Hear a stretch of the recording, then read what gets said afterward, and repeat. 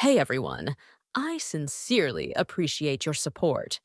If you enjoy my audiobooks, I would be truly grateful if you could subscribe to the channel. And if you'd like to support even further, you're welcome to become a Patreon member, where you can access audiobooks of novels as long as they are freely available on the internet. Your kindness and support mean so much. Thank you. See you in heaven. Juan's face flushed with excitement, and he even began to speak incoherently. Heaven? Can I really go there, Lord God? I'm just a high priest. Sumo frowned and said solemnly, Juan, remember, the people of the original angels do not look at the position, but only look at your inner piety. As long as you are pious enough, ordinary believers can go to heaven. If you are not pious enough, even the Pope can only fall into hell. Juan became more and more excited and wanted to say something else, but was interrupted by Sumo. Juan, I'll wait for you in heaven. Puff! Juan excitedly inserted the dagger into his heart, and then cut it hard. A bright red heart was taken out by him, with scarlet blood vessels connected to it, and the tail end extended into his wide-open chest. His face gradually turned pale, but he did not die, and not a drop of blood flowed from his chest. Lord God's messenger, please wait for a moment. I will prepare the golden eye. Then Juan held his heart and dragged his weak body away. Watching Juan walk away, Sumu turned around and put Mu Cheng's mithril alloy modified man into a sheepskin bag, and then watched Juan walk into the headless man's nest, pinching his heart hard as he walked. Blood kept dripping from his heart, leaving long marks on the ground. Because of the soundproof cover, the headless man did not notice Juan's arrival and allowed the other party to set up the formation in the nest. When the blood formation filled the entire headless man's nest, Juan was no longer in human form, but completely turned into a skinny, dry corpse. There is so much blood. Sumu couldn't help but sigh. He concluded that Juan was not a human body. Anyway, he had never seen a person who could bleed a ton of blood. Juan knelt in the center of the sacrificial formation, and the shriveled heart was thrown aside by him, and he recited a weird spell devoutly. Then he took out Mu Cheng's soul and the golden leaf and placed them in the center of the formation. Gradually, as the sound of the spell increased, a strange holy light suddenly lit up from the huge blood formation, like a silver flame burning, and the air was filled with a disgusting smell of blood. The strange blood resurrection painted on the ground seemed to come alive at this moment, constantly twisting, and finally completely broke away from the ground, turning into countless silver rune chains that soared into the sky. They merged with the air and turned into a huge chain cage, covering the headless man's nest. At this time, the headless man finally noticed something strange. Although they couldn't see anything, this strange and extremely evil aura made them feel like a thorn in their backs, and the headless man began a riot. But everything was too late. The formation was completely formed. Swish! Holy light shot up into the sky, and the whole world was covered in silver. The air was filled with an indescribable oppressive atmosphere, making it difficult to breathe, as if the air had become sticky and heavy. Praise the original angel. Praise the messenger of God. The fanatical and hoarse voice became Juan's last words. The fanatic burst into a final roar, then stabbed the dagger into his eyes, fell to the ground, and was completely silent. He sacrificed everything he had, including his soul, just to satisfy the appetite of the messenger of God. It sounds absurd, but in the eyes of the fanatic, all this is natural. God created all things to feed people, and people have nothing to repay God. Now that he is needed by the messenger of God, he naturally has to give everything. Buzz! A strange whisper sounded between heaven and earth, as if hundreds of millions of believers were singing praises in Sanskrit. The headless people started to go crazy. They frantically tore at their ears, hoping to isolate the strange whispers in this way, but they had too many ears. Sumo, who was far away, only felt the movement of his eyebrows. The silver mark on his eyebrows cracked uncontrollably, revealing the silver vertical pupil inside. The vertical pupil seemed to have its own consciousness and ran around in the narrow eye socket. Through the silver vertical pupil, a huge monster appeared in Sumu's sight. His body was larger than this world, with a blurred and distorted outline, and the holy 8 wings behind him flapped slowly. Original angel. Suddenly, the original angel above the sky moved. He opened his mouth like a black hole, and the headless people on the ground melted inch by inch, turning into a pool of thick blood. The blood became more and finally turned into a river of blood. The blood river rushed up to the sky and flowed into the mouth of the original angel. There were many white figures in the blood river. They were the souls of the headless people. They were extremely hideous and twisted, as if they had suffered great pain and were swept into the mouth of the original angel by the blood river. Sumu even saw Mu Cheng's terrified soul, screaming and howling wildly in the blood river, and won. This fanatic was out of tune with the others. There was no fear or pain on his face, only pilgrimage, as if he wanted to return to the embrace of God. One seemed to feel Su Mu's gaze, and his head twisted abnormally 80 degrees, looked at Su Mu and waved with a smile. His lips opened and closed, although he could not make any sound, but Su Mu judged from his mouth shape that he was saying, "Lord Messenger of God, see you in heaven." When the blood river was completely swallowed by the original angel, his huge body began to fade slowly. The holy light between heaven and earth also began to weaken, and everything returned to silence.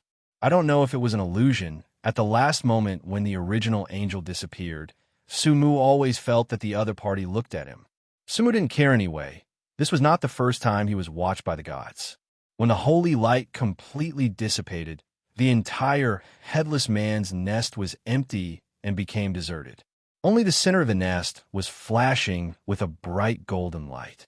Sumu immediately walked towards the direction of the golden light and saw that the original golden leaf had taken root in the ground and sprouted, like a gourd vine, entwined on a kneeling dry bone, with lush branches and leaves, and extremely bright. Under the most dense golden leaves, a golden fruit shaped like a human eyeball shone brightly. Golden eye. Sumu reached out and took the golden fruit off. The feel was very strange. It looked like it was made of gold, but the overall feel was a bit soft and smooth, like holding an eyeball. As the golden eye was taken off, the golden gourd vines withered in an instant, and the bones of tens of thousands of people were scattered all over the ground. It takes the sacrifice of nearly 10,000 headless people, plus the souls of silver strongmen and the high priest of the original god religion, to exchange for a golden eye. It is worthy of being the main material of the gold-level awakening potion. Sumu sighed slightly, and he found that the gold content of the golden strongman was still rising. This level of strongman can be regarded as a strategic weapon at the level of the Qian Empire. No wonder the descendants of the golden strongman are nobles. It is easy for such a strongman to let his descendants enjoy wealth and glory. At the same time, he also felt the madness of the original cult. It seemed that anything that could be solved through sacrifice was easy. Crack! Suddenly, cracking sounds were heard all around. Sumo looked up and saw tiny cracks appearing in the sky, and the cracks were expanding at a speed visible to the naked eye. The headless people were all sacrificed, and this nightmare world was about to be destroyed. This kind of scene had been experienced once before in Tingting's nightmare, and it was familiar to Sumo. He knew that when the nightmare world was destroyed, the nightmare apostle would return to the real world. He thought it was normal before, but after seeing the black fog, he suddenly wondered why he returned to the real world instead of the black fog. According to common sense, after the big bubble of dreams burst, the people inside should return to the black fog. Could it be that the so-called hell is just a bigger dream?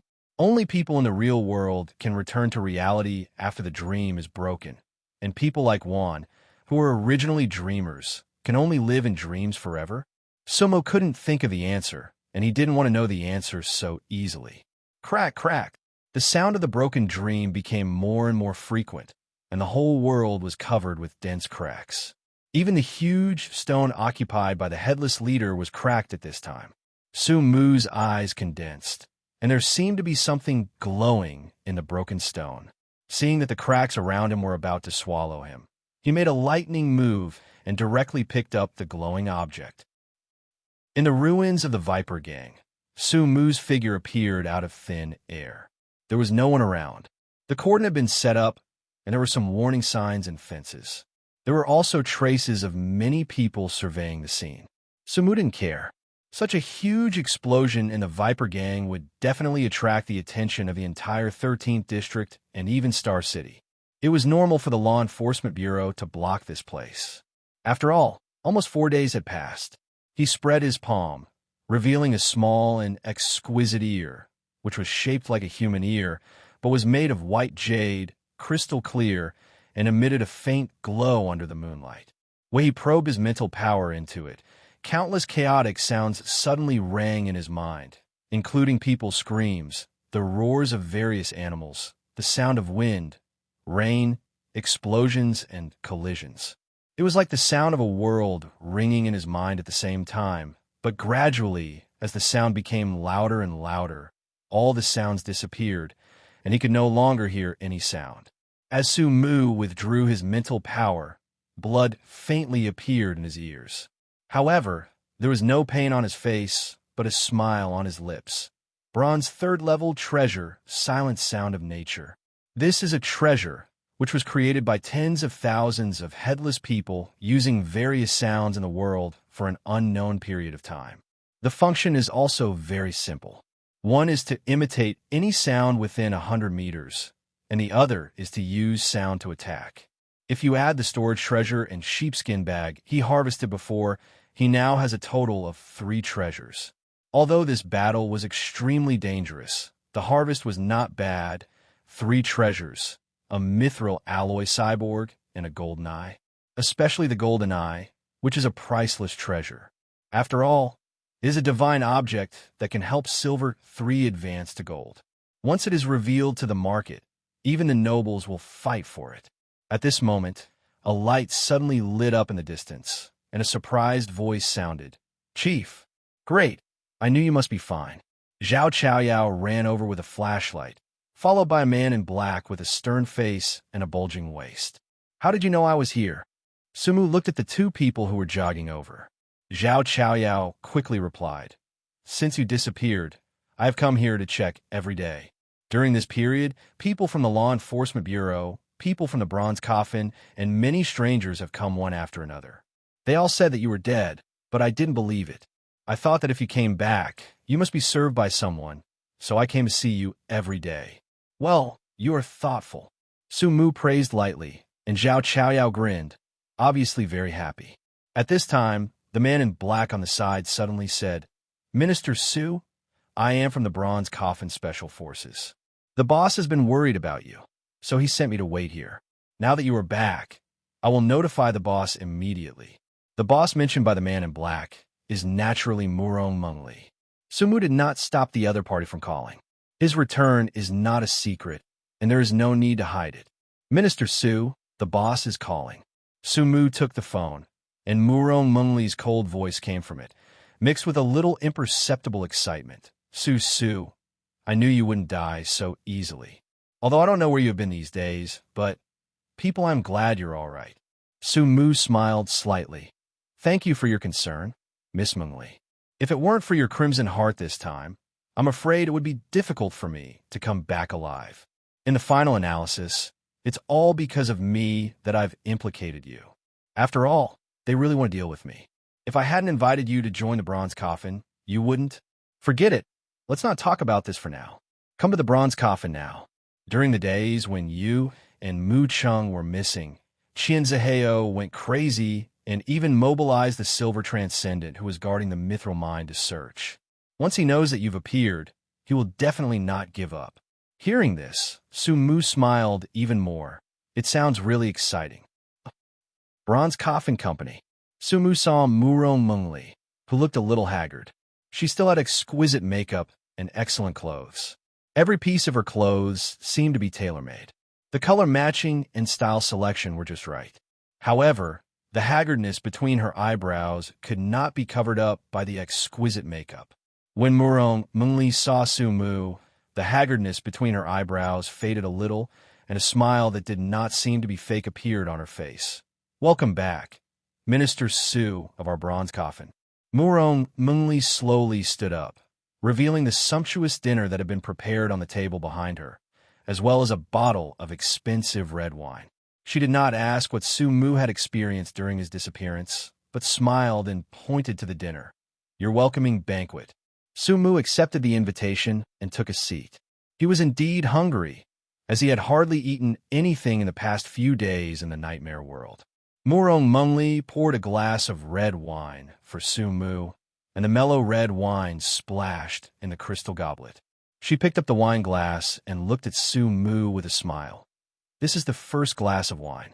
Congratulations, Su, on your safe return." Bang! A crisp clinking sound rang out. Su Mu drank the wine in the glass in one gulp. "The taste was smooth. Are you interested in telling me about your experiences these past few days?" "Of course." Su Mu smiled slightly and lied lightly. After a while, a look of surprise flashed across Murong Mengli's delicate face. "Mu Cheng was actually killed by you. It turns out that the weakness of metal-modified people is the soul. Yes, Mu Cheng's body is indeed impeccable, but he has lost his physical barrier and cannot deal with spiritual extraordinary people at all. I happen to be a spiritual person. Of course, Bubai also helped me a lot. If it weren't for it, I wouldn't be able to withstand Mu Cheng's final self-explosion." "Bubai?" Murong Mengli chuckled. "You are really a genius in naming. I didn't expect you to have such a trump card. You can actually recapture a nightmare monster. Indeed, no one expected Mu Cheng to be able to, well, self-destruct. After being invaded by your mental power, I decisively chose to self-destruct. If there is no booby shadow space, I am afraid I will never see you again." Su Mu shook his head. "Not only booby, your Crimson Heart also played a role. If it is not for the Crimson Heart to buy time for me, I am afraid I can't escape into the shadow space." "Then have you been recuperating in the shadow space during this period? Why don't you return to the bronze coffin?"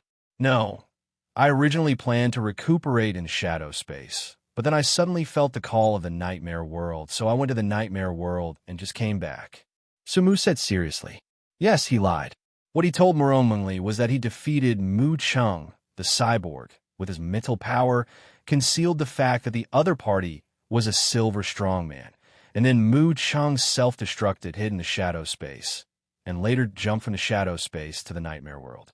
In his narration, except for the name, everything else is false. Murong Mengli had no doubts. She seemed absent-minded and often looked at the wine glass. "Come, have another drink." She picked up the wine glass and drank it all. A blush appeared on her fair and flawless face. Putting down a glass of wine, she showed a slightly bitter smile at the corner of her mouth. "This is probably the last time we drink together." Before Su Mu asked, Murong Mengli continued, "I'm leaving." Su Mu's eyes moved slightly. "Leaving?" "Because of the birthday of the head of the Murong family in 3 days." Murong Mengli nodded absent-mindedly. "Yes, there are only the last 3 days left. I have mobilized all the power I can mobilize, but still haven't found any clues about the Golden Eye. In order not to marry Qian Ziheo, I can only leave." "Where are you going?" Murong Mengli shook her head. "Don't ask. I can't say. Some things just knowing will put you in danger." "Huh." Murong Mengli took a deep breath, biting her delicate lips tightly, and looked at Su Mu with a different look in her eyes, which seemed a little difficult to say, but she still plucked up the courage to say it. Su, I have one more thing to do before I leave. I hope you don't blame me, but I really need a child. So this is why you drugged me." Su Mu pushed his brown glasses calmly, looking calm. Murong Mengli was stunned. "You know everything?" Su Mu smiled slightly, picked up the red wine glass in his hand, and the red wine kept shaking. "Royal Cellar, Platinum Premium 158. The color is deep and rich ruby color. The first smell is complex, with black cherry, violet, and other fruity and floral aromas, as well as the woody aroma brought by oak barrels. But there is still a hint of medicinal fragrance in this wine. I think with Miss Mengli's identity, she should not buy fake wine. So there is only one answer. the wine is poisonous. Seeing that Su Mu saw through it, Murong Mengli simply didn't pretend and admitted openly, yes, the wine is indeed poisonous. I don't know when I will see you again after I leave, and I may never see you again in my life. It is difficult for me to meet a man like you who does not disgust me and has strong spiritual talents. I need a child.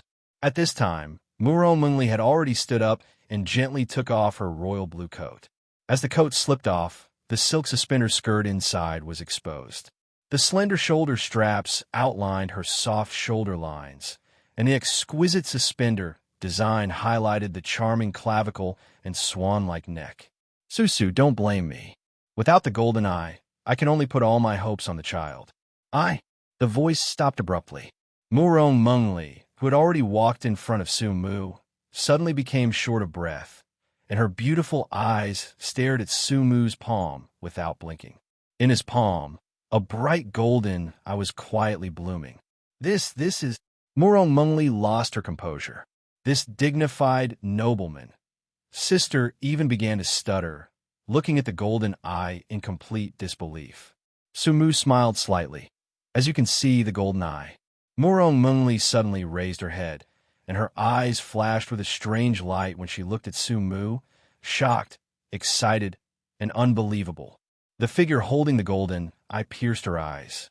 Under the neon light outside the window, the outline of the young man in front of her seemed to be coated with a layer of light. The light softened his cold outline, and even the ends of his hair were painted with bright colors, like a ray of light that illuminated her gloomy life. Take it. Su Mu gently opened Murong Mengli's stiff palm and placed the golden eye in her palm. He didn't feel reluctant to give up the golden eye, because it was useless to him. He was not a noble and had no blood to awaken. As for selling it directly to the head of the Murong family, it was not within his consideration at all. Why would such a great noble trade with civilians? If the nobles were so kind, they would not be called nobles. They deserve to be called nobles if they did not exploit others. Why buy it when you can rob it? He knows the darkness of human nature better than anyone else. Maybe the head of the Murong family will spend a lot of money to buy it at the beginning, but what about when he becomes gold? And Su Mu never wants money, but the entire Murong family. Wouldn't it be interesting to use Murong Mengli as a starting point to eat away at the entire Murong family bit by bit? Feeling the touch from the man's palm and the coldness of the golden eye, Murong Mengli came back to her senses. She stared at the golden eye blankly and sat back at her seat as if she was a little lost. I don't know when. Tears have already appeared in her eyes, reflecting the neon lights. She was silent for a long time before she spoke in a hoarse voice. Susu, thank you. Su Mu smiled and raised the wine glass. I also want to thank you for your crimson heart. Murong Mengli wiped the tears from the corners of her eyes and also raised the wine glass. I owe you. You helped me, but I poisoned you. Did you get poisoned? If so, I can. Su Mu shook his head. No, but I'm very curious. Why are you so persistent in doing this? Murong Mengli felt like a big stone in her heart finally fell to the ground. Zhang Yin smiled and said, if it was for having a child before, then now, I admit, I'm really a little moved. Are you interested in listening to my story? All ears. Bang! The high-footed crystal cups collided gently, making a crisp sound. In the sound, Murong Mengli told her own, actually, my last name is not Murong. My real last name is Nangong Mengli. Speaking of this name, a touch of reminiscence flashed in her eyes. Perhaps you haven't heard of the surname Nangong, because it has disappeared in recent decades, and all information about the Nangong family has been erased by the royal family of the Qian Empire. Nangong? Su Mu had indeed never heard of a noble named Nangong. He didn't know much about nobles, and they were too far away from the lower city. The Nangong family was once the first noble of the Qian Empire, and the strongest man in the Qian Empire was also from the Nangong family. When the Qian Empire went to war with other empires, the Nangong family was highly valued by the royal family. The head of the Nangong family at that time relied on his own strength to kill 3 golden strong men of the enemy country on the battlefield. He was very popular for a while, But after the war was over, is his merit greater than his master? Murong Mengli nodded, with a hint of hatred in her eyes. Yes, it is the merit that is greater than the master. There is nothing new under the sun. Similar scenes have been staged countless times in history, but this time it was the Nangong family's turn. The head of the Nangong family at that time had already retired bravely and voluntarily handed over the military power after the war, but in the end he was still liquidated by the royal family. The royal family simply cannot tolerate someone who is capable of killing him at any time. Do you remember what the highest sequence of the Silver Law is? Su Mu pondered for a moment and slowly said the highest known sequence of the Silver Law. Silver Law Sequence 121. Flower blooms in a moment. At the cost of life, change your own timeline and put yourself in a state of accelerated time. It is the Nangong family that has mastered flower blooms in a moment. There have even been cases where a third-level silver extraordinary person from the Nangong family has killed a gold extraordinary person above their level. It can be said that the strength of the Nangong family is inseparable from flower blooms in a moment. This is the core of their entire extraordinary path. The other laws they have are basically for flower blooms in a moment. What is the Nangong family's golden law? Sumu was a little curious. With flower blooms in a moment, the people of the Nangong family can challenge above their level, so the golden law will only be stronger. Unexpectedly, Nangong Mengli shook her head. I don't know. The hatred on her face became stronger and stronger, and her delicate fists clenched tightly. With the destruction of the Nangong family, the golden law has long been lost. This information was told to me by my mother. My mother is a member of the Nangong family and the only one who escaped the reckoning. In order not to be tracked down by the Empire, she did not hesitate to abandon her extraordinary power and become an ordinary person. Later, she was abducted by human traffickers during the escape and became a slave.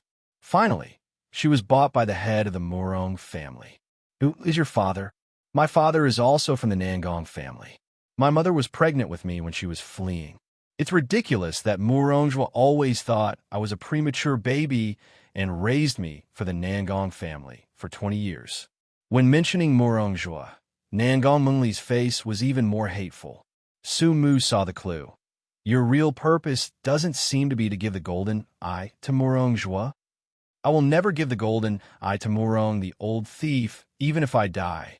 Nangong Mengli's delicate face showed a deep hatred. She took my mother and killed her. If it weren't for Murong the old thief, my mother wouldn't have died at all. Then why do you want the golden eye? Nangong Mengli calmed down her excitement a little, looked at Sumu seriously, and said, Su, the moment you gave me the golden eye, I chose to believe you. Since you already know my life experience, I might as well tell you all my plans. In fact, I took the golden eye not for Murong the old thief, but for myself. The biggest function of the golden eye is to develop one's own bloodline. This thing has no effect on ordinary people, but it is indeed what the nobles dream of. The nobles are all descendants of the golden strong.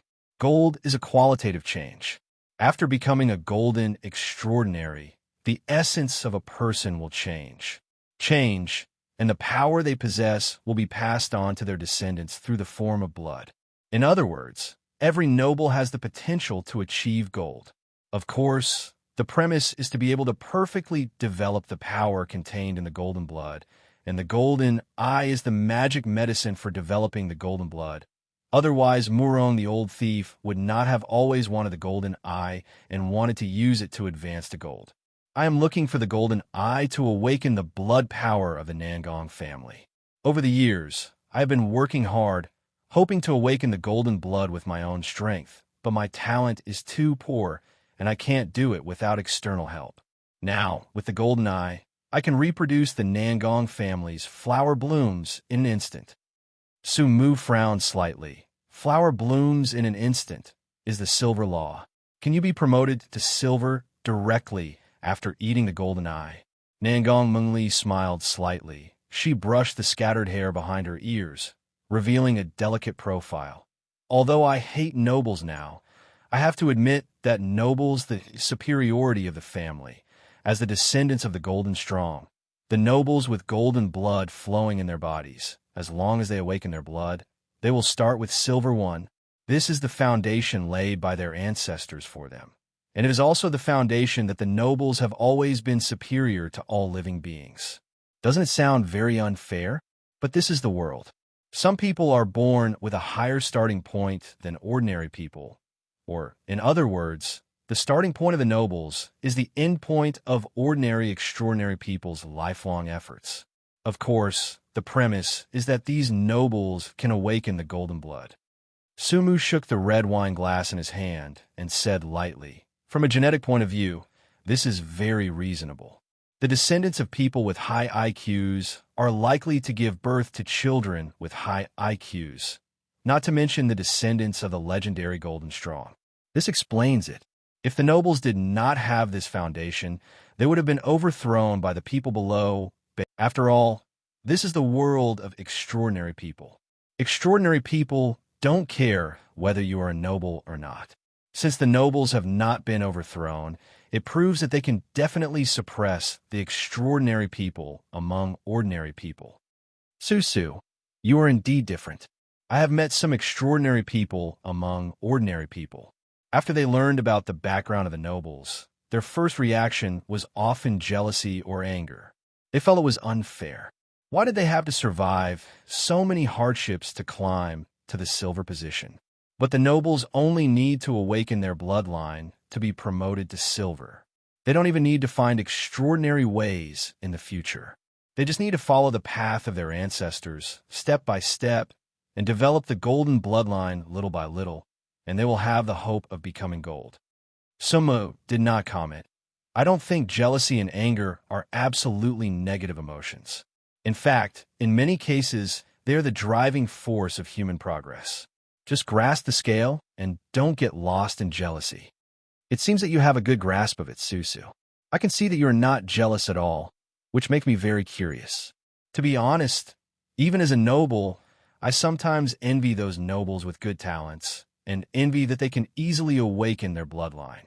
Can you tell me how you did it? Nangong Mengli looked at Su Mu carefully, as if she wanted to know more about the man in front of her. Su Mu smiled faintly. It's very simple. I will become gold, right? After all, those high and mighty gold masters were just ordinary people at first.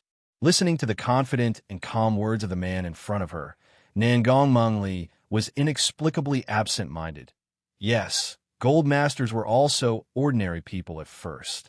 At this time, Su Mu said again, I probably understand why you are obsessed with having a child. Once you fail to find the golden eye, you will choose to leave Xingqing and quietly cultivate the next generation of offspring, hoping that your children can awaken the golden bloodline of the Nangong family. Nangong Mengli came back to her senses. This is exactly my original plan. The revenge of the Nangong family must be avenged. Our family shed their blood for the Qian Empire, but ended up being exterminated. As the only remaining descendant of the Nangong family, I will not only kill the old thief Morong to avenge my mother, but also overthrow the Qian royal family to avenge my family. Speaking of enemies, her tone seemed very calm, but anyone could hear the determination in her words. If I can't take revenge, then pass on the hatred to my child. I know it's unfair to the child, but as a descendant of Nangong, this is the fate he must bear. You are the only man I like, and you have a strong spiritual talent, which is very helpful for awakening the golden blood of the Nangong family. You are the best candidate for the child's father. However, it's not necessary now. With the golden eye, I could take revenge myself. Speaking of this, Nangong Mengli blinked, and a charming eye wave swung in her eyes. Of course, if you want, I have no objection. After all, I don't have anything to repay you now. Su Mu's expression was calm. He pushed his brown glasses. Compared to this, I am more curious about what you will do after getting the golden eye. Su, you know, you make me feel very frustrated. Su Mu smiled without saying a word. Nangong Mengli had no choice but to continue. I have already collected the other materials for the blood awakening potion, and the only thing missing is the golden eye. Now that I have the golden eye, I can awaken my blood. The Nangong family's golden blood contains 3 silver laws. As long as the silver law I awaken is flower blooms instantly, I will kill Murong Jua at the Murong family's banquet in 3 days. Sumu raised his eyebrows. He knew that Nangong Mengli was not the kind of person who liked to brag. Silver 1 killed Silver 3 Murong Jua in public. Since the other party has this confidence, it is enough to prove the power of flower blooms instantly. What happens after killing Murong Jua? As far as I know, killing a noble is considered a big deal in the Qian Empire. After that, I will join the Revolutionary Army. If there is any place in the Qian Empire that can accommodate the killing of nobles, it is only the Revolutionary Army. Revolutionary Army? Yes, the Revolutionary Army. That is a group of people oppressed by the nobles, and the purpose is to overthrow the rule of the Qian Empire. Are you sure that you can get away with killing Murong Jua in public? Sumu found it hard to imagine that a silver 1 could kill a silver 3 in a noble gathering and leave alive. If flower blooms in an instant is really so powerful, it should not be a silver law, but a gold law. Nangong Mengli's face showed a solemn expression. I'm not sure, but I must kill Murong Jua. I waited too long. I have nightmares every day, dreaming of the day my mother died. As long as there is a chance, I will try it no matter what. Feeling the determination hidden in the delicate body of the woman in front of him, Sumu smiled. I haven't encountered such an interesting thing for a long time. Count me in. Nangong Mengli's face changed slightly. This matter has nothing to do with you. You don't have to risk your life for me. Sumu suddenly felt helpless. Miss Mengli, you are a little narcissistic. I just think it a very interesting thing to have the opportunity to kill an imperial noble. Nangong Mengli, she looked at the man in front of her carefully, wanting to see if what he said was true. She didn't think killing an imperial noble was interesting. On the contrary, it was completely seeking death, which would arouse the anger of the entire empire and even dispatch the Golden Strong. The life of the noble, if it weren't for herself, she could hardly imagine Su Mu killing the imperial noble. Perhaps Su Mu was afraid that she didn't want to, so you said that on purpose? Okay, Miss Mengli, I wish you success. Su Mu smiled and picked up the wine glass, with an unconcealable excitement hidden in his eyes behind the brown glasses. Killing an imperial noble must be fun. Bang! The exquisite crystal goblet made a crisp sound, and the life and death of an imperial noble was decided. 3 days later, the entire upper city suddenly became lively, with lights and decorations everywhere. The landmark buildings of the major chambers of commerce even hung huge red banners with various compliments to congratulate the head of the Murong family, Murong Jua, on his 60th birthday. The huge LED screen that originally played advertisements was also turned into various glamorous stars, sending blessings to Murong Bo with sincere smiles. The whole city seemed to be celebrating a festival. People had more or less hypocritical congratulatory smiles on their faces. Many law enforcement officers armed with live ammunition patrolled the streets. Beggars in the city disappeared overnight because Master Murong was kind-hearted and could not stand the poor. The influence of the nobles reached its peak at this moment. As the greatest noble in Xingqing, Murong Jua, when he celebrated his birthday, it was no exaggeration to say that the entire Upper City District was celebrating for him. Time soon came to night, and the Upper City District was still brightly lit. The parking lot of the largest platinum hotel in the city center was already full of luxury cars. Many luxury cars that ordinary people had never seen in their lives were gathered here like a car show. One by one, glamorous and jeweled men and women walked out of the luxury cars, stepped onto the nearly 100-meter-long red carpet, and walked into the Platinum Hotel. Among them were many stars, models, and even the CEOs of major companies. At this time, a woman in a gorgeous rose-red evening gown stepped onto the red carpet. As soon as she appeared, she stood out from the crowd. Her natural aristocratic temperament and beauty brightened up the entire red carpet. Her hair was piled high, and a few strands of flaxen hair naturally fell on both sides of her cheeks. She wore white silk gloves and held a small handbag in her hands. She walked with elegant steps and graceful posture. Every movement exuded aristocratic temperament and elegance, as if she was a princess from a fairy tale. Her appearance caused a lot of discussion among people. Some people wanted to come forward to talk to her, but a fat man got there first. He was a fat man weighing more than 300 pounds. His expensive white suit could hardly contain his bloated figure. His greasy face was full of smiles, and he was holding a bunch of bright roses in his hands. "Mengli, my fiancée, you are finally here. I have been waiting for you for a long time."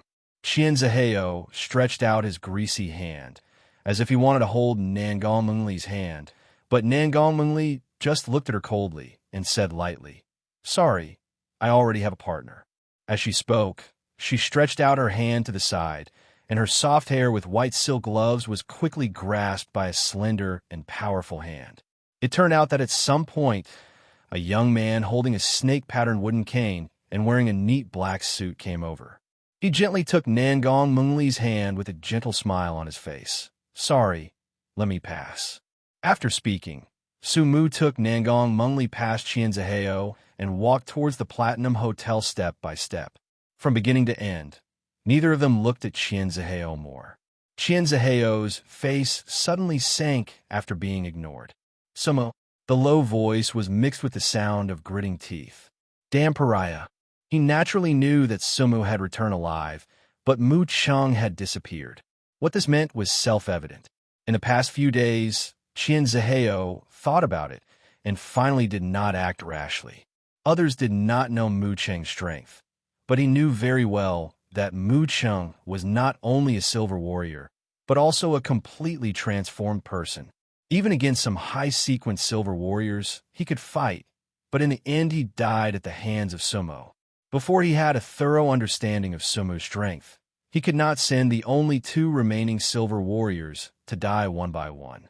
The lion fights the rabbit with all his strength.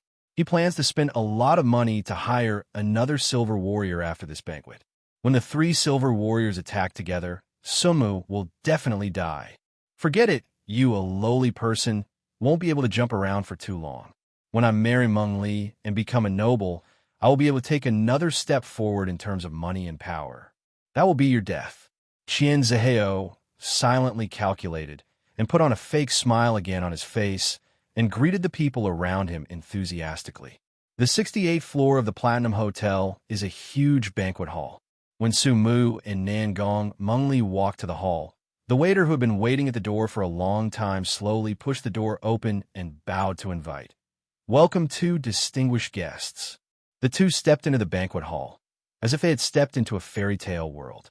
The dazzling crystal chandeliers hung from the high ceiling, shining like stars, casting bright and soft light. The ground was covered with gorgeous carpets with exquisite patterns and comfortable feet. The hall is surrounded by tall pillars with exquisite patterns carved on them.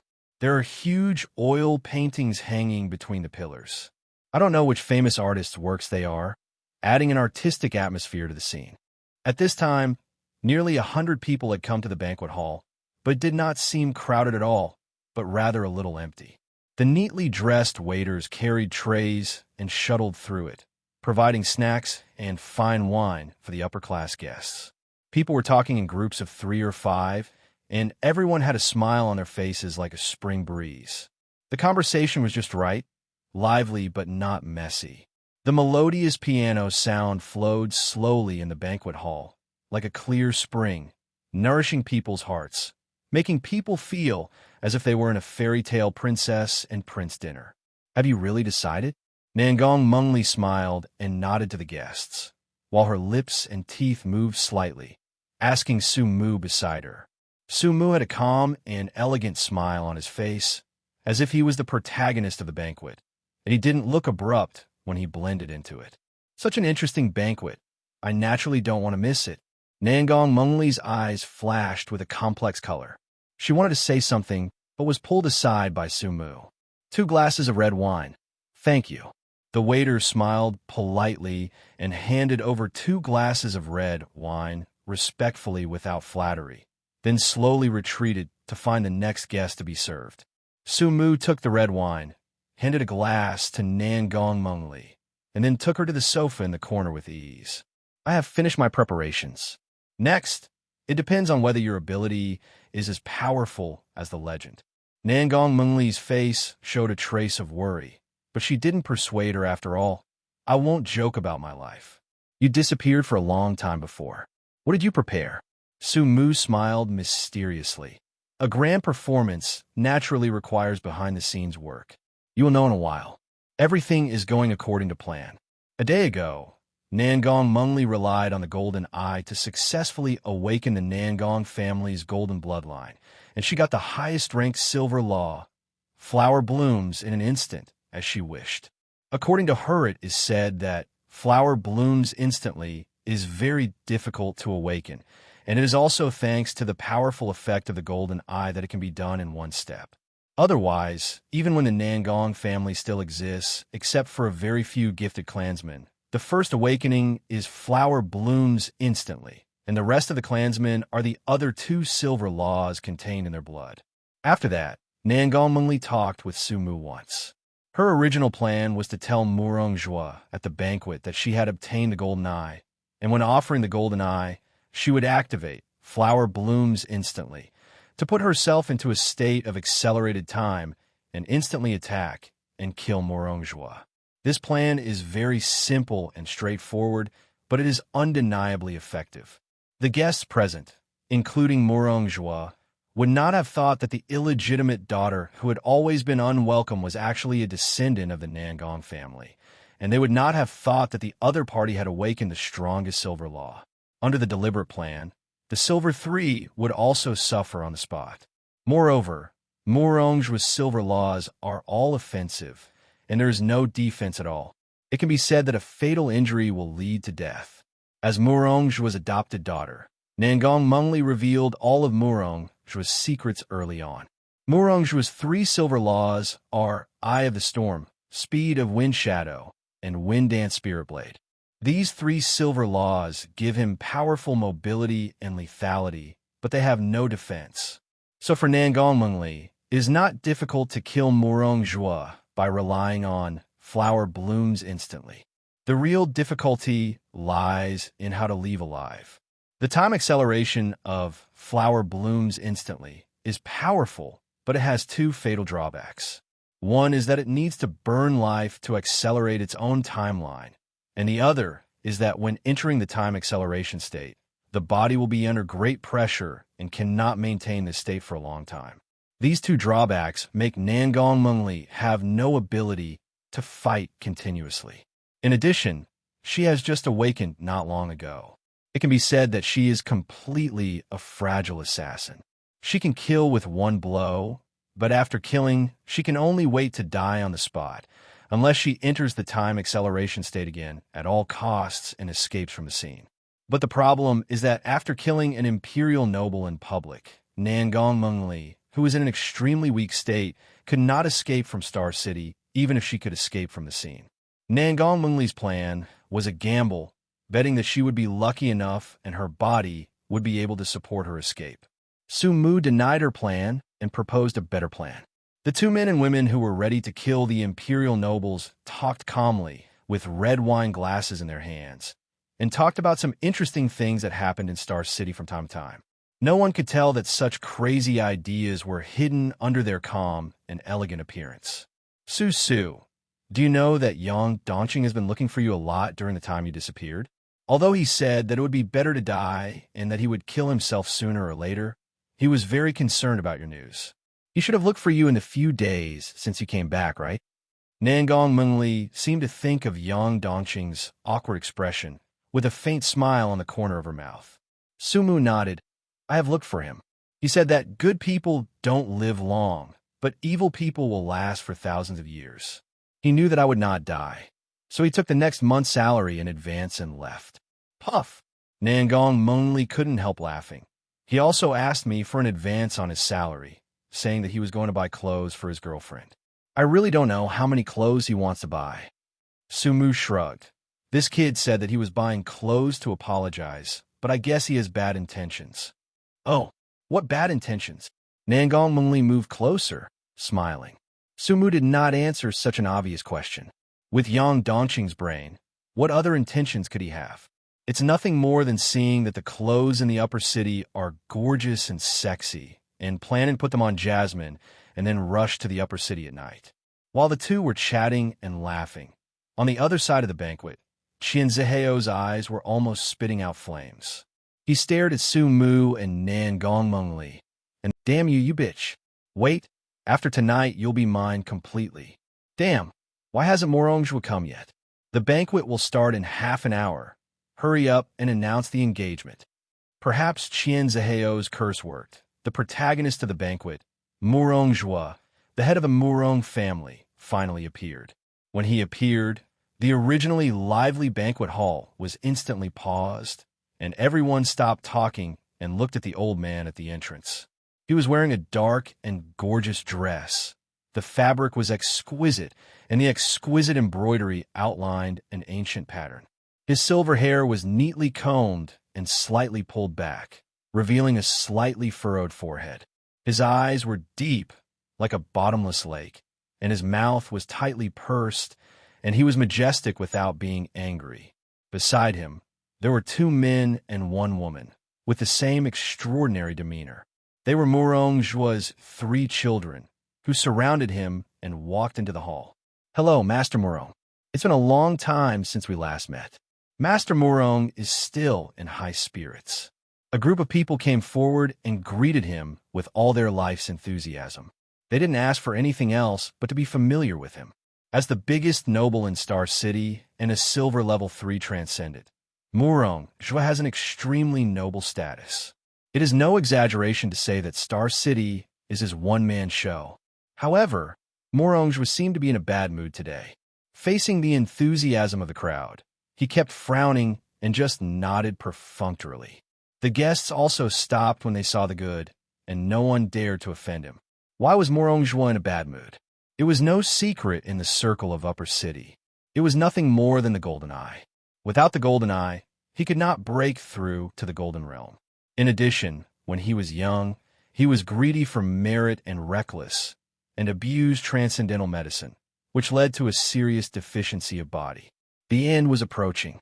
No one would be in a good mood in this situation. Soon, Morongjua's 3 children were enthusiastically surrounded by the crowd. Their idea was simple. Morongjua would be finished sooner or later, so they naturally had to increase their efforts to win over the children who might become the heirs. Among them, the eldest son Morongyun had the most people around him. With the arrival of Morongjua, the atmosphere of the banquet was completely pushed to a climax. The guests became more enthusiastic, and the pianist also changed the music to a cheerful piano piece.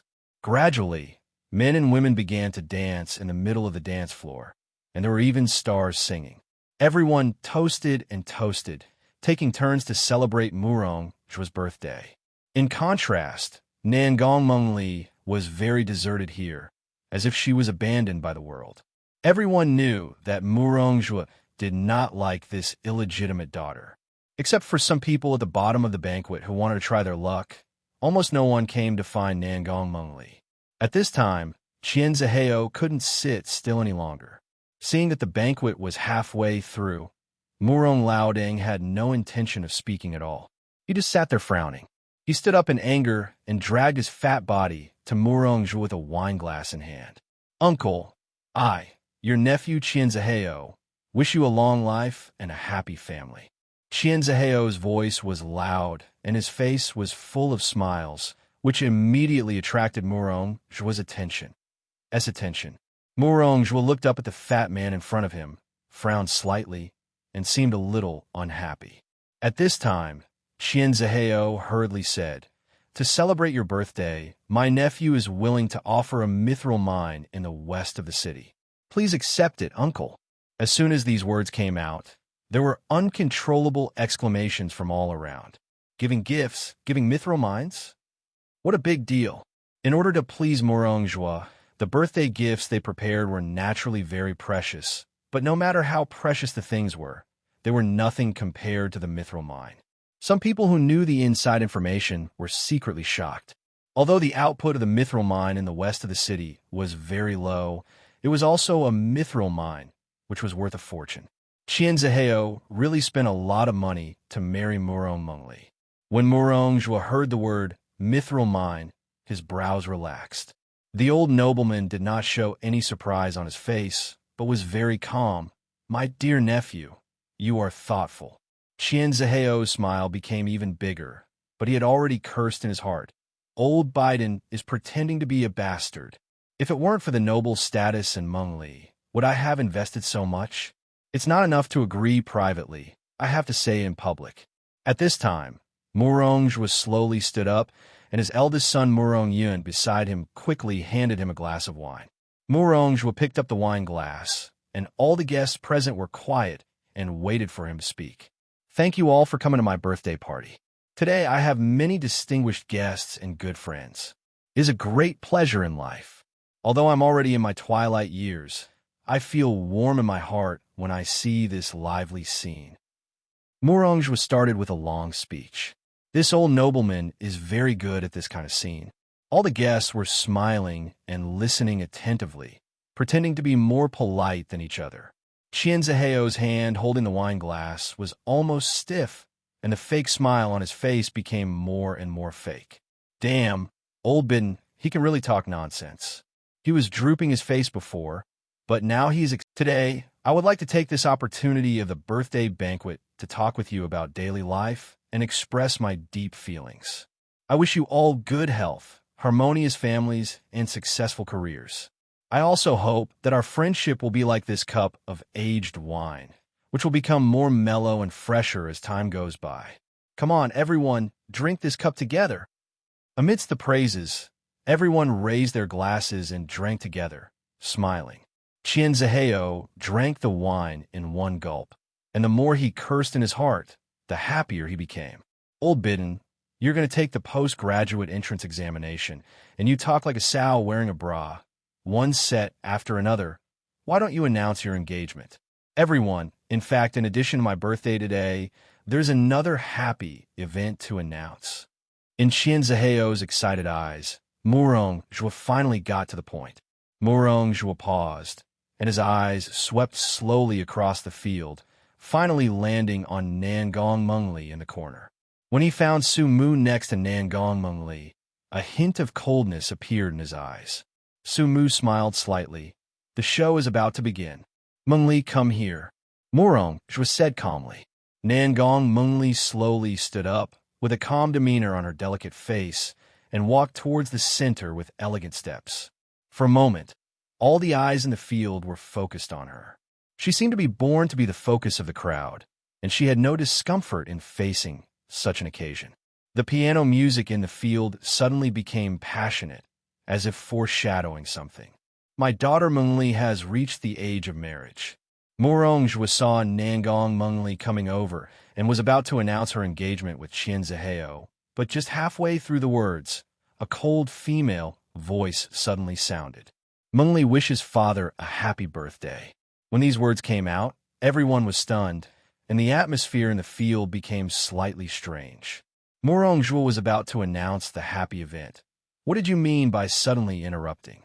Such rude behavior, still in the public eye, is somewhat intriguing.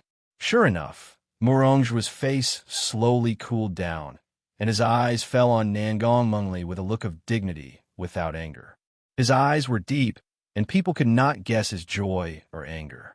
The three children behind him showed an expression of watching a good show, and they were obviously looking forward to seeing what would happen to this brother next. Nangong Mengli seemed not to see Murong Zhuo's gaze, and still said to herself, "Mengli specially prepared a birthday gift for you." "What birthday gift is so important? Didn't you see that your father was talking? You step back first and wait a while." Murong Zhuo interrupted Nangong Mengli's words with a calm voice. People who knew him knew that this old noble was on the verge of getting angry. However, Nangong Mengli did not retreat, but took out a small mahogany box from her handbag. "Father, this birthday gift is too precious. It really can't wait a moment." Everyone was more and more shocked. They all thought Nangong Mengli was crazy. She openly contradicted the head of the Murong family, and she was just an illegitimate daughter. In this situation, even if the eldest son Murong Yun dared to do this, he would be severely punished. You know, the nobles are the group in the world that cares most about status and dignity. Moronge's face was completely gloomy. It seems that your father is too indulgent to you on weekdays, so that you. When he said this, he suddenly stopped, as if he thought of something, and a touch of excitement suddenly appeared in his eyes. He thought he knew this illegitimate daughter well. She was usually low-key and cautious, and never dared to contradict him, let alone in public. Could it be that she was so abnormal today? Is your birthday gift? Nangong Mengli nodded. Yes, it is the golden eye. What? Qian Zaheo was the first to exclaim, his face full of disbelief. The three children of the Morong family also changed their expressions at this time, as if the four words golden eye had some magical power. The majesty on Moronge's face was completely gone, and his old heart was excited at this moment. Nangong Mengli smiled slightly, and in front of everyone, he directly opened the mahogany box in his hand, and suddenly a bright golden light flashed. I saw a golden bead that was like a human eyeball lying quietly in the box. Golden eye? It's really the golden eye. It's exactly the same as what's recorded in the ancient books. Moronge's voice trembled a little. He was so excited that he could hardly suppress it. His whole mind was attracted by the golden eye. Not only him, but everyone else was the same. Everyone looked at the golden eye with a strong greed. This group of upper-class people naturally knew the value of the golden eye. Mithril mines were nothing compared to the golden eye. This is a rare item that can create a golden strongman. Because of this, Wanner did he notice that Su Mu, who was at the end of the crowd, had a pair of eyes hidden behind brown glasses, which were emitting a crystal blue light. Mengli, my good daughter, ha ha, among all these children, you are the one that your father values the most.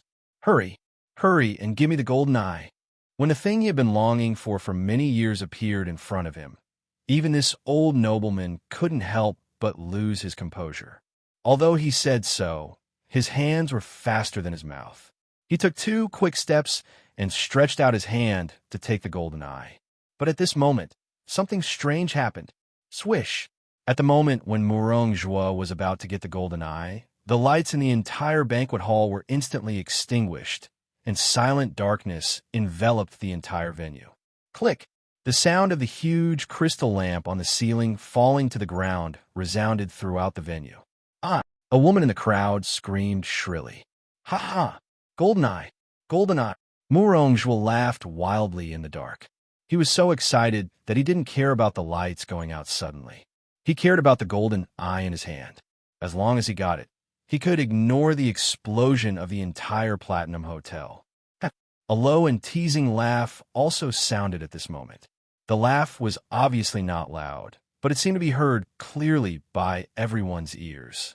Moronge, thank you for your selfless dedication. I accept the golden eye with a smile. As soon as the voice fell, the lights in the banquet hall suddenly lit up. The dazzling light made everyone squint their eyes, but when they saw the scene clearly, their faces changed. They saw that there was an extra person in the scene. It was a man in a tuxedo, standing in the broken crystal on the ground. The dazzling crystal was shining with a dreamy luster under the light, as if it was a crystal carpet laid for him. He was tall and straight, like a green pine, exuding an innate noble temperament.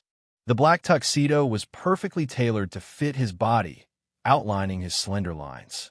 He wore a black gentleman's hat on his head and white gloves on his hands, as if he had never been stained by the dust of the world. The most eye-catching thing was the silver-white mask on his face.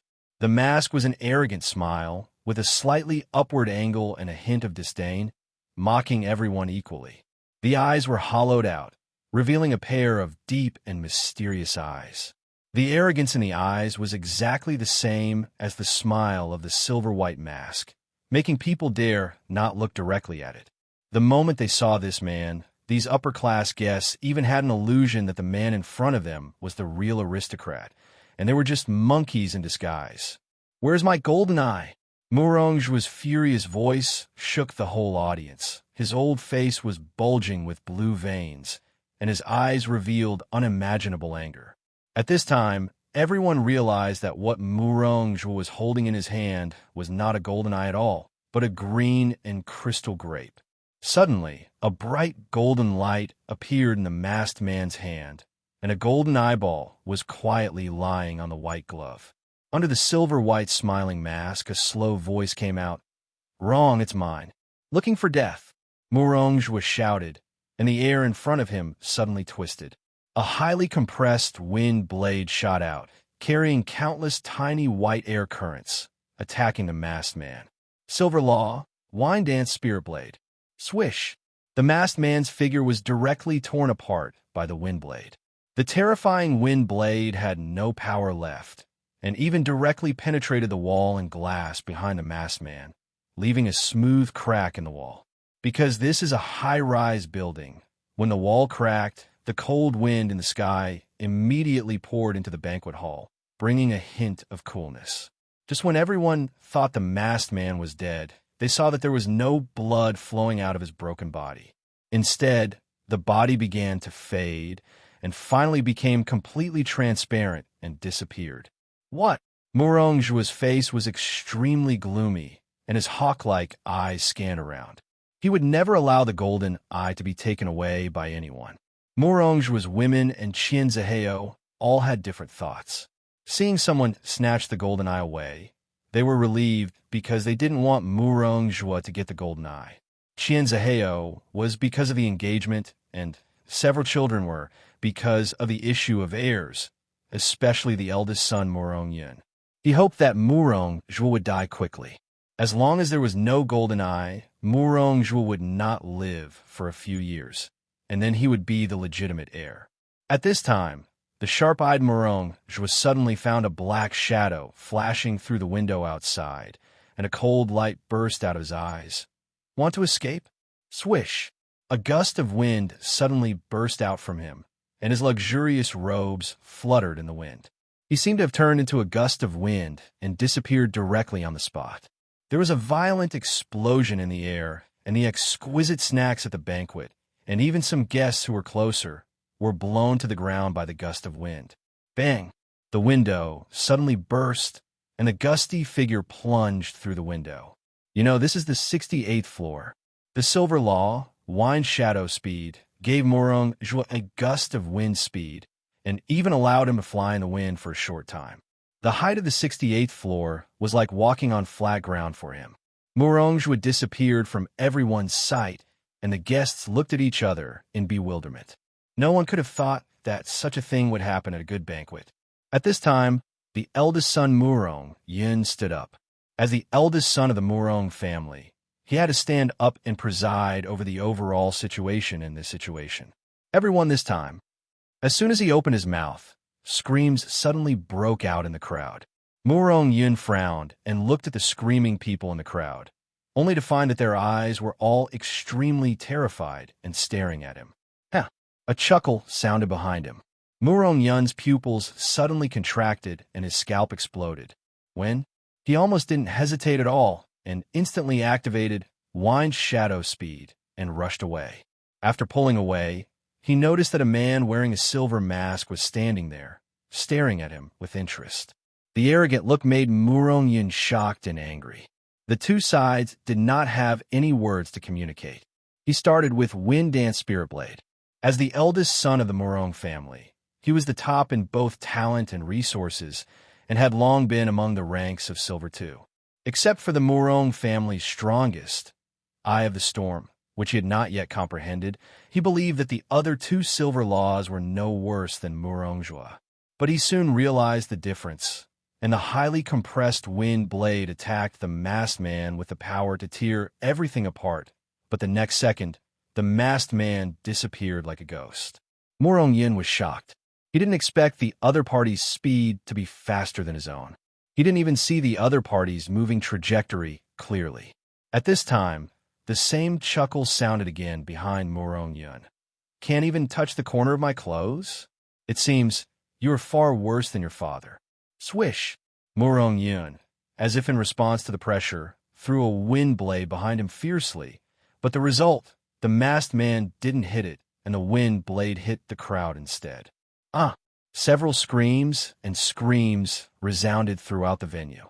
5 guests dressed in fancy clothes were cut in half by the wind blade, and blood and intestines flowed all over the floor. Most of these guests were ordinary people, and extraordinary people were a minority after all. The crowd was completely in an uproar. This group of upper-class people completely tore off their elegant and noble disguises, were scared to death, and ran towards the gate like crazy. Among them was Chien Zaheo. Chien Zaheo cherished his life very much. He never thought that there would be someone in the world who dared to cause trouble at the banquet of the nobles. If he had known, he would have brought bodyguards with him. This masked man even fooled the head of the Murong family. He was at least Silver 3. Once such a strong man started a war, the entire Platinum Hotel would collapse. He had endless money and didn't want to die here. But the next second, a man in a tuxedo and a silver-white, smiling mask appeared again. He seemed to be the host of the banquet. He stood on the high platform, and the cold and arrogant smile on the mask caught everyone's eyes. He said to the crowd, trying to escape lightly, "Friendly reminder, this road is blocked." But the people who had been frightened for a long time would not listen to his advice. A middle-aged man who was closest to the door pushed the door open frantically. The corridor was dark and silent, without any light. He rushed into the darkness like a madman, but when he took the first step out of the door, plop. The middle-aged man fell to the ground, his hands tightly pinching his neck, his face veins bulging, his face ferocious, and his legs twitching constantly. Such a shocking change frightened everyone's steps, but a few people rushed too hard and couldn't stop the car at all and still fell outside the gate. As a result, without exception, everyone who stepped out of the gate fell to the ground instantly, as if they were controlled by a pair of invisible big hands, pinching their necks tightly and twitching violently on the ground. Seeing this scene, Chien Zaheo's face changed wildly and he braked repeatedly. But once his huge body rushed up, the inertia he carried could not stop his steps instantly. At this time, the silver ring on his fat finger flashed a hidden luster. His figure seemed to shrink a little, and his legs stopped steadily as if they had taken root. "Huh!" he gasped, and his fat face began to ooze oil. The first few people who stepped out of the door fluttered twice and then completely lost their voice. Quiet. The crowd fell into dead silence. As we all know, people cannot make any sound when they are extremely scared. Sometimes screaming is more like a way to vent fear, but when fear spreads like a tide and pours into the mouth and nose, people will feel that their throats are blocked and they cannot make any sound. The only piano piece that has never stopped from beginning to end is still playing in the entire banquet hall. No one knows why the pianist is so dedicated. He is still playing even in this situation, and the more he plays, the more appropriate it is. With the almost stagnant and depressing atmosphere in the venue, the piano sound also becomes low and depressing. But no one paid attention to the pianist at this time. The stiffness brought by fear spread to the whole body.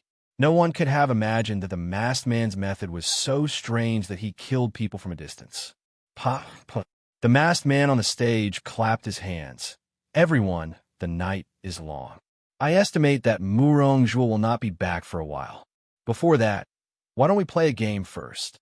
Everyone looked at the masked man with fear. No one dared to speak. Even Murong Yin and other extraordinary people were extremely afraid. With his ghostly speed and strange killing methods, even the strongest Murong family head was easily fooled. Who dared to act rashly in front of such a strong man? In the crowd, Su Mu and Nangong Mengli were still acting. Su Mu had a touch of just the right fear on his face, and his body trembled slightly. He tried to act like everyone else. Nangong Mengli was angry, stunned, and terrified, as if she had not yet accepted that the golden eye was snatched away before her eyes. This pair of men and women with superb acting skills supported each other and looked at the masked man high above like other people, as if they were waiting for the punishment of the gods. "How did you do it?" Nangong Mengli's red lips came close to Su Mu's ears, and her tiny voice was accompanied by a hint of warmth. She was really curious. She knew that the masked man was an illusion created by Su Mu, but what about the voice? And how did the people of the gate die? Can you do this with just illusion? Sumu was afraid and continued to tremble. He didn't answer. He didn't think it was a good time to explain. Only he knew the real answer. The masked man was indeed an illusion created by him using all things in the world, and the voice was simulated by the treasure, Silent Heaven. As for the sudden power outage and the death of those who stepped out of the gate, they were actually actors he had found in advance. Before the banquet started, he disguised himself as a waiter and entered the banquet in advance, and randomly selected a group of lucky audiences for hypnosis. In other words, half of the people in the whole banquet were his people. He only needed to let his own people stand near the door in advance, and then the first few ran out of the door, and then rely on hypnosis to let them strangle themselves to death. With his current mental power, it is easy to hypnotize some ordinary people to commit suicide. The reason why a group of people have to die is, of course, to deter the extraordinary people headed by Murong-yin. If the masked man only dodges and does not attack from beginning to end, someone will soon realize that something is wrong. So for this grand performance, death is necessary. The most important thing is that the core purpose of this time is to kill Murong-jua. But if only Murong-jua is killed, the intention is too obvious. So he chooses to make things as big as possible. The bigger the matter, the harder it is to guess the real intention. Change to a more exciting song. The masked man ordered the pianist beside him. The pianist was like a puppet being controlled. Hearing this, he immediately changed the style of the song, dong dong dong. The heavy notes were pressed hard, as surging and powerful as the surging waves. The melody was sometimes violent and sometimes galloping. Every strike on the keys seemed to hit everyone's heart. While the masked man was ordering songs, Murong-yin gave a subtle look to the extraordinary people around him. They nodded and quietly turned to the man in front of them. The masked man surrounded them. At this time, the masked man suddenly turned around, scaring several people to stop their actions immediately. He ignored the several extraordinary people who approached quietly and said to the panicked people with interest, "Next, the game begins. The name of this game is Whoever Moves Will Die." The slow voice did not have the slightest edge, but it sounded like a devil's death warrant in the ears of everyone. Damn it! Murong-yin cursed in his heart. He never thought that the Murong family's home court was actually controlled by a mysterious person. He knew that he had to take measures. Otherwise, how could the Murong family raise their heads in the future? Just as he was about to give the order to take action, a man in a suit and leather shoes with a heavy foundation on his face seemed to be too scared and his body was shaking. "You moved." A teasing voice came from under the silver-white mask. Everyone was instantly tense and watched the other party's next move. The masked man slowly raised his right hand, and his right hand, covered by a white glove, was clenched into a gun shape. Bang! The masked man simulated the sound of a gunshot, as if he was playing a prank. But the strange thing was that when the gun went off, there was no bullet fired, but the man with heavy foundation screamed, covered his chest tightly, and fell to the ground. His face was hideous because of fear, and the whole person lay stiffly on the ground, lifeless. Such a weird scene scared Murong-yin so much that he dared not act rashly. His eyes widened in disbelief, and a huge wave of shock had already been set off in his heart. What kind of method is this? Without bullets, why can you kill people from a distance? Is there such a law in the known law? With the death of the man, the people around him could not bear the pressure at all and screamed, "I don't want to die. Help!"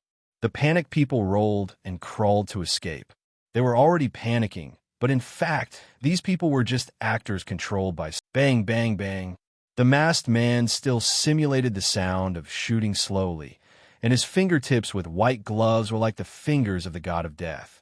Whoever he touched would die. Boom, boom, boom. The few people who escaped suddenly stiffened and fell straight to the ground, lifeless. After this time, no one dared to escape. Everyone stood stiffly in place, with fear written all over their faces, and they didn't even dare to breathe loudly. Murong-yin didn't dare to move, for he was afraid that he would also be shot. The higher the position, the more afraid of death, because he couldn't bear to give up everything he had. He didn't know whether he, as a superhuman, could block this weird killing method, and he didn't dare to gamble. The unknown is always the most terrifying. If the masked man killed people with a real pistol, then these superhumans would naturally not be afraid. What they feared was the unknown, and they had no idea of the masked man's killing method. What the hell is going on? Where are the people outside? Are they all dead? There was such a big commotion and no one came to check. A drop of cold sweat flowed down Murong Yun's forehead. He didn't understand why so many people screamed, but no one outside noticed. Where were the Murong family's guards? Where were the people from the Law Enforcement Bureau? The reason why the outside world didn't notice the abnormality here was naturally because Su Mu had already used Silent Heaven to absorb all the sounds and didn't let them reach the outside world at all. In fact, his grand performance still had flaws. If someone observed carefully, they would find that all the people who died on the scene were ordinary people who were insignificant. They might be rich and powerful in the outside world, but they were not as good as real nobles, not even as good as Qian Zihao, the richest man. The upper-class circles were also divided into levels, and these people were undoubtedly the lowest. They didn't even have protective treasures. Maybe they also hired extraordinary bodyguards, but no one would bring bodyguards to the Murong family's banquet. At most, they would place the bodyguards outside. Just when the atmosphere was extremely depressing, a gust of wind suddenly blew in the field, and Murong Zhua appeared in the field as if teleporting. "Master Murong!" Someone shouted excitedly, as if he had seen a savior. Bang! The masked man raised his finger slightly, and the man died immediately. Murong Zhua looked at the mess and corpses on the ground at the banquet. His face was as gloomy as water, and the murderous intent in his eyes was almost materialized.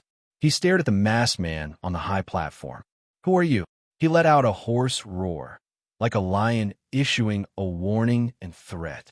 The masked man on the high platform elegantly took off the gentleman's hat on his head, bowed slightly to everyone like an aristocrat, and the calm voice reached everyone's ears.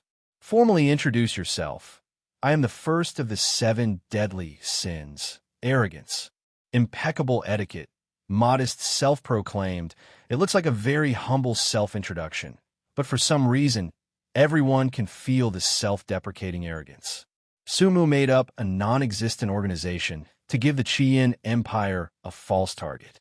Otherwise, how would the Qian Empire investigate after killing Murong Zhua? Murong Zhua frowned and thought about it. He had no information about the 7 deadly sins organization. He could only make a simple judgment based on the literal meaning. The 7 deadly sins refer to the 7 original sins of mankind, namely pride, jealousy, wrath, laziness, greed, gluttony, and lust. Does this mean that there are 7 people in the 7 deadly sins? I don't care who you are. If you hand over the golden eye, I can keep your body intact. Pride chuckled disdainfully, as if mocking Murong Zhua's self-importance. I really want to know, how can a mere silver 3 have the courage to say this? Murong Zhua's eyes flashed with murderous intent. His patience has reached its limit. Swish! He rushed towards Pride like a gust of wind, so fast that he left a trail of afterimages in the air. But when he smashed Pride's body with one punch, a teasing voice sounded behind him. "Too slow, old man." What? Murong Zhua was startled and quickly turned around to attack, but his punch hit nothing. Looking closely, there was no trace of Pride. It was as if this person had disappeared out of thin air. "Where did he go?" Murong Zhua shouted. Murong Yun shook his head with an unpleasant expression. "I didn't see him. He disappeared out of thin air." Disappeared out of thin air?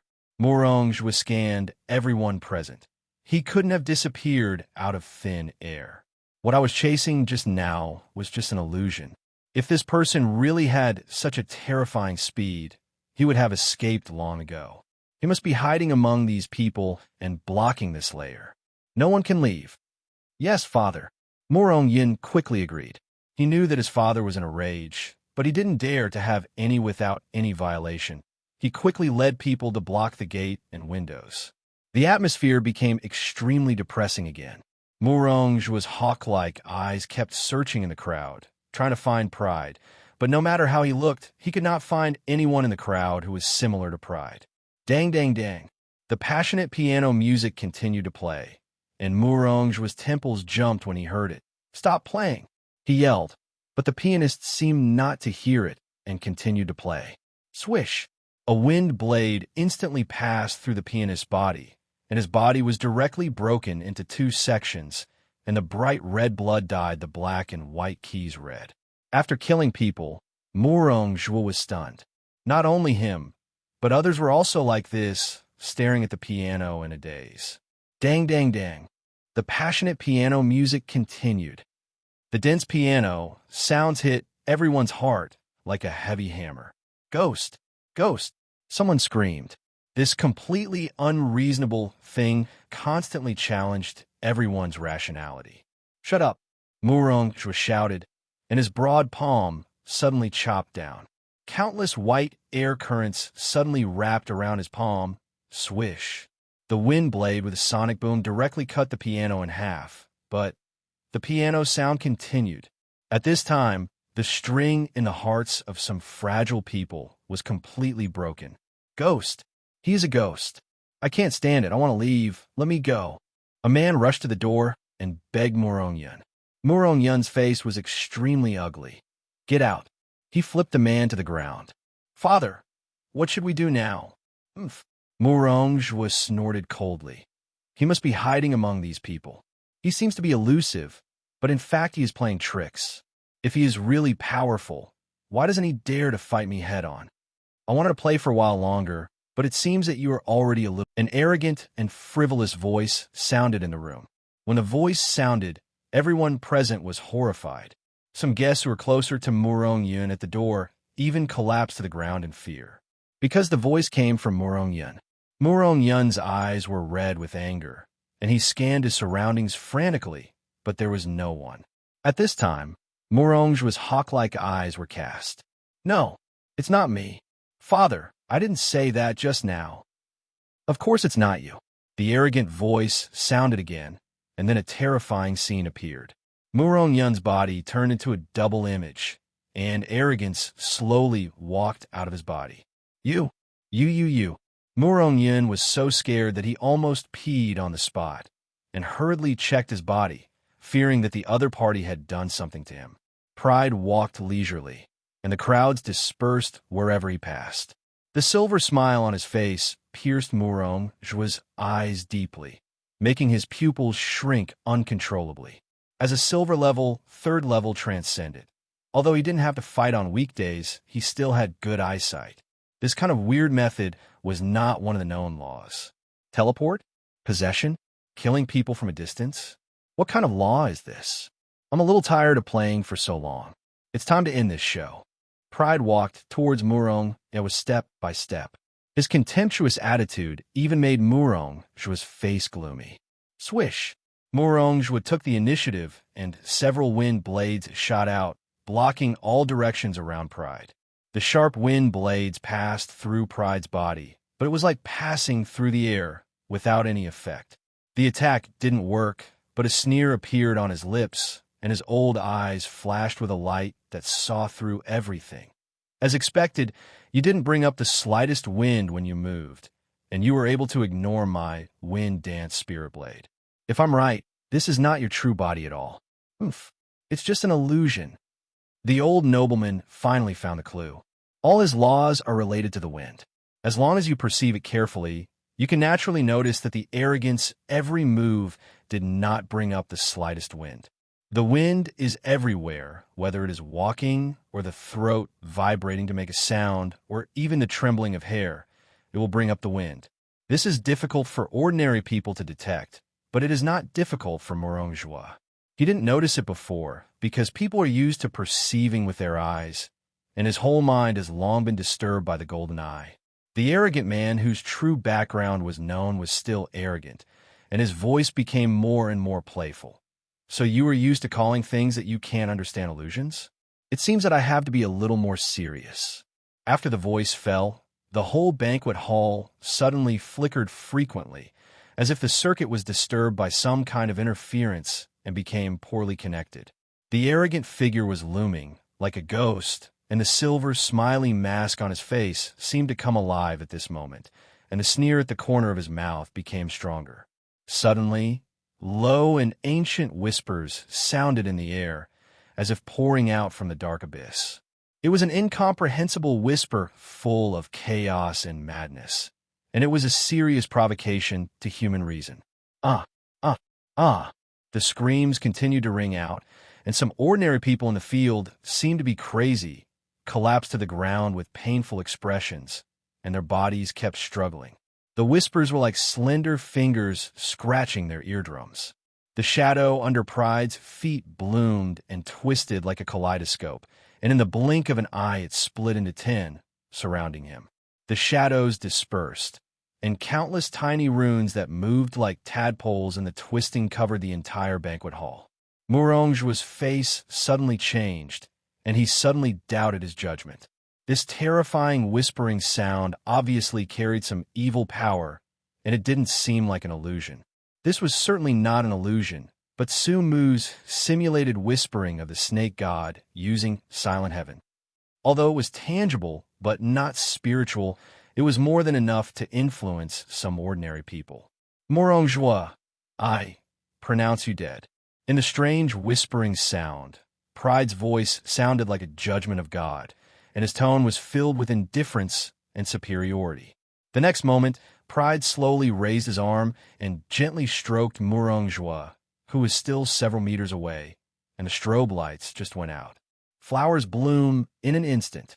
Time seemed to freeze at this moment. Everyone stood still as if time had stopped. Those who fell to the ground and screamed were silent. Pride still kept raising his hand. The fear on Moronge's face had already solidified.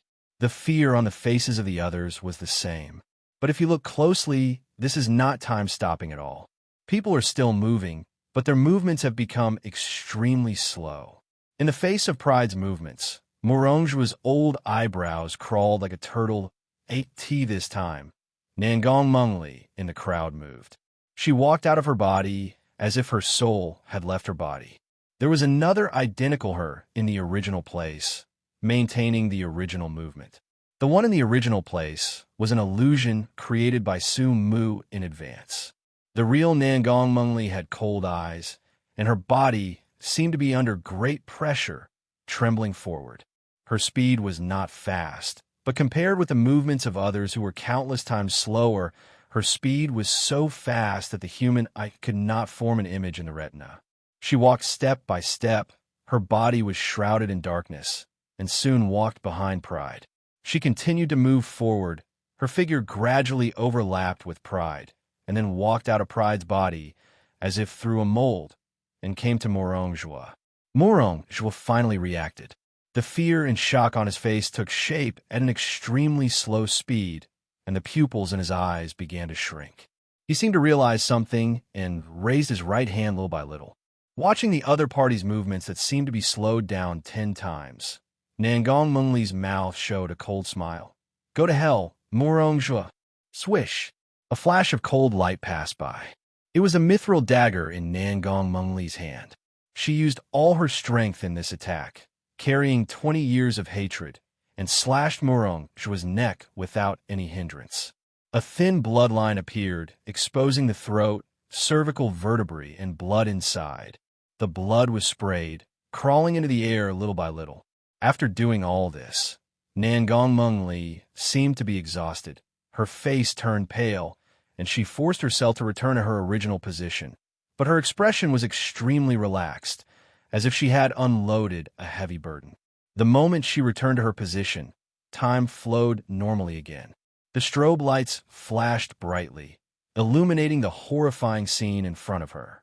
Under the watchful eyes of the crowd, the arrogant hand slowly dropped, and at the same time, a bloodline appeared on Moronge's neck, and the bloodline expanded at a speed visible to the naked eye. Sizzling, blood gushed out crazily. Moronge's head began to shift, and finally, bang, fell to the ground.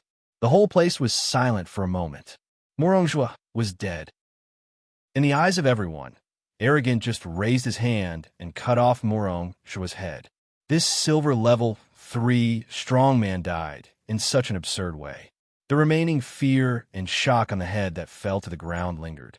The extremely suppressed fear made everyone's chest feel like a huge rock blocking it, and they couldn't breathe at all, or no one dared to breathe now, for fear of attracting the attention of the figure standing in the field. Father, father! Murong Yun and other children were shocked. Looking at Murong Zhua's headless body, their hearts were filled with fear. They never thought that there would be such a day. The once majestic and powerful father died like a joke. Gold strongman. This word appeared in everyone's mind. The masked man is a gold strongman. In addition to the gold strongman, who can kill the silver level 3 in one blow. Arrogantly pressed down the gentleman's hat on his head, and his playful eyes swept through the silver, smiling mask to everyone. This matter is over, and I should leave too. Da-da-da. The shiny black leather shoes stepped on the blood-stained, luxurious carpet, making a dull sound. He walked towards the gate leisurely, as if he was in an empty space. The crowd retreated wherever he passed, and no one dared to look directly at him. Even Murong Zhua's children did not dare to say a word, as if they had forgotten to avenge their father. They were even glad in their hearts that the other party did not intend to kill them all, and only killed Murong Zhua. But at this moment, a female voice sounded in the scene. Stop! Everyone was shocked and turned their heads to see a beautiful woman standing up. Her beautiful face was pale, and her body was trembling slightly, as if she was too scared. It was Nangong Mengli. Who are you? Why did you kill my father? The small voice was full of determination. As soon as these words came out, everyone was almost scared to death. Murong Yun and others were so angry that they wanted to cover Nangong Mengli's mouth. Please stop talking. They were afraid that Nangong Mengli would anger Ao Wang and turn around to kill everyone present. Ao Wang stopped, and the silver-white mask slowly turned his head, looking at the woman who dared to stand up with interest. I didn't expect that the Murong family is not all useless. This beautiful lady, you are very courageous. In order to reward your courage, I decided not to kill you. After saying that, in the horrified eyes of everyone, Ao Wang raised his right hand again, holding it in the shape of a gun, and the fingertips covered by white gloves slowly pointed at Nangong Mengli. Nangong Mengli's face became paler, but she still stared at Pride. Answer my question. Pride chuckled. Why do you want to kill Murong Zhua? Don't you think it's fun to kill an imperial noble? The chuckle was like a devil's whisper, which made everyone's scalp tingle. Fun? Kill nobles? What a niche word combination. Can these two words be connected like this? Madman. Absolute madman. He actually regarded killing nobles as a kind of fun. This behavior is even more outrageous than the Revolutionary Army. Bang! A gunshot sounded from Pride's mouth, and Nangong Mengli's body softened and fell straight to the ground. At this time, a pair of strong hands hugged her slender and soft waist and supported her. Nangong Mengli, who was pale and had her eyes closed, heard a gentle male voice in her ears. Good acting. Nangong Mengli, who pretended to be unconscious, trembled her red lips. I can't compare to you. Do me another favor. You say, kill Qian Zihao. Glad to serve. Da-da-da. Arrogant's footsteps seemed to be stepping on everyone's hearts, and every step made everyone's heart tremble. But when he passed by Qian Zihao, he suddenly stopped and turned his head to look at Qian Zihao. This look almost made Qian Zihao's soul ascend to heaven, and his small eyes, squeezed by fat, kept dodging, and he didn't dare to look at him at all. You are a bit of an eyesore. A low voice without any emotion came out of Arrogant's mouth. Qian Zihao's face suddenly changed. The people around him scattered as if they were avoiding the plague, leaving him standing there stupidly, holding a bunch of bright roses in his hand. He had planned to give them to Nangong Mengli in front of everyone after Murong Zhua announced the engagement. After all, he was the richest man in Xingqing, so he reacted very quickly. In almost 0.1 seconds, he threw the flowers away and knelt down decisively, throwing all his dignity and face behind his mind. Sir, spare my life. I deserve to die. I am too ugly to offend your eyes. I am willing to compensate. 100 million, no, 10. Qian Zihao's voice stopped abruptly. As he raised his hand arrogantly, a bloodline appeared on Qian Ziheo's neck, and his large head fell to the ground. He was wearing the necklace only emitted a faint light, and then it quickly went out. Quick, too fast.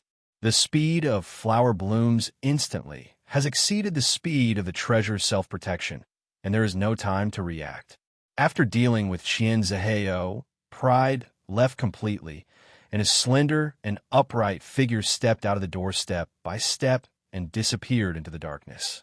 And Nangong Mengli in Su Mu's arms became weaker, with almost no blood on her face, and even walking became very difficult. This scene was already within Su Mu's expectations, so he specially arranged Nangong Mengli to provoke pride, just to get hit, so that no one would doubt why Nangong Mengli suddenly became weak. Of course, it doesn't matter whether there is this scene or not. Murongzhu's death is like an earthquake, which shocked everyone's mind. In this case, basically no one would notice Nangong Mengli's abnormality. This is just for insurance purposes. Everyone stood there blankly, as if they had not woken up from this nightmare. After the first person screamed and fled the scene, people rushed to escape. Sumu also followed the panicked crowd, half-hugged Nangong Mengli's weak body, and left the scene. Soon, the two got in the car. At this time, the Boli Hotel was burning with a raging fire. It was a fire set by the people Sumu hypnotized in advance. He didn't know if the Red Flame Empire had any special means to find him. For the sake of caution, he still had to set a fire to burn the scene. Thank you, Sumu. I still underestimated the side effects of flower blooms in an instant. If it weren't for you, I'm afraid I wouldn't be able to get out of it. Nangong Mengli looked at Sumu and thanked him sincerely. Sumu smiled slightly.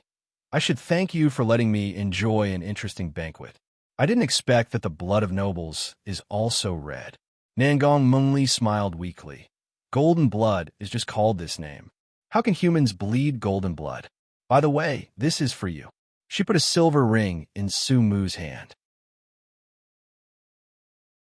Sumu picked up the ring and looked at it. Is this Qian Ziheo's ring? His observation ability has always been sharp, so he naturally noticed that Qian Ziheo had worn this ring on his hand. Nangong Mengli nodded. Yes, this is a silver first-level treasure, energy-devouring spirit ring. I took it off when I killed Qian Ziheo just now. After all, it's not in vain to kill him. Sumu glanced at Nangong Mengli, who was pale, and agreed with the other party's powerful logic. He wiped the ring carefully with a white handkerchief and then put it on. This silver ring is very simple in style, without any patterns, just like a very ordinary silver ring. When he put it on, with the influx of mental power, he immediately understood the role of energy-devouring spirit ring.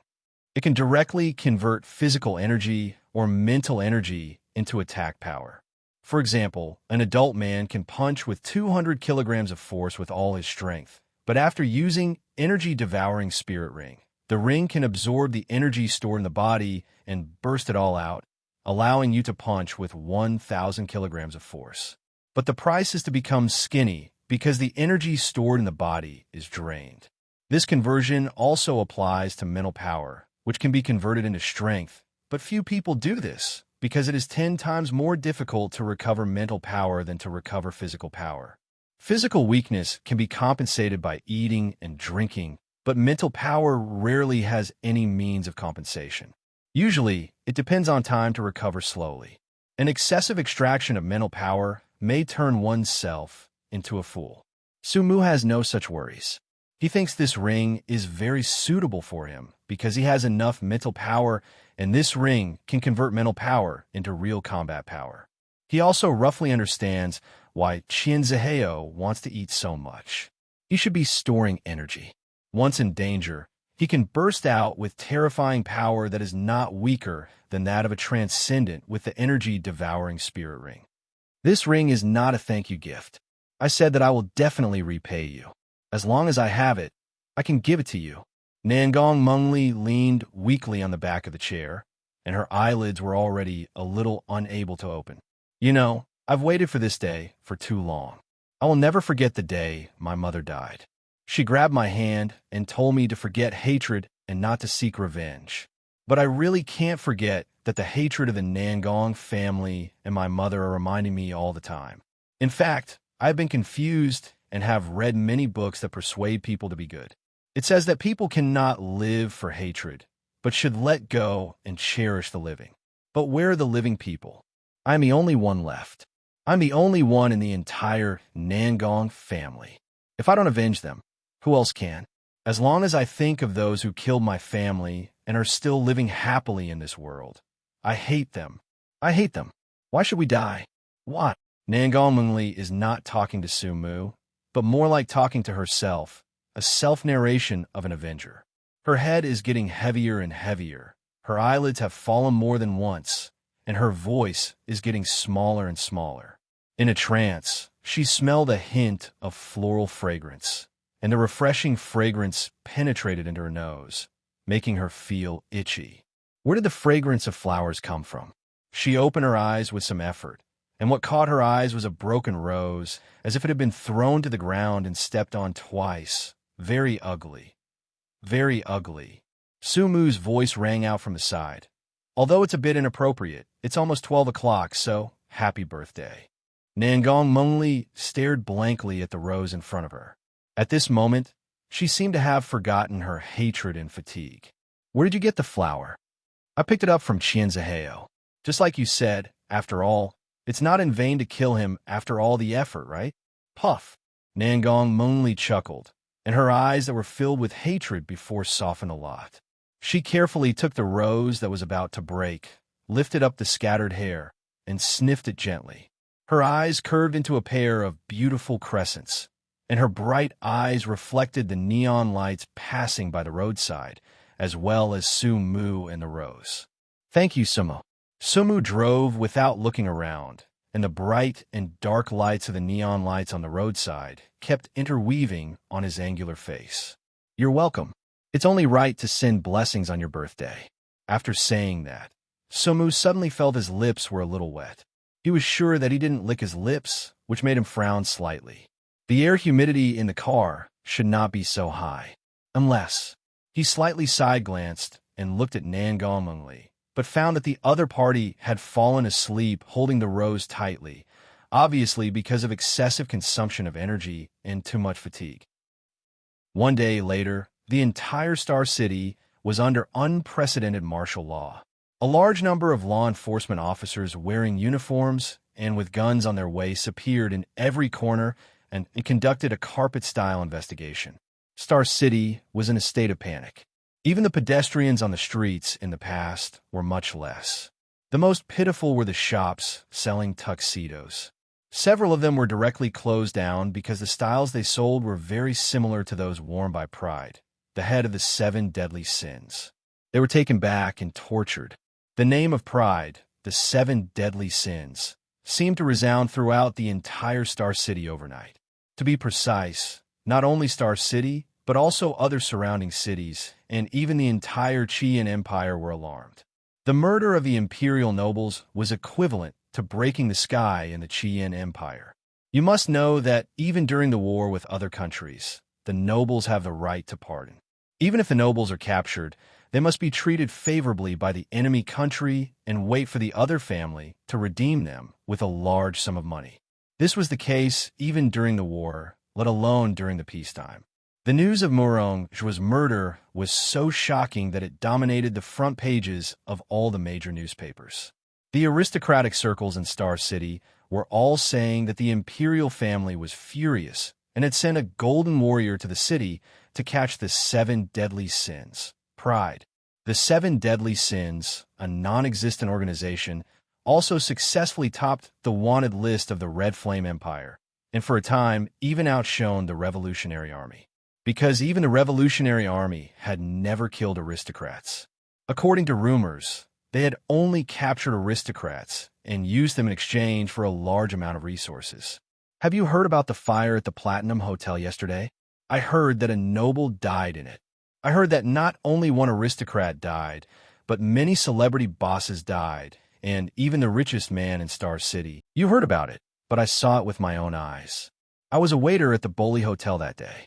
All the dignitaries in the entire Star City came to celebrate the birthday of the Murong family.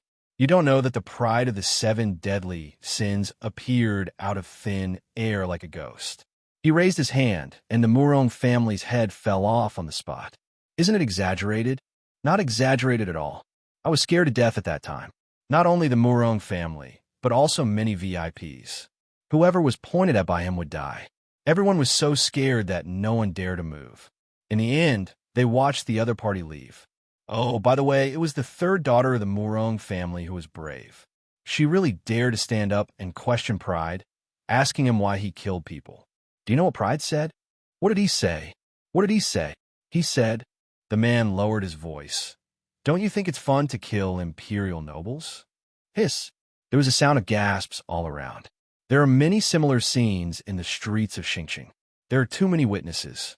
The version of arrogant killing the nobles has been spread out, and it has become more and more outrageous. In the end, some people even said that he was the incarnation of God, because Murong Zhua had done too many evil things and came to punish him. Xingqing Law Enforcement Bureau. Wei Zheng, the director of the Law Enforcement Bureau, was constantly wiping the sweat from his face with a handkerchief. He bowed to a woman sitting in the seat.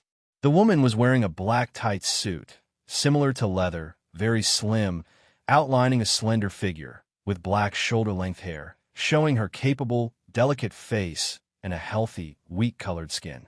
The trousers on the lower body were also tight, with smooth lines extending from the waist to the ankles, highlighting 2 straight legs. The trouser legs were tucked into black high-top tactical boots, and there was no jewelry on her body. Captain Mu, do you really want to capture all the survivors? They are basically dignitaries in Xingqing, and some of them even have business dealings with the nobles of the imperial capital. This matter is too big, and I really can't make the decision. The woman surnamed Mu is named Mu Lingxi, and she is the captain of this action team sent by the Imperial Capital Law Enforcement Bureau.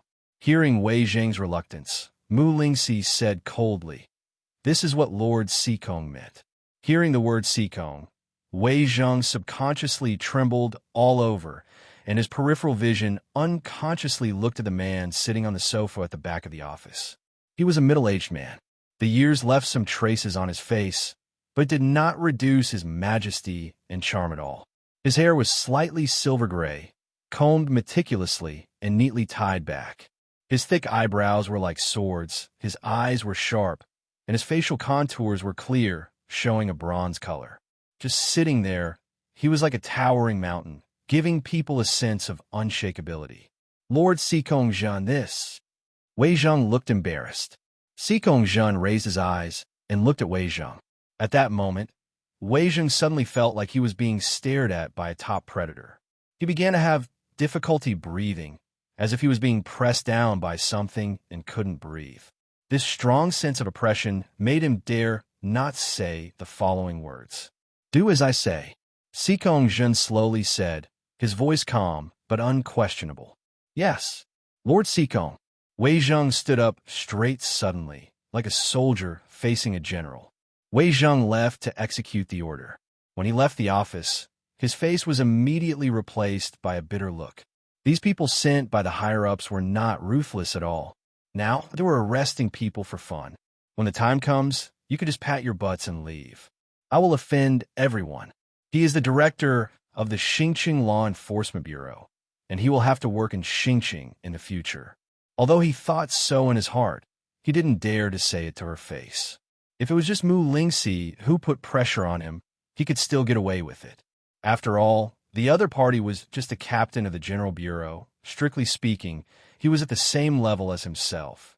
But Sikong Zhen spoke, and he dared not disobey, because Sikong Zhen was a gold transcendent from the imperial capital, and the surname Sikong also represented the other party's noble status. In the Qian Empire, nobles are not necessarily gold transcendents, but gold transcendents must be nobles. Even if it is a wild gold strongman, the empire will give the noble title and invite the other party to join, so as to consolidate the rule. In fact, what people really hate is not the nobles, but they hate that they're not nobles. Bronze Coffin Company. Nangong Mengli leaned on the wide leather seat with a slight concave seat, and the soft leather wrapped her graceful figure. There was a cup of hot tea in front of her desk, and white smoke was rising. And sitting opposite her was Sumu. Sumu took the newspaper in his hand, drinking hot tea while reading it. The headline of the newspaper was about the description of the 7 deadly sins of arrogance, the heinous crime of assassinating the imperial nobles in public, and was wanted nationwide. The director of Xingqing Law Enforcement Bureau, Wei Zheng, called me and asked all the participants to the people of the banquet had to go to the Law Enforcement Bureau, and it was mandatory. He said it was an order from Sikong Zhen, a gold-level expert from the imperial capital. Nangong Mengli said haggardly. The sequelae of flower blooms instantly were too great. Even after a day of rest, she still hadn't recovered. However, because of this, it also proved its power from the side. Stepping into the time domain with a human body, this is the strongest known silver law. After witnessing flower blooms instantly, that day, Sumu understood why the royal family of the Qian Empire must wipe out the Nangong family. No one wanted such a terrifying power to be in the hands of others. During the war, the Nangong family was the best sword, but once peace came, the royal family would begin to be wary and even afraid. No one wanted to keep a person who could kill them at any time. Nangong Mengli could kill Silver 3 instantly with Silver 1. What if she reached gold? The activation of flower blooms instantly costs life. How much life did you consume this time? Sumu asked. Nangong Mengli seemed reluctant to mention this, but still answered. 5 years. 5 years of life? Sumu's eyes moved slightly. This number doesn't sound big, but how many 5 years are there in a lifetime? Silver Transcendents are human beings after all. Even if they have powerful powers, their lifespan is not much stronger than that of ordinary people. If they use it once, it will take 5 years, and they can't use it too many times in their lifetime. Sumu smiled slightly. He probably understood why Sikong Zhen came to investigate. The value of the mithril mine would also attract the nobles. It is not difficult to imagine that Qian Zihao would definitely send a large amount of money to the Sikong family every year to obtain protection. Now that Qian Zihao is dead, the Sikong family will naturally find a new agent to take over the mithril mine. Of course, Qian Zihao could not only send money to the Sikong family. Other nobles in the imperial capital and even various departments would have more or less exchanges. Interpersonal relations are never a straight line up and down, but a complex network. This time, the nobles in the imperial capital probably also played a small game among themselves about who to send to Xingqing to investigate. In the end, the Sikong family won and came to reap the wealth and investigate the 7 deadly sins of pride. Let's go to the Law Enforcement Bureau. Don't keep the distinguished guests from the imperial capital waiting for a long time. Sumu slowly got up from the sofa, elegantly tidied up his slightly wrinkled clothes, picked up the snakewood cane, and left with Nangong Mengli. Xingqing Law Enforcement Bureau, interrogation room. The lights were dim, and there was only one direct light in the entire interrogation room, shining directly at the center. The center was empty, with only a chair made of mithril alloy placed on it. This chair was cast together with the ground and looked very solid. Murong Yun was blinded by the light. His body was tied to the mithril alloy chair. Looking at the blurred figures hidden in the darkness outside the light, he felt inexplicably nervous. This was the first time he entered the Law Enforcement Bureau in this manner. If it were normal, he would have been dissatisfied long ago. But when he heard that it was Sikong Zhen who issued the order, he could only suppress his dissatisfaction. It was true that he was a noble, but the nobles were also divided into different levels. If Murong Zhua was still alive, the Murong family might have some face in front of the nobles in the imperial capital. But now, Murong Yun, tell us in detail about the incident, tell us everything you know, and don't hide anything. In the darkness, Mu Lingxi's cold voice sounded. Murong Yin took a look at the other person. Although the other person's figure was hidden in the darkness, as a silver second-level extraordinary person, he could see it clearly. It was a beauty. Beauty was not important. He had plenty. What really concerned him was the other person's identity. As the captain of the law enforcement team from the General Law Enforcement Bureau, when a beauty was covered with a halo of high power, it really made him feel a little itchy. Of course, now he only dared to feel itchy. All this was because of the pressure from the gold nobles. Murong Yun began to narrate the incident honestly. He told it in detail and beautified it to a certain extent. He didn't want people to know that when his father died, he was like a fool and dared not move. From time to time, his expression was sad and resentful, acting like a victim who lost his father. Mu Lingxi listened expressionlessly, and the staff of the Law Enforcement Bureau beside him kept recording. Captain Mu, I have told you everything I know. You must find Pride and avenge my father. He is an imperial noble. Before Murong Yun finished speaking, he was interrupted by Mu Lingxi. As far as I know, Pride once possessed you? Why didn't you tell me that? Murong Yun's heart skipped a beat, and his expression stiffened slightly. I forgot for a moment, but it was not possession. He just walked out of me.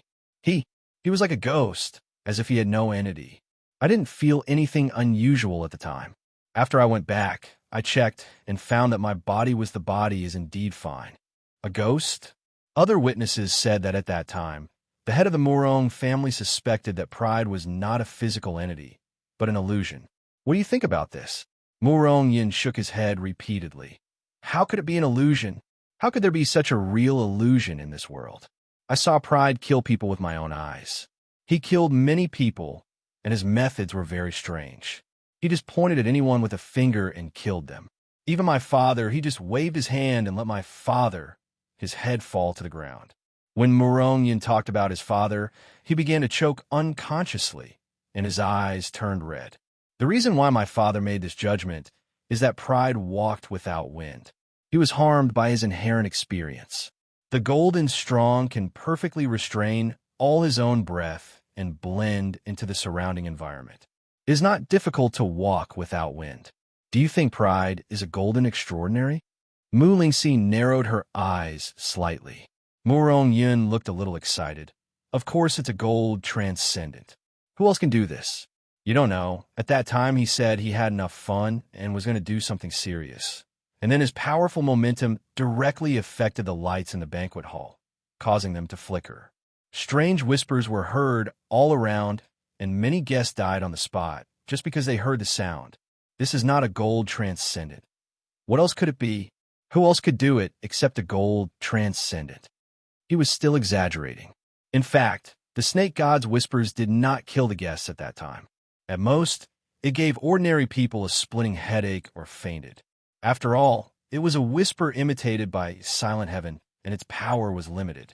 But Murong Yun still had to exaggerate, because only when arrogant is stronger will he not appear incompetent. If arrogant is a silver transcendent, how can the entire Murong family raise their heads in the aristocratic circle?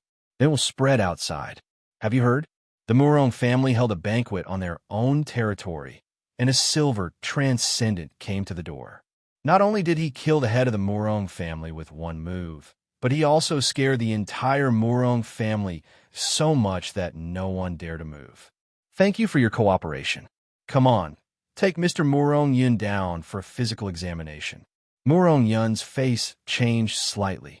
Didn't I say that? After I went back, I asked someone to conduct a comprehensive examination. He began to protest. After all, no one likes to have their body moved around by someone they don't know, especially if some extraordinary means are used, there might be some sequelae.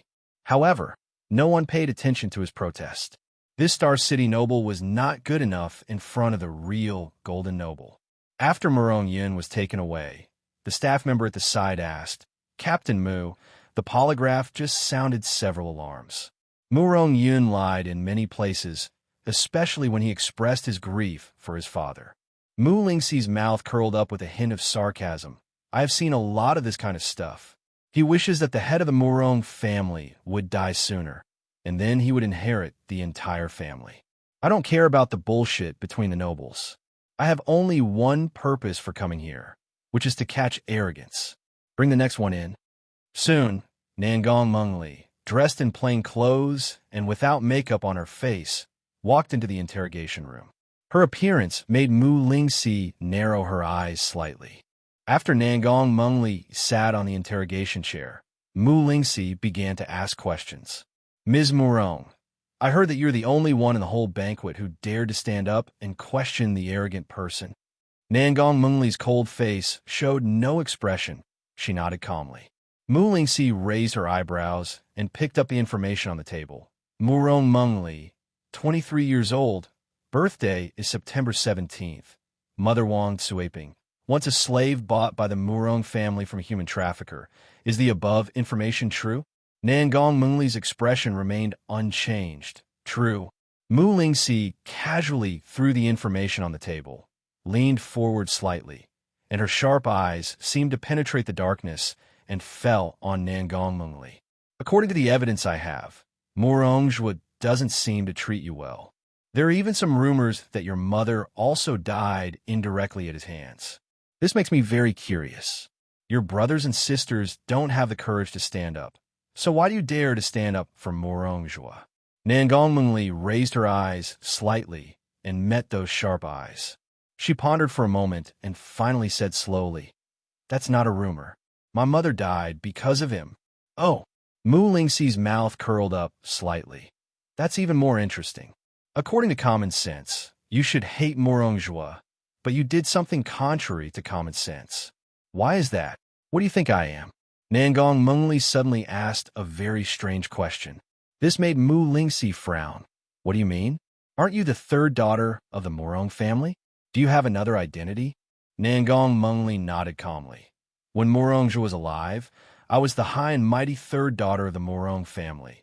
But what am I when Murong Zhua died? Mu Lingxi's brows were furrowed deeper and deeper, as if she understood something. I do hate him, but I don't hate wealth and glory. He can die, but I must have a share of the inheritance of the Murong family. This is what he owes me, and it is what I deserve.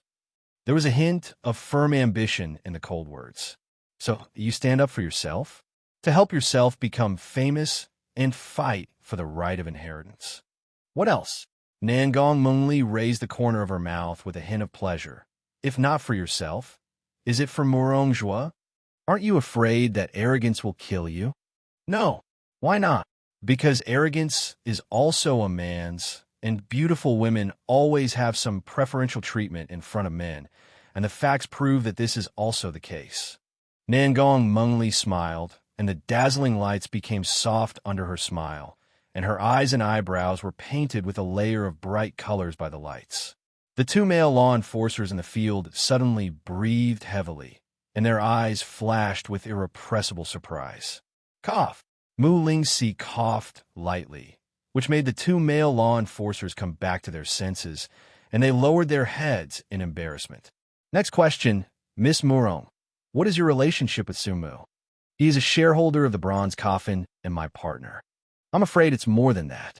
Qian Ziheo is your fiancé, but you brought Su Mu to the dinner. Aren't you afraid? I like him, Nangong Mengli said coldly, and the straightforward words made Mu Lingxi slightly stunned. You like him? Mu Lingxi was very skeptical. Would a woman who dared to risk her life for her own glory and wealth easily fall in love with a man in the lower city? Why? Can I?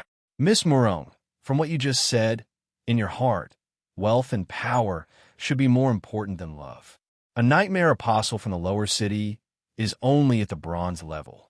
How can he be better than Qian Ziheo, the richest man in Xingqing? But you chose to attend the dinner with Su Mu instead of Qian Ziheo, which is in itself very intriguing. At this time, Nangong Mengli suddenly showed an intriguing smile. Captain Mu, I think the answer to this question will be known when you see Su Mu. Are there any other questions? If not, I have to go back to mourn for Murong Zhua. Mu Lingxi stared for a moment, and finally let Nangong Mengli go. Captain Mu, Miss Murong did not lie, and the polygraph did not alarm throughout the whole process. Mu Lingxi looked at the polygraph with an inexplicable look. Bring Su Mu in. When Su Mu came in, Mu Lingxi and others finally knew why Nangong Mengli said that. This man in a neat suit, brown glasses, and a snake-grained wooden cane looked like an aristocrat from a classical oil painting. with an elegant and calm temperament. When he sat on the interrogation chair, the glaring light shone on him, just like the spotlight on the stage, shining on a superstar, coating his fair and flawless skin with a layer of fluorescence, without any pores or acne on it, like the smoothest silk in the world. At this moment, I feel a little moved. This feeling has nothing to do with love. It is just like the instinctive reaction of a man seeing a beautiful woman and a beautiful woman seeing a handsome man. People always like to pursue beautiful things. Why can a grown man's skin be so good? Little white face. Si cursed in her heart and suppressed the strange feeling in her heart. She came to interrogate, not to appreciate the handsome man. Mr. Su, you were not invited to the dinner. Why did you go to the dinner? Mu had a gentle smile on his lips, and his soft eyes seemed to be able to see through the darkness. He stared at Si, who was asking questions. He was like a gentleman with grace. He always remembered to look at the other person and give him enough respect when talking to him. Is it Mungli? Yes. What is your relationship with her? Colleague and friend. Oh, Si narrowed her eyes slightly.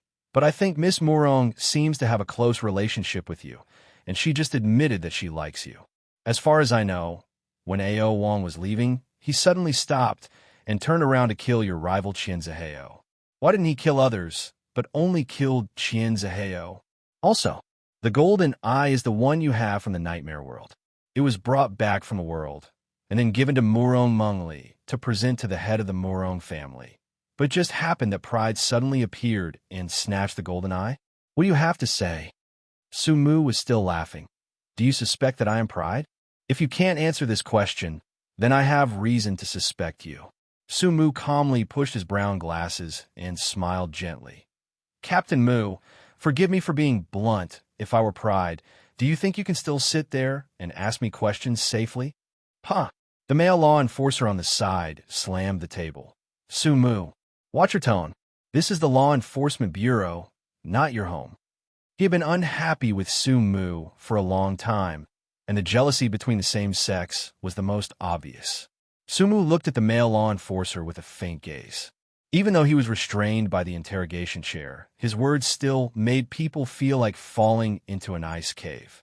His tone was calm and gentle, without any threat, but rather like joking with an old friend. Sir, aren't you afraid that I'm really arrogant? As soon as these words came out, the male law enforcer felt inexplicably cold. If I was really arrogant, guess what would happen? I would speak rudely to a person who was suspected to be a golden master. You may think that this is the Law Enforcement Bureau, and there are golden masters sitting here, so he can catch the arrogant, but before catching the arrogant, he killed a few insignificant people casually, which is also reasonable, right? You. The male law enforcer seemed to be choked by something in his throat, and he couldn't say anything at all, or he didn't dare to say anything. He was really afraid. If Mu was really arrogant, he would definitely not survive. He didn't think that a person who dared to kill even nobles would not dare to kill people in the Law Enforcement Bureau. Mu chuckled. Don't be afraid, sir. I'm just joking. After all, I'm just a bronze second-level transcendent. How can I be arrogant? This joke is not funny at all. Si said coldly. Mu shrugged, looking calm. It seems that I don't have any talent for humor. Mu, what is your bronze law? Giant force bomb. What about the other one? Mu didn't answer directly, but suddenly said, Don't you think it's too dark here? Si frowned and was about to speak, but heard a click, and the light in the interrogation room was turned on. She turned her head suddenly and looked at the staff guarding the door. What are you doing? The staff scratched his head blankly. I just feel a little dark. Si realized something and quickly moved her eyes to Mu, her eyes sharp as a sword. Did you do it? Mu nodded. Bronze Law Sequence 44, mind capture in the popular sense, it can be called hypnosis. This is a real bronze law, and it is also the one that is most similar to his hypnosis ability. He did not intend to hide his hypnosis ability, because it is easy to find out. Si's eyes were still sharp. Your behavior is already a provocation to the Law Enforcement Bureau. Actions are more convincing than words, aren't they? Mu's words were double-edged, and no one knew what he really meant. Was he trying to use actions to prove his hypnosis ability, Or was he telling Mu Lingxi not to make such meaningless threats? It would be better to take action directly? Suddenly, Mu Lingxi smiled. Mr. Su, you are very arrogant, which is very similar to the arrogance of the head of the 7 deadly sins. It's just that the arrogance of the 7 deadly sins is more outward. He broke into the banquet and scrupulously and killed people. He obviously had the ability to kill Murong Jua in seconds, but he chose to play around first. And you are introverted. You seem to treat everyone equally and gently, but in fact, you don't take anyone seriously. Even in the Law Enforcement Bureau, where there are gold strongmen, you still dare to shoot at will.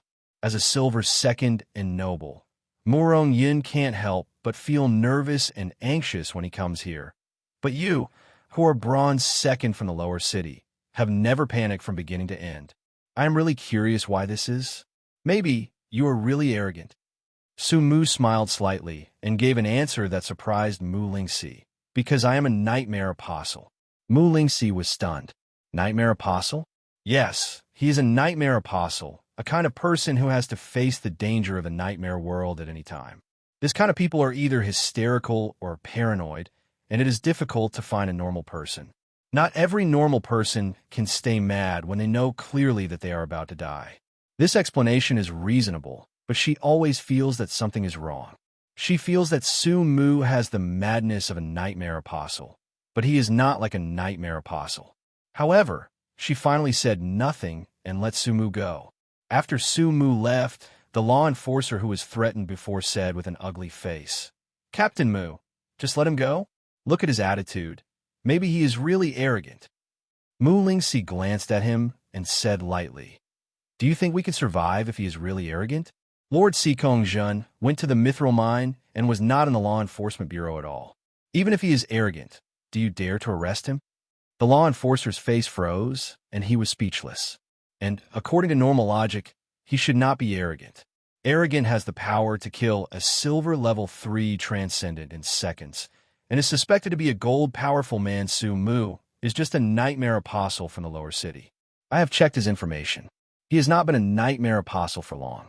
Now that he has reached the bronze level 2, he is already a genius.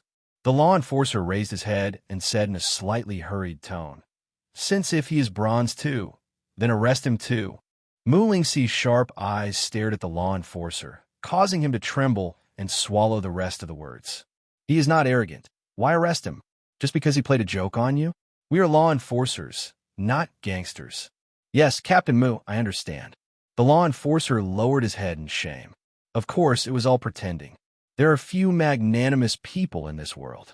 No one will bow their heads and admit their mistakes because of someone else's words, unless that person is a leader. The leader has to admit it in person. He cursed in his heart. It was because of arrogance that he dare not arrest. It was not because of arrogance that he could not be arrested. Then what the hell are you doing here? Did his lie detector light up? No, it didn't light up once in the whole field. Mu Lingxi narrowed her eyes slightly. The lie detector only judges whether it is a lie based on the heartbeat. Some prisoners with strong psychological qualities will not cause the lie detector to react even if they lie. Arrogance can kill imperial nobles unscrupulously, and his psychological quality must be far superior to that of ordinary people. The subordinate who was fiddling with the polygraph on the side cast a puzzled look. I know what you're thinking. Why do you have to use the polygraph when you know it is useless? Mu Lingxi's mouth curled up with a sneer of victory. This is a reverse polygraph. On average, people lie at least 25 times a day, mainly for 3 purposes: showing off, pleasing others, and self-protection. Many lies are told subconsciously, just like Murong Yun. Even as a victim, there are many lies in his words that are processed by subjective consciousness. You mean, lying is normal, and not lying is abnormal? Mu Lingxi shook her head. You can understand it this way, but the polygraph can only be used as a reference. There are many people with strong psychological qualities in this world, especially among the extraordinary people. My real purpose is actually to let them relax their vigilance. Relax vigilance? The man widened his eyes. Do you have any follow-up measures? Mu Lingxi stopped talking and stared at the person who asked the question with interest. Xiaoli, you talk too much today. Happy Mid-Autumn Festival, my family. Xiaoli was a little terrified. I don't mean anything else. I just want to learn more from you, Captain Mu. Your question just now, is it what you want to ask? Or is it what Su Mu wants to ask? Xiaoli's face suddenly changed. Captain Mu, what are you talking about? What does this have to do with Su Mu? Of course it has something to do with it. Since he was able to control you to turn on the light just now, why can't he control you to explore the secrets of the Law Enforcement Bureau? Captain, I didn't. I am willing to accept the mental abnormality examination of the Law Enforcement Bureau. You don't need to tell me. I will also let you accept the examination. Come on, take Xiaoli down for examination. Not only him, but all ordinary employees of the Law Enforcement Bureau that Su Mu has just contacted must accept mental examinations. With Mu Lingxi's order, the Law Enforcement Bureau soon became chaotic, and many people were taken away for examination without knowing why. Let me go. There is nothing wrong with my mental state. I don't want to be examined. Someone shouted in panic. As an employee of the Law Enforcement Bureau, he naturally knew what a mental examination meant. The mind is different from the body. If you're not careful, it will cause permanent damage. Going to the hospital for an X-ray will cause radiation, not to mention a mental check. Mu Lingxi is very cautious, but Su Mu is even more cautious. Su Mu, who is used to hypnotizing others, did not hypnotize ordinary employees of the Law Enforcement Bureau this time. First, ordinary employees have no access to confidential information, so hypnosis is useless. Second, it is inevitable that the Law Enforcement Bureau will have some means to check hypnosis. After all, it was led by a gold strongman, and a group of elites from the Imperial Capital Law Enforcement Bureau came. If hypnosis is really so powerful, then the Bronze Law, Concentrate the Mind, would not be ranked only 44th. Night. After a busy day, the gold extraordinary Sikong came back. His often frowned brows rarely relaxed. Thinking of the mithril mine he had just obtained, he couldn't help but feel happy. He thought that he couldn't come here in vain. He got the mithril mine and the Murong family. As the local tyrant of Xingqing, the Murong family controls a lot of industries. Now that Murong Zhua is dead, there are only 2 or 3 big cats and small cats left in the Murong family. As long as the operation is done properly, it may not be impossible to squeeze out more benefits. Dong, dong, dong. A slight knock on the door sounded. Sikong Zhen, whose thoughts were interrupted, frowned slightly. Come in. Click. The door was pushed open by Mu Lingxi. She held a list in her hand and said straight to the point. Lord Sikong, this is the list of suspects at the banquet. I have screened all the people who attended the banquet and found several key suspects. Please take a look. Sikong Zhen did not reach out to take it, but waved his hand nonchalantly. You are a professional in investigating cases. Just let it go. I'm only responsible for arresting people. If you really find pride, notify me then. Mu Lingxi looked cold, as if she had expected such a result. She didn't buy Sikong Zhen's high emotional intelligence speech at all. Obviously, she didn't want to care, but she put on a professional hat. Lord Sikong, my plan is this. Let these suspects think they have passed the investigation. When they relax their vigilance, we can implement the second step. Sikong Zhen interrupted. These matters are entirely up to you. You don't need to report to me. I just want the specific location of the arrogant. Yes, Lord Sikong. Mu Lingxi put away the list and left the office expressionlessly. Bronze Coffin Company. Sumu was playing with Bubai. After a lot of mental feeding, Bubai had grown new arms, and his body became taller and taller, from more than 2 meters to 3 meters. There was a sense of breaking before building. Eat, eat. Poor child. I'm afraid you haven't had a few full meals before you met me. Sumu continued to infuse mental power into Bubai's body. Even if the other party was full, he was still infusing. His mental power would be replenished every day, which was equivalent to automatic refresh. If he didn't consume a little more, it would be a waste. Finally, he stopped when the 3-meter-tall, slender-limbed Bubai had a big belly, as if she was pregnant. Then he lay on the bed, closed his eyes, and fell asleep with an expectant smile on his lips, as if he was expecting some surprise tomorrow. Time passed by minute, and soon it was late at night, when Su Mu was already asleep. He slept, but someone else didn't. In the law enforcement bureau, Mu Lingxi was holding a cup of coffee and sipping it. Opposite her sat a young man with severe dark circles under his eyes and sparse hair. The man wore thick black-framed glasses, a pair of dead fish eyes, and his eyelids kept closing and opening. He was obviously very sleepy. Zhuang Qing, Mu Lingxi called the man. The man woke up immediately after hearing the name and wiped his saliva hurriedly. What time is it? 2 o'clock in the morning. It's already 2 o'clock? Zhuang Qing's face fell, and he gathered his sparse hair. Captain, can we start? I really can't stay up late anymore. Look at my hair, it's almost all gone. Now when I go out and tell others that I work in the Law Enforcement Bureau, no one believes it. They insist that I'm a programmer. Mu Lingxi nodded. Wait a little longer. The nightlife in the upper city is very rich, and many people sleep very late. Wait another half an hour. After half an hour, you activate Dream Journey Spirit Track to sneak into the target person's dream. When he heard that there was still half an hour left, Zhuang Qing's face was full of collapse. Hey, why is my ability Dream Journey Spirit Track? It should be renamed Staying Up Late and Sleeping with the Target Person. Every time I have to stay up late with the target person, and then I will sleep with him after he falls asleep. Shut up, Mu Lingxi scolded. What are you complaining about? This is the biggest use of dream travel spiritual trace, is that people are defenseless in dreams, so it is also the easiest to get secrets. When you failed all 5 subjects in the Law Enforcement Bureau exam, I valued your ability and admitted you as an exception. Is this how you repay me? Cheer up.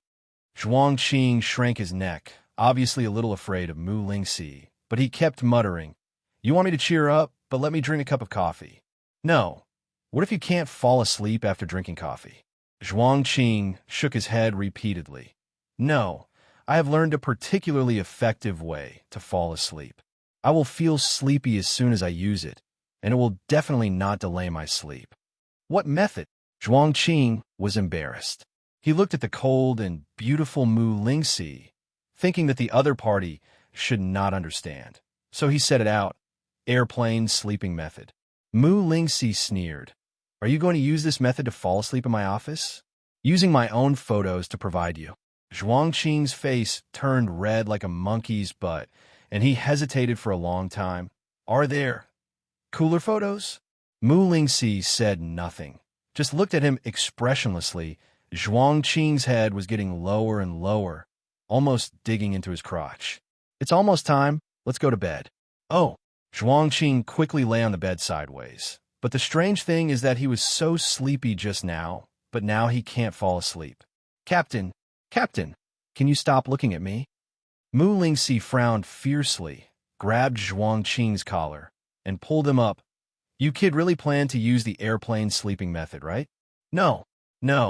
I'm used to being single, used to sleeping alone, and I can't sleep with someone in the room, especially a woman.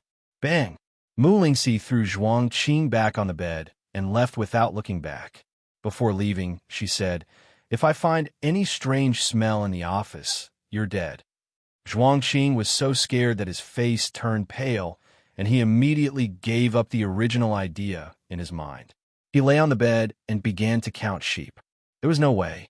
The original sleepiness was scared away by Mu Lingxi. 101, 102, 388. The more he counted, the more bitter his face became. He couldn't sleep and couldn't sleep at all. He found that people are mean. When you don't let you sleep, you can't open your eyes. But when you really let you sleep, you can't sleep at all. He began to be dazed while counting. 554,556,553. Oh, you counted me once just now. A white little sheep jumped out of the flock and complained. Zhuang Qing was startled. Fuck, why are there only sheep? He found himself in a sheepfold, surrounded by white little sheep. He shook his head violently, and then realized that he had entered a dream because he was too obsessed with counting sheep, resulting in a dream full of sheep. At this point, he no longer paid attention to these sheep, but began to search for Su Mu's dream. When Su Mu was investigated by the Law Enforcement Bureau before, Mu Lingxi had secretly intercepted a trace of his breath left behind. With this trace of breath, Zhuangqing quickly found Su Mu's dream, and then he swaggered into Su Mu's dream. This operation was already familiar to him. Mu Lingxi said that Su Mu was the biggest suspect. After the investigation during the day, he must have relaxed his vigilance, so he told himself to enter the dream at night to see if he could find clues about arrogance. She even suspected that Su Mu was arrogant. There was no evidence, just an intuition. Zhuangqing was not panicked at all. Even if Su Mu was arrogant, it didn't matter. After all, it was a dream. Everything in the dream was fake, and the golden strongman couldn't kill him in the dream. So, he plunged into Su Mu's dream fearlessly. The scene in front of him changed rapidly, and what came into his eyes was an extremely prosperous modern city with bright lights and neon flashing, which was even more prosperous than the imperial capital. Zhuangqing couldn't help but widen his eyes. He had entered many people's dreams, but this was the first time he had seen such a realistic dream. In the past, dreams were like virtual games. Every scene needed to be loaded. Due to the limited computing power of the human brain, most of the scenes were blurred, and only the place where the protagonist was located would appear real. But Su Mu's dream was different. Every blade of grass and every tree here was the same as reality. He suddenly realized that Su Mu might really be arrogant. Otherwise, how could a bronze second-level extraordinary person support such a real dream? His heartbeat inexplicably accelerated, like an ordinary person who accidentally discovered the secret of a big boss. He suppressed the throbbing in his heart and searched for Su Mu's location. It was difficult to find. In previous dreams, he only needed to go to the clear scene to basically find the owner of the dream, but everything here was very clear. However, this did not bother Zhuangqing. He randomly found a passerby on the street and asked, "Excuse me, do you know where Su Mu is?" The passerby was stunned. Who is Su Mu? This time it was Zhuangqing who was stunned. It was unscientific. It stands to reason that everything in the dream is a manifestation of the subconscious of the dream owner. So asking passersby for directions is actually asking the subconscious. Suddenly, Zhuangqing had an idea and quickly changed the topic. "Excuse me, do you know where Lord Arrogant is?" The passerby suddenly realized. "You mean Lord Arrogant? He is on the top floor of the tallest building." Zhuangqing's face flashed with joy and he clenched his fists. "Great. I will make a great contribution this time. When I return, the captain will definitely look at me with new eyes and maybe even give me a cooler photo." He reached out to stop a taxi and headed straight for the tallest skyscraper, which was hundreds of meters high and almost reached the clouds. He did not encounter any obstacles along the way and walked straight into the building. He did not feel strange, but felt it was normal because people are usually defenseless in dreams, and it is difficult for them to realize that they are dreaming. Ding! He took the elevator and went up all the way. After a few minutes, the elevator stopped. He walked into the top floor and found that it was a huge conference room. Looking through the glass of the conference room, he gasped instantly. There was a huge round table in the huge conference room. There were 7 people sitting around the round table. These 7 people were wearing the same style of tuxedos, dressed neatly, with different figures, men and women. And they all wore a silver mask on their faces. The silver mask was very strange, without any patterns, only expressions. The expressions carved by the cold metal were simple in style, but very vivid. Through the expressions, he could roughly judge the emotions represented by each mask: arrogance, rage, jealousy, greed, gluttony, lust, laziness. 7 deadly sins. Zhuangqing almost cried out in surprise. He never thought that he would see the 7 deadly sins meeting in Su Mu's dream. He immediately realized that this was a very critical opportunity. Maybe he could learn more about the 7 deadly sins organization from the content of the meeting. The Nightmare Gate is ready. The next thing is the sacrifice, Fury said in a muffled voice, with a hint of dissatisfaction and anger in his tone. "I don't know who provoked him. As for the sacrifice, The number of living people in the entire Star City should be enough. If not, it's okay. This time, the Imperial capital sent a lot of extraordinary people to Star City to find us. The souls of extraordinary people are of high quality. With them, it will definitely be enough. Jealousy is a short-haired woman who is casually fiddling with her newly made nails. The white nails are inlaid with tiny broken diamonds, which are very delicate. Thump, thump. Zhuangqing's heartbeat was almost uncontrollable. He couldn't believe his ears. Is this the 7 deadly sins? They actually planned to kill all the humans in Star City, even the extraordinary people from the Imperial capital. So wouldn't that include him? The news was so explosive that his brain was a little out of order. Finally, I've waited until this moment. I can't wait to see the wonderful scene of the nightmare coming to the world. This corrupt world needs a great cleansing. The human body is so weak. Only the fusion of nightmare monsters is the final direction of human evolution. Is there anything more perfect than nightmare creatures in this world? They are powerful between reality and illusion, ignore the limit of lifespan, and have infinite possibilities. People have limits, but nightmares don't. Greed was so excited that his body trembled slightly. The next moment, a thick tentacle emerged from his body and swung excitedly like a dog's tail. Everyone seemed to be accustomed to the sudden appearance of the tentacle. Everyone, Pride, who was sitting in the first seat, suddenly said, "You are all pioneers of human civilization. Although you are not understood by the world for the time being, when a nightmare gate opens, the decay will be driven away, and the new life belongs to every human who embraces evolution. I hope you will join me to join this glorious evolution." As Pride's inspiring words sounded, the 7 deadly sins boiled thoroughly. And Zhuangqing outside the conference room felt like he was falling into an ice cave. This group of lunatics, they actually want to use the power of nightmare creatures to subvert the entire world. They are even more dangerous than the Revolutionary Army. No, I must pass the message as soon as possible, otherwise it will be too late. Zhuangqing trembled slightly, showing his inner horror.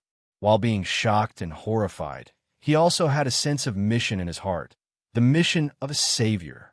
He took a deep look at the conference room and was about to turn around and leave.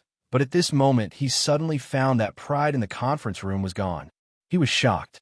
This was Pride's dream. How could Pride suddenly disappear?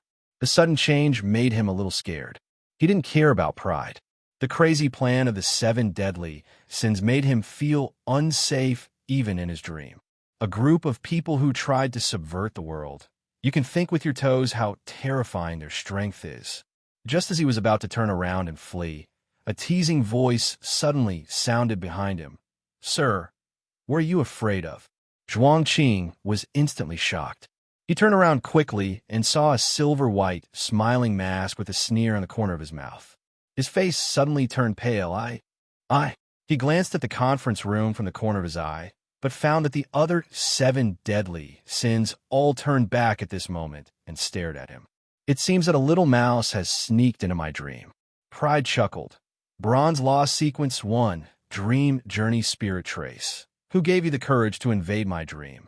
Do you really think I can't do anything to you in your dream? Have you ever thought about a question, why Dream Journey Spirit Trace is called the weakest sequence?"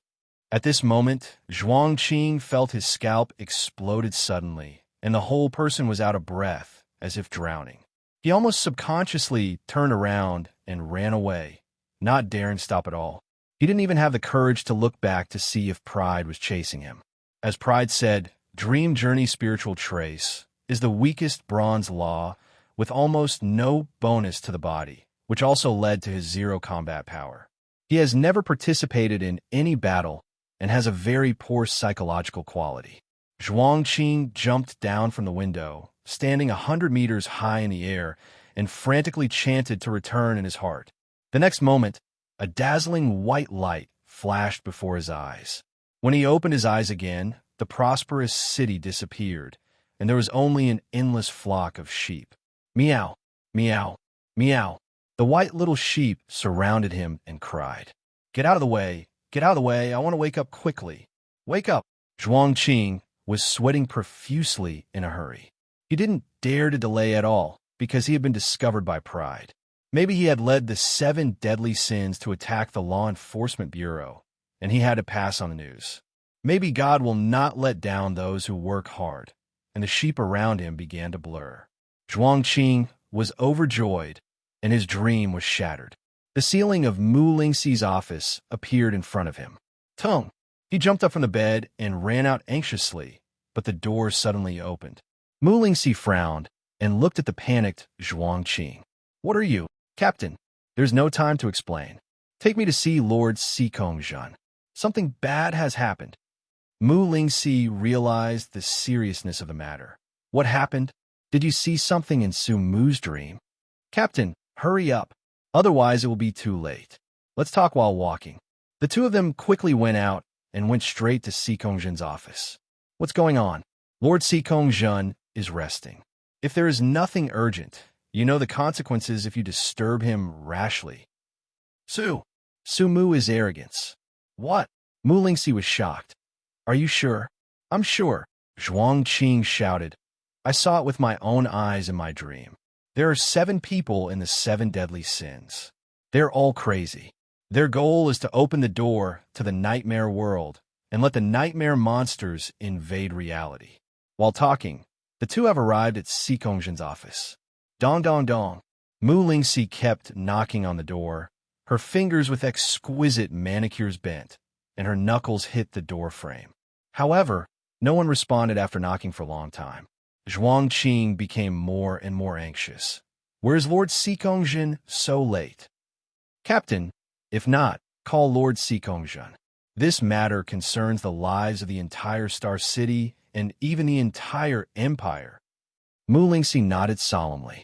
She took out her mobile phone, and her white diamond-studded manicure kept knocking. No one answered.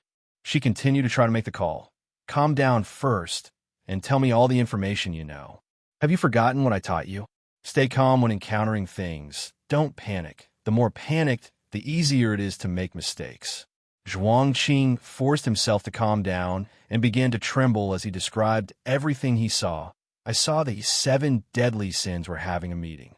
I couldn't see their appearance clearly. They all wore masks, but I remember their body shapes. There should be 6 men and 1 woman. Some of them were strong and some were thin. The woman was very slim, with short hair, and there was still. At this point, Zhuangqing suddenly got stuck. He stared at Mu Lingxi's hands that kept tapping the phone. Those hands were slender, and they were also doing exquisite manicures. The white nails were inlaid with bits of diamonds. The style was exactly the same as the jealousy in the 7 deadly sins. In an instant, Zhuangqing was enveloped by a silent terror. His hair stood up, and he could hardly breathe. What's on your hand? Mu Lingxi asked. Thump, thump.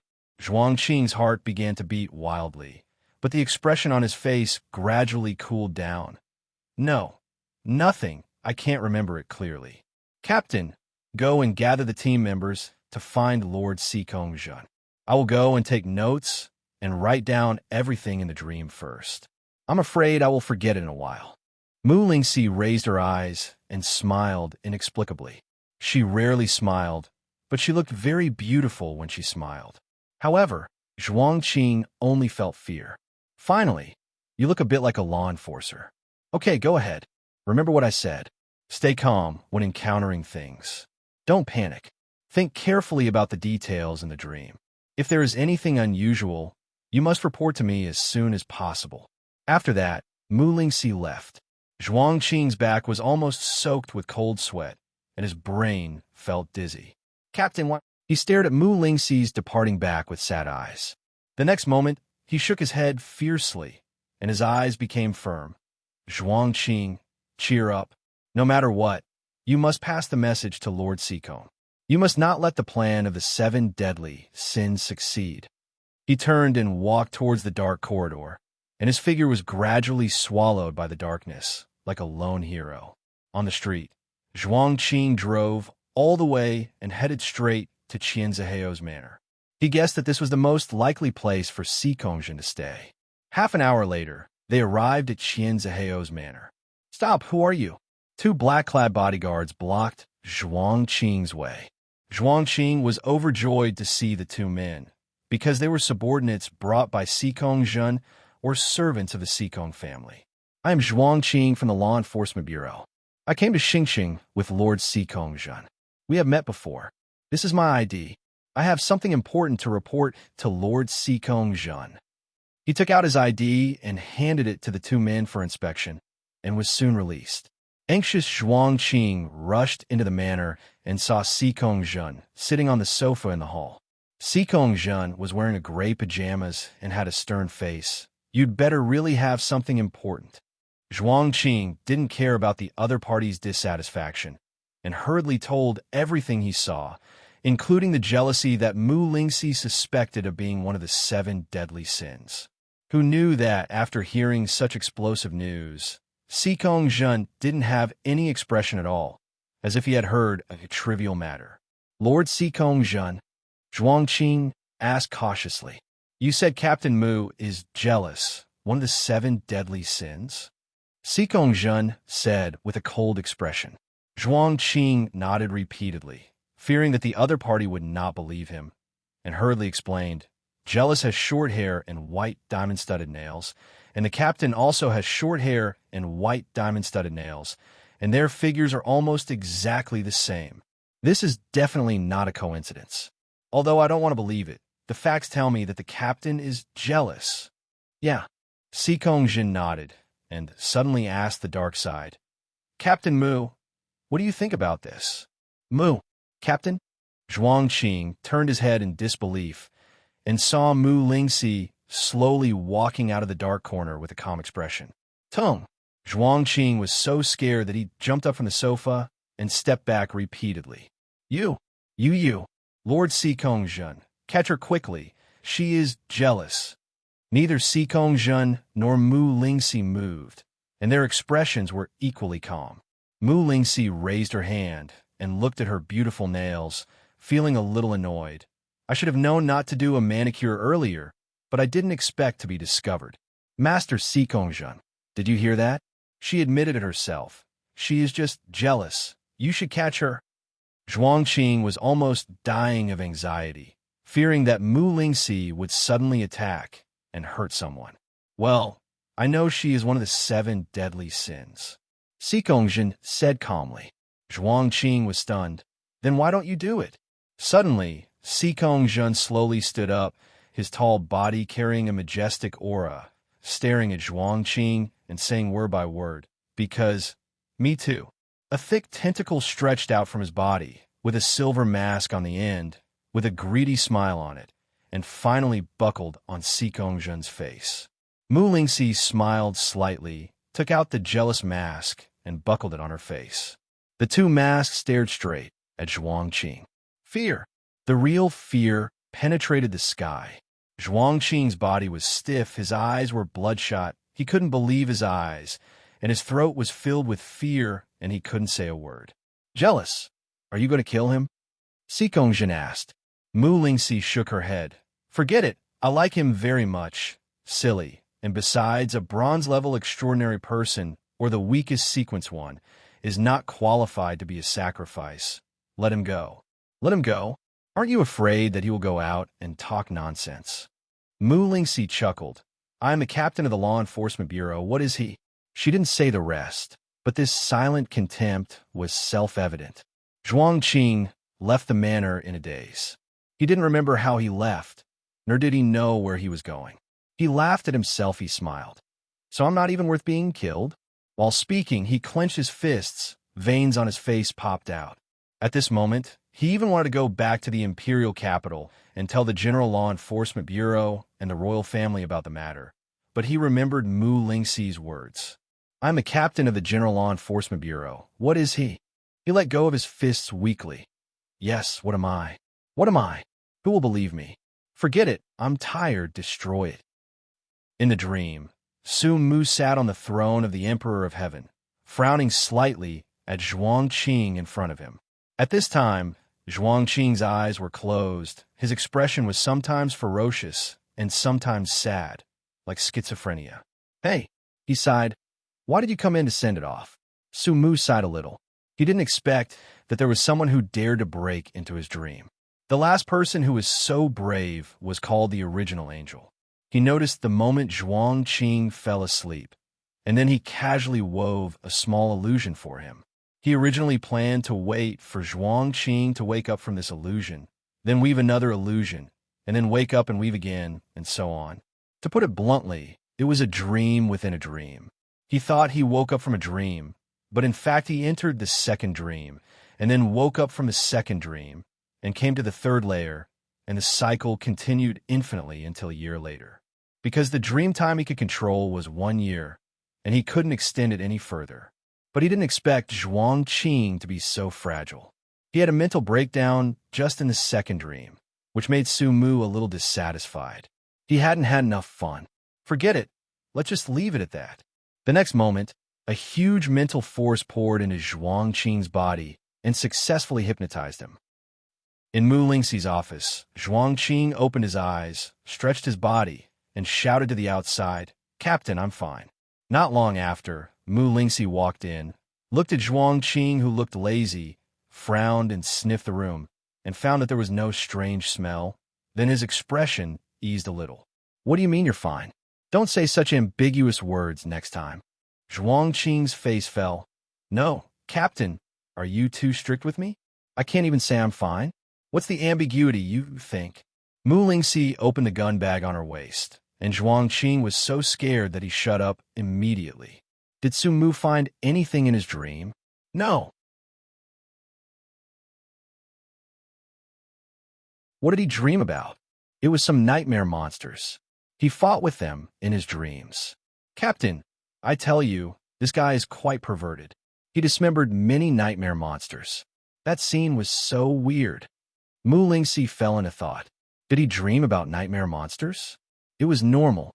Nightmare apostles often dream about nightmare monsters. This kind of people enter the nightmare world through dreams, so they naturally resist sleeping and have nightmares. Did you guide him in his dreams? Zhuang Qing nodded naturally. Of course I guided him. I implanted a lot of information about the 7 deadly sins and pride in his dreams. His reaction was also normal. In my opinion, the Golden Eye being robbed and Qian Ziheo being killed may be coincidences. The evil organization of the 7 deadly sins cannot be cultivated in a small place like Star City. Mu Lingxi was slightly distracted. Was my feeling wrong? Maybe pride has no connection with Star City, just passing by? "Captain, you've been busy all night. Do you want to have some midnight snack?" Zhuang Qing came over with a playful smile. "Go back to bed, and then enter Murong Mengli's dream, and first check all the suspects." Zhuang Qing looked reluctant. "Captain, I just woke up. How can I sleep now? Otherwise, you can give me a photo." Click. That was the sound of a bullet being loaded. Looking at the black muzzle in front of him, Zhuang Qing fell asleep. "I suddenly feel so sleepy, Captain. I'll go to sleep first." Mu Lingxi took back the pistol and turned away. As she left, Zhuang Qing, who was originally playful and joking, suddenly became expressionless, lying flat on the bed like a robot, and slowly closed his eyes. 3 days later, in the newly established headquarters of the Viper Gang in the Lower City District, Sumu was quietly listening to a record called "I'm Looking Forward to It."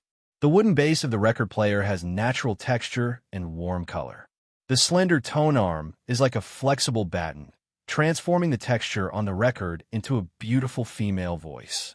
The female voice is clean and ethereal, like a young girl in love, slowly narrating the beautiful expectations for the future and love. The breeze blows the sea of flowers, the sun shines on the skirt. The dream of the flower season is like a colorful painting, full of expectations for the future. I look forward to a wonderful future. Dreams shine in the distance. I look forward to the arrival of love, like the stars illuminating my heart. I look forward to seeing you forever like the first time. I look forward to the holly green reflecting the light of the years. I look forward to your expectations. Hear it. My name. Yang Dongqing on the side shouted excitedly. "This is the song that Jasmine wrote for me." The ethereal female voice in the record has not ended yet, and Yang Dongqing's shouting instantly broke the beautiful expectations in the music. I tell you, this song is very popular now. Jasmine is going to be a big star. He was very happy, even happier than being a star himself. Sumu looked at Yang Dongqing, who was yelling like a gorilla, and suddenly felt a headache. You came here just to give this record? To show off that Jasmine wrote a song for you? How is it possible? I'm not that bored. I came here mainly to tell you that I feel that the next nightmare world is approaching. I have been a little uneasy in recent days. When Yang Dongqing mentioned the nightmare world, his excitement cooled down a little. Now Sumu was interested. Is it finally coming? He's been bored for 3 days. Because of the arrival of the Golden Strongman, the entire Star City became unprecedentedly depressed, and all the undercurrents stopped. No one wanted to cause unnecessary trouble at this sensitive time. This also led to Su Mu being very bored, and the call of the nightmare world aroused his interest. In fact, if possible, he would not want to take advantage of other people's nightmare call, mainly because he himself had never felt the call of the nightmare world, probably because he went there too frequently. Every time, he would take the initiative to enter before being called. You should rest in the Viper Gang these few nights and wait for the arrival of the nightmare world. Yang Dongqing nodded. This was exactly the purpose of his coming. To be honest, no one wants to face the nightmare world alone. If it weren't for Su Mu's existence and Ting Ting's nightmare last time, he would definitely not be able to come out alive. Got it. I will accompany Jasmine during the day and go back to the Viper Gang at night. After saying that, Yang Dongqing got up and left, running to find Jasmine. Sumu shook his head helplessly. How could a good transcendent have a love brain? Xingqing Law Enforcement Bureau, in the meeting room. Mu Lingxi's expression serious, frowning, constantly thinking about the clues he has at hand. Captain, I have invaded the dreams of all these main suspects. They have nothing to do with the 7 deadly sins. What should we do next? Zhuang Qing yawned with 2 huge dark circles under his eyes. Mu Lingxi did not respond. Her frown deepened. Now things are in trouble. If she can't find any clues in Xingqing, how can she report to the Empire? There have been no terrible incidents of killing nobles for decades. Now there is one, but there is no clue. The imperial capital is already very dissatisfied. At this time, Sikong Jun, who was sitting aside drinking tea, suddenly said, "Since conventional means can't find clues, we can only rely on unconventional means." What do you mean? Predict the future. Sikong Jun uttered 4 words lightly. Mu Lingxi was stunned. Bronze Law Sequence 241, predicting the future, has not appeared for more than 10 years. Could it be that Lord Sikong knows where there is a supernatural person who can predict the future? Sikong Jun shook his head slowly. Although I don't know where the supernatural person who predicts the future is, I know there are other means to achieve similar effects to predicting the future, such as fortune-telling. Fortune-telling? Mu Lingxi looked thoughtful. She seemed to have thought of something and blurted out, Changshan Taoist Temple, Taoist Xianqing. Yes, it is Taoist Xianqing. But Taoist Xianqing travels around and has no fixed place to stay there for. He only stays in one place for a year each time. It may be difficult to find him now. Sikong Jun smiled slightly. No need to look for him deliberately. Taoist Xianqing happened to be traveling to Xingqing this time. Mu Lingxi's face showed a hint of joy. Is he in Xingqing? That's perfect. I have heard that Taoist Xianqing is a strange man who is proficient in fortune-telling, and his effect is comparable to predicting the future. When he traveled to the imperial capital, he was even summoned by the royal family. If he can help, it will not be difficult to find clues to the 7 deadly sins. Let's go and meet Taoist Xianqing. Sikong Jun stood up in the suburbs of Xingqing, far away from the hustle and bustle. An ancient Taoist temple stands quietly. The Vermilion Gate is very new. The green tiles are stacked, and the auspicious bee sculptures on the roof ridge stand upright, as if it was built not long ago. Above the gate hangs an ancient plaque with 4 big characters on it. Changshan Taoist Temple. Sikong Jun and Mu Lingxi stepped into Changshan Taoist Temple and walked on the bluestone slabs in the courtyard. A handsome Taoist priest was sitting lazily at the stone table playing with his mobile phone. He seemed to have seen something beautiful and kept making a laugh that all men understand, so that the people who came to the Taoist temple didn't pay attention. Mu Lingxi stepped forward. Master, is Master Xianxing here? Jun Wushang was startled, as if he was caught in bed. He hurriedly locked the screen of his mobile phone, then raised his head, and then he was stunned. He stared blankly at Mu Lingxi in front of him, wearing a black tight leather jacket and long boots, outlining her graceful figure and slender legs. Mu Lingxi's expression remained unchanged, and she continued to ask, "Excuse me, is Taoist Xianxing here?" Jun Wushang came back to his senses and nodded like a chicken eating rice. Yes, the master is in the hall." Mu Lingxi nodded, and then walked towards the hall with Sikong Zhen. Jun Wushang's eyes were almost popped out, and he kept scanning the other party's slender and straight legs. "My God, these legs are even more upright than my character." Sikong Zhen and the others walked into the hall, and what they saw was an ancient and grand altar, which almost occupied 1/5 of the hall. It was just strange that on such a large altar was a miniature statue of a god, less than 20 centimeters tall. The statue was in human form, made of clay, and painted with inferior oil paint. Many places had already cracked. Next to the altar, an old Taoist priest with a head full of white hair sat cross-legged in front of the statue with his back to the two of them, as if in a trance. 2 wisps of green smoke rose in front of him, curling and spreading, adding a bit of ethereal feeling. "Master Xianxing, it has been 5 years since we last met in the imperial capital." Sikong Zhen laughed loudly, as if he had met an old friend he hadn't seen for many years. The Taoist priest Xianxing, who looked like a Taoist priest, slowly turned around, revealing a face full of age spots. "It turns out to be Mr. Sikong. I, Xianxing, am honored." Sikong Zhen and the others looked at Xianxing, who seemed like a Taoist master, with strange expressions on their faces. Taoist Xianxing noticed the gazes of the two people and wiped the saliva from the corners of his mouth with his wide Taoist robe, as if nothing had happened, and said in a mysterious way, "I don't know why Mr. Sikong came here this time. If you want to persuade me to return to the imperial capital, don't waste your breath. I have believed in the immortal Lord all my life, and I am determined to travel around the world and strengthen the immortal Taoism. I can't stay in one place." Sikong Zhen seemed to have expected Taoist Xianxing to say this, and didn't care, but went straight to the point. "Master, you misunderstood. I came here mainly to ask you to help me with a divination. I believe you have heard that an organization called the 7 Deadly Sins appeared in Xingqing not long ago. The head of the 7 deadly sins, arrogance, even killed an imperial noble in public. This incident angered the entire Qian Empire, so I was sent here to investigate. Now the case has reached a bottleneck, so I would like to ask the Taoist priest for help." Faced with the request of a golden strongman, Taoist priest Xianxing shook his head unexpectedly. "I stopped fortune-telling for people many years ago, so please go back." Mu Lingxi frowned slightly. "Taoist priest Xianxing, the 7 deadly sins are extremely heinous, and the royal family has issued a death order to bring them to justice. Please help me.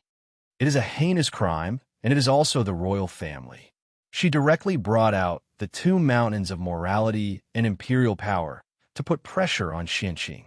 Taoist Xianxing remained calm and asked, "Lady, how old do you think I am?" Mu Lingxi was a little confused, but still answered, "Looking at your face, I think I should be 80 years old." Taoist Xianxing stroked his gray beard and smiled. "Old? 70? Taoist Xianxing smiled and shook his head. Mu Lingxi raised her eyebrows. 60? She didn't expect Taoist Xianxing to look so old. She just said 80 was an understatement. Judging from his face, people would believe him if he said he was 100. Unexpectedly, Taoist Xianxing continued to shake his head.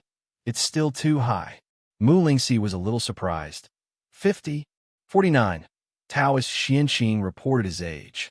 Seeing the suspicion on Mu Lingxi's face, he explained, "Fortune-telling is to reveal the secrets of heaven. which will shorten one's life. I am the best example. I'm only 49 years old, but I act like a centenarian. So it's not that I don't want to help you, but I am willing but unable. This, Mu Lingxi didn't know what to say for a moment. You can't let people risk their lives to tell fortunes, right? Although she has never met Taoist Xianqing, she has heard the legend of this strange man in the imperial capital. He can be summoned by the royal family and is sought after by countless nobles.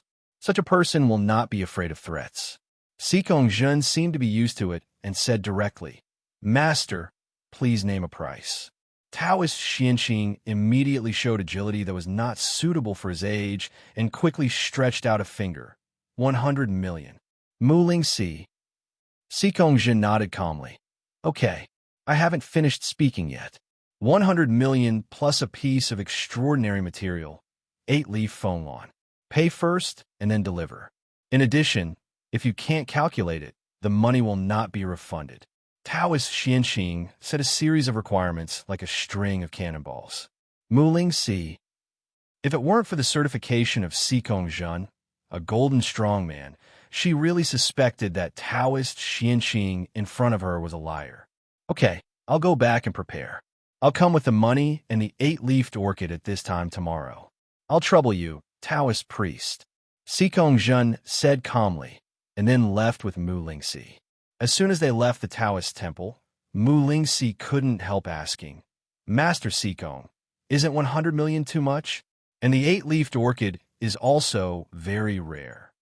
If you hadn't said before that the royal family had issued a death order, perhaps 10 million would be enough. Mu Lingxi was speechless again. She couldn't remember how many times she was speechless. It turned out that this damn old Taoist priest was still asking for a higher price. The more anxious you were, the higher his price would be. As long as we can catch the 7 deadly sins, any little effort is worth it. By the way, let the General Administration of Law Enforcement reimburse this money. So let's say 200 million. Xikong Zhen said lightly, as if he was talking about something insignificant. Mu Lingxi. Master, who was that girl just now? What did she want to see you for? Jun Wushang rushed into the hall impatiently. Taoist Xianqing glanced at him and said calmly, Of course she came here because of her reputation. Master, just brag. Changxing Taoist Temple has been open in Xingqing for almost a year. This is the first time that a customer has come here because of her reputation. You know shit. Didn't I tell you a long time ago that when I was a big shot in the imperial capital, even the royal family had to call me Taoist respectfully when they saw me, and the nobles below were even trying their best to see me. Yes, master, you're the best at bragging. Jun Wushang's ears were obviously calloused by these words. Evil disciple. Taoist Xianqing was furious. I was thinking of asking for a set of extraordinary materials for Sword Heart Clear, for you, but you dare to doubt me. You are really asking for a beating. Taoist Xianqing kicked Jun Wushang on the buttocks and sent him flying against the wall. Ouch! Jun Wushang rubbed his buttocks, his face full of anger. You are so good. Lao Deng, you just started a fight when your arrogance was exposed, right? You can make lunch today by yourself. I won't serve you anymore. Facing Jun Wushang's threat, Taoist Xianqing casually tugged at his sleeves and then threw out a 100 yuan coin. Disciple, people can't get along with money just for the sake of anger, right? Jun Wushang looked at the 100 yuan bill on the ground with disdain. Do you think I'm still as easy to cheat as before? 100 yuan can provide you with 4 dishes and 1 soup a week. Let me tell you, I have joined the Bronze Coffin Company and am deeply appreciated by the boss. Even the director of the Bronze Coffin is on good terms with me. Do you know how much salary I get a month? Swish. Taoist Xianqing threw out another 100 yuan bill. 200, no more. Jun Wushang was furious, feeling that his dignity was trampled upon. 300, not $1 less. The next day, Xikong Zhen and Mu Lingxi came again, bringing a bank card and an orchid with 8 leaves like sharp blades, each leaf flashing with cold light, as if it could cut through steel. Taoist Xuanqing's old face smiled like a blooming chrysanthemum, and he warmly welcomed the two in, and even provided tea, which was the service after payment. Master Xianxing, thank you for your trouble, Xikongzhen said lightly. Taoist Xianxing waved his hands repeatedly, with a serious face. Hey, no trouble, no trouble. I can share the worries of the empire even if I live a few years less.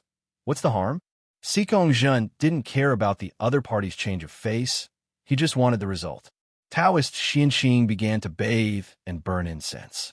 He first went back to his room to take a bath for an hour, then changed into a clean Taoist robe, put on a black Taoist hat, and respectfully lit 3 incense sticks for the miniature statue of Changsheng Tianzun. With the light smoke rising, he began to tell fortunes. An ancient copper coin sword appeared in his hand, and he chanted an unknown spell. His figure moved with the wind. While dancing with the sword, he took out a stack of yellow talisman paper from his arms and sprinkled it into the air. Mu Lingxi frowned at this operation of the charlatan. This can no longer be said to be a charlatan.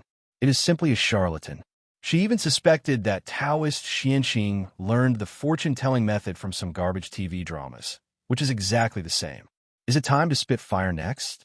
As expected, Taoist Xianxing took out the red gourd from his waist, drank a sip, and then sprayed it at the candles placed on the wooden table. Boom! A large ball of flames appeared, scorching the surrounding air. Some of the falling yellow talisman papers were ignited when they encountered the flames. The scene looked quite spectacular. It was just a coincidence that, accompanied by the breeze, a piece of ignited yellow talisman paper fell on the head of the statue of Changsheng Tianzun. My God, Tianzun! Taoist Xuanqing's face changed drastically, and he rushed to put out the fire for Changsheng Tianzun. The fire was quickly put out, but Changsheng Tianzun also became dusty. Don't blame Tianzun. Don't blame Tianzun. He wiped the statue of Tianzun with his sleeves nervously, wiping for a long time, and even wiped off a piece of red paint from the statue. Tianzun, no, don't let the paint fall off, old man. Mu Lingxi was completely speechless. She looked at Xikongzhen and found that under his calm face, the corners of his mouth were twitching. Master, haven't you calculated it yet? She couldn't help but urge him. As a result, he was met with a cold stare from Taoist Xianxing. Why are you arguing? Can't you see that the Heavenly Lord is angry? He repainted and kowtowed 3 times and 9 times, and after half an hour of hard work, he finally got back on track. Taoist Xianxing knelt in front of the Heavenly Lord of Immortality, bit his finger, and dripped a drop of blood on the statue. Disciple Xianxing, respectfully invite the Heavenly Lord to display his magical powers. Swish! The statue of the Heavenly Lord of Immortality suddenly burst into a strange sound. Green light, like a projection, formed in the air, and the image trembled like water waves, gradually becoming clearer. Mu Lingxi was stunned. So this is the so-called fortune-telling, which is to ask the statue to perform magical powers. Then what were you doing before bathing, burning incense, and dancing? Pure additional services, so that we feel that it is worth spending 100 million? The image in the air became clearer and clearer, and the face of the old Taoist, Xianxing, aged a few years at a speed visible to the naked eye. It was because of this scene that Mu Lingxi gave up the idea of asking for 100 million back later. This is the 7 deadly sins, Mu Lingxi exclaimed, staring at the picture in the air. At this time, the picture has been completely formed, and 7 men and women in tuxedos appeared on it. They have different figures, some are tall and slender, and some are muscular. The only thing in common is that they all wear the same silver mask on their faces. The picture expanded again, and several people also saw the scene clearly. The sky was covered with dark clouds, lightning and thunder. The earth cracked, mountains and rivers collapsed, and the once prosperous city became a ruin. The fire flickered in the ruins, ruthlessly devouring everything. The whole world seemed to fall into endless darkness and despair. In this broken world, 7 men and women in tuxedos and silver masks stood proudly. They stood on the top of the ruins, as if they were the masters of all things. The arrogant leader raised his chin slightly and looked at the destruction of the world with an arrogant look. Mu Lingxi took a breath, Sikong Jun had already frowned. The picture began to flash continuously, and more things appeared in the picture. They saw countless broken limbs and debris. The empire collapsed, and human civilization was burned. Everyone, the old era has ended, and the new era is coming. An arrogant voice sounded in the picture. He stood at the top, as if he had stepped on the whole world, as if announcing to the world, "And I will become the god of the new era."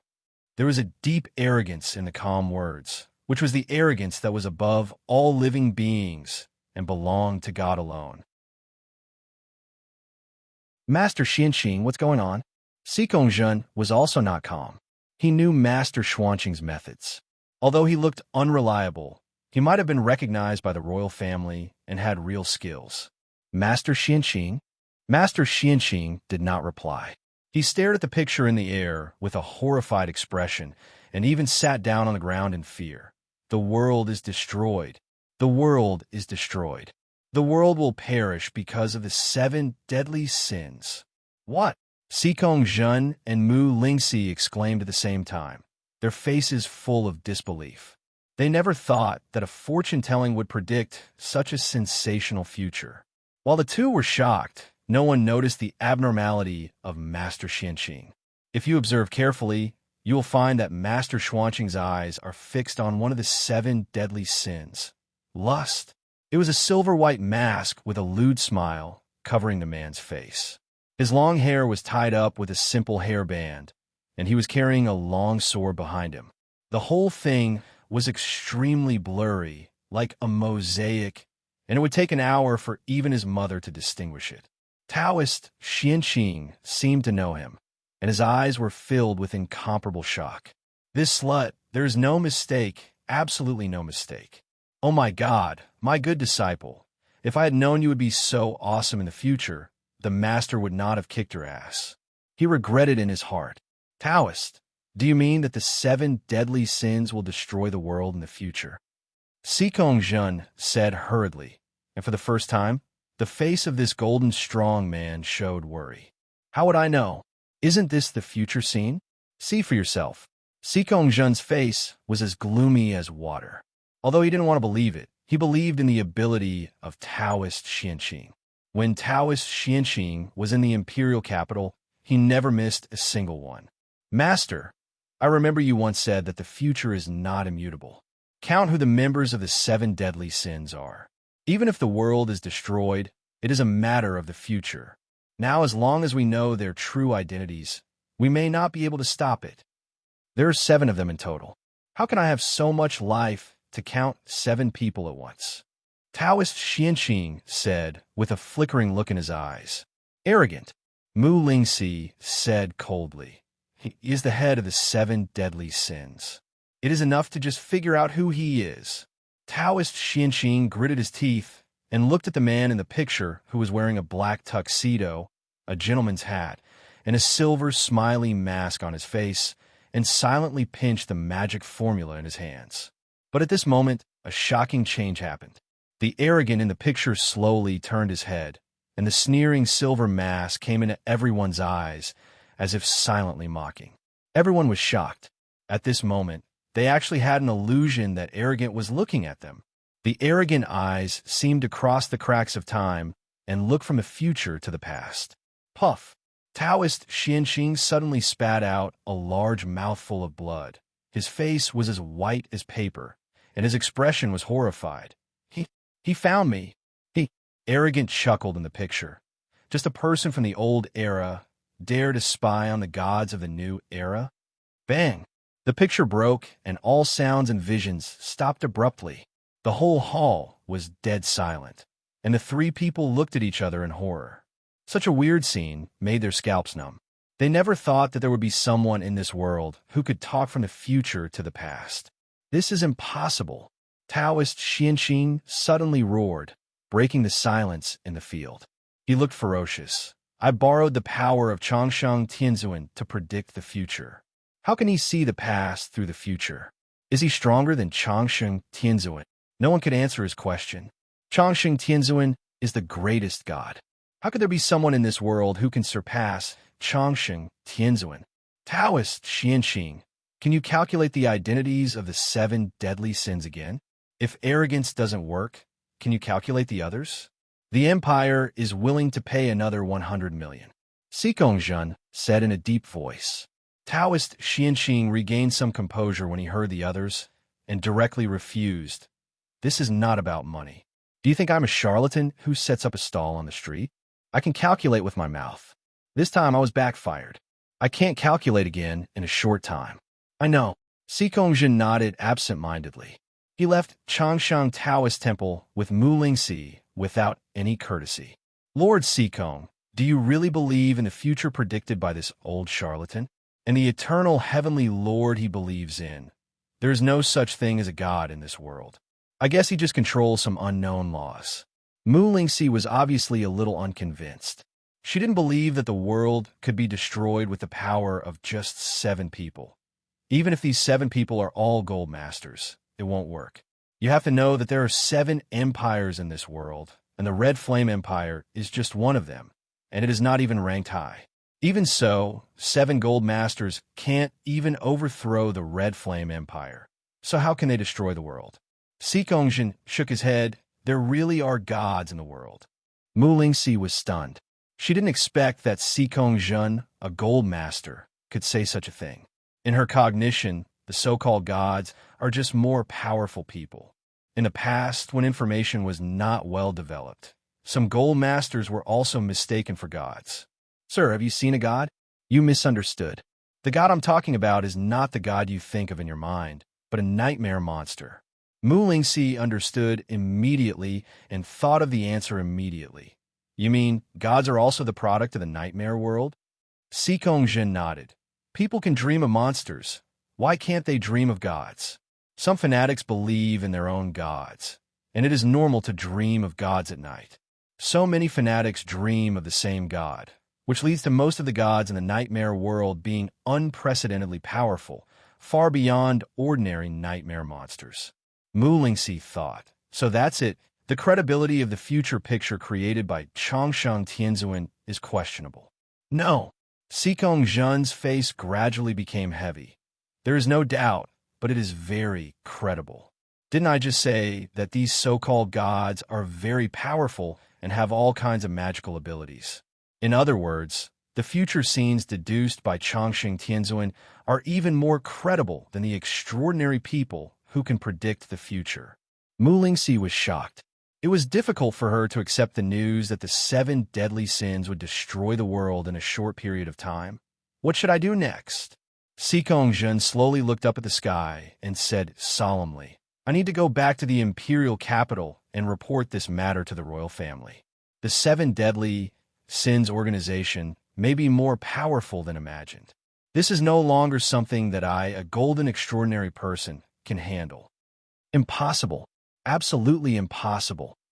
Taoist Xianxing sat madly in the hall, saying it was impossible.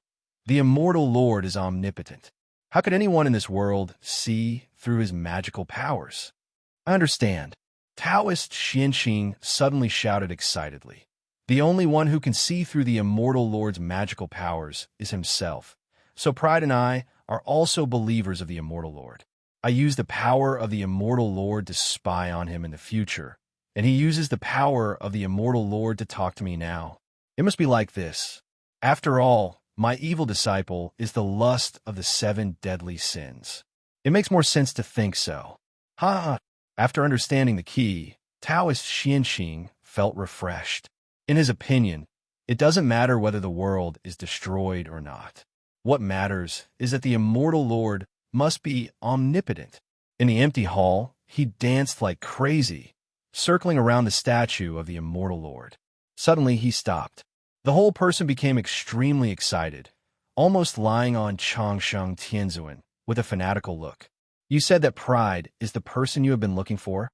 Yes, I will definitely bring Pride to you. The whole hall was filled with the crazy voice of Taoist Xianxing, and soon he started dancing again. Night fell quickly, and Jun Wushang, who had been out for a day, returned to Changshan Taoist Temple and smelled the aroma of meat as soon as he entered the door. When he walked into the hall, he saw Taoist Xianxing sitting at the table, his old face smiling like a blooming chrysanthemum, and the table was filled with sumptuous meals. "My dear disciple, you must be tired after a busy day. I have prepared dinner. Come and eat." Jun Wushang immediately became alert. "Old Deng, what tricks are you trying to play? Did you give me sleeping pills and wait for me to fall asleep to steal the 300 yuan I gave you yesterday? To tell you the truth, I have already spent the 300 yuan. You should give up this idea." A vein popped out of Taoist Xuanqing's forehead, but he still forced a kind smile on his face. "My dear disciple, you are naughty again. How could I do this? This is not a matter of fact. I just think you have worked hard all day, so I specially made a table of delicious dishes to help you replenish your body." As he said this, he took out a bottle of dark green potion and put it on the table. "This is the extraordinary potion of Sword Heart Clear, which I just made. Drink it while it is hot. With it, you could be promoted to bronze 2nd level, and unparalleled sword dance can also exert its true power." The goodwill of Taoist Xianqing made Jun Wushang more vigilant, and he even took a step back and stepped out of the door. "If you're too nice to someone, you're either a thief or a thief.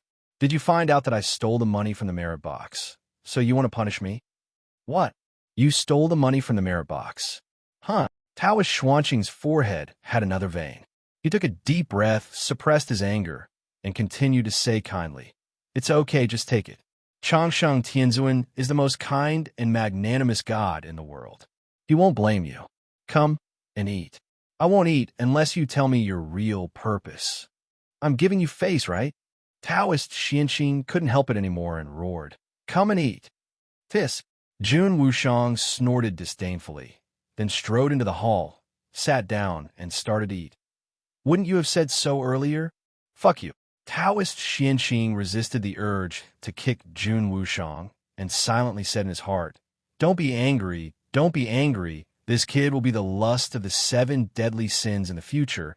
He is so awesome, and he will rely on him for retirement in the future. Tell me, what's the matter?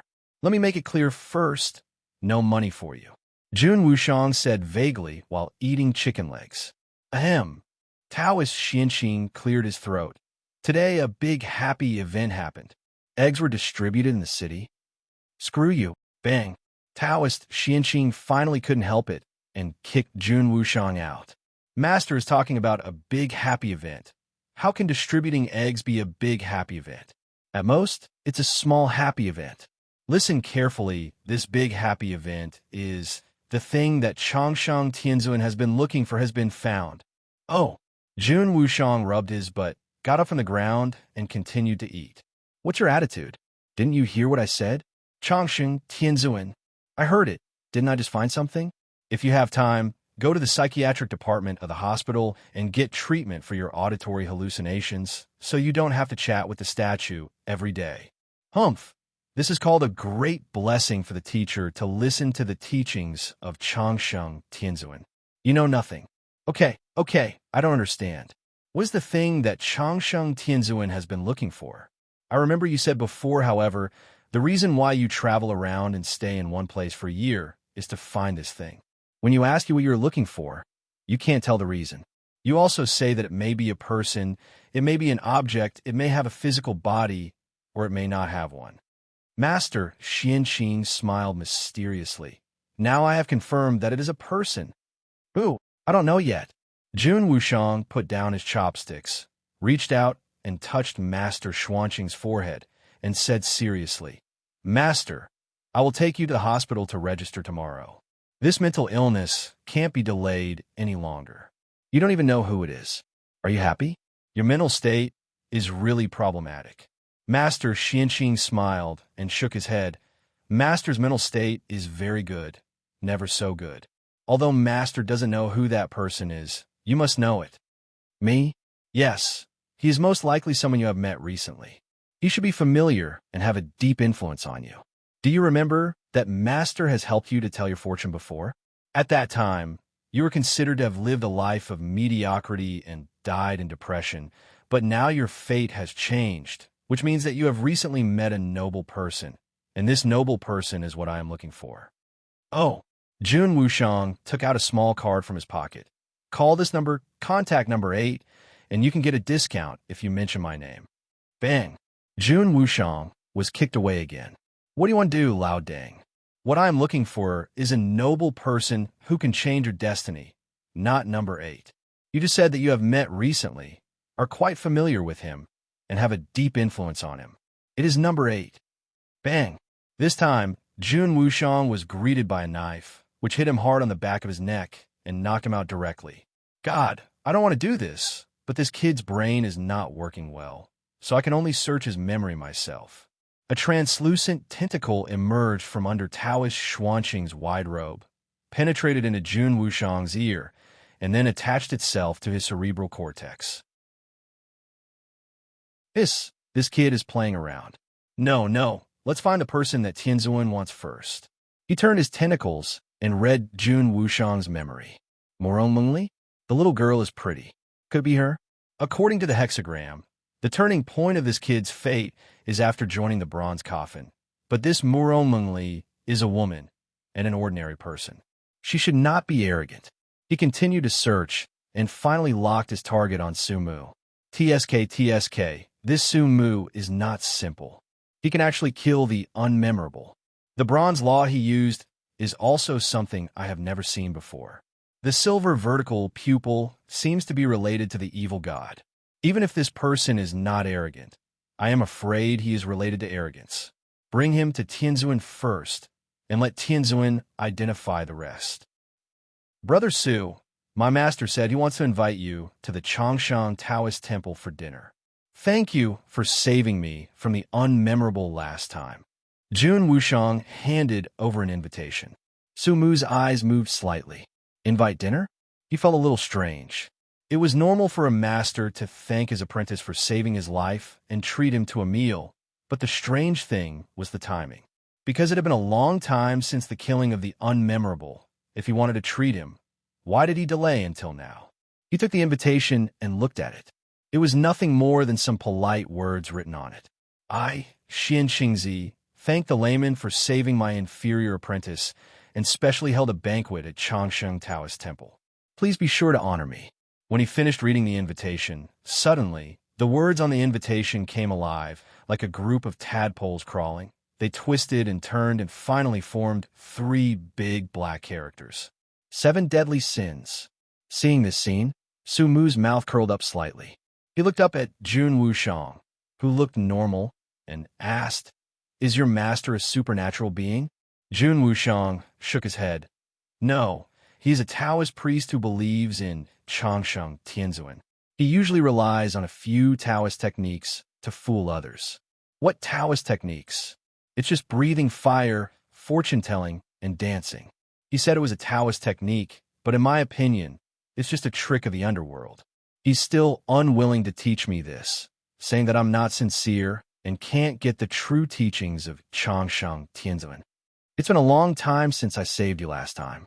Why does your master think of treating me to a meal now? Jun Wushang curled his lips in disdain. What else can it be?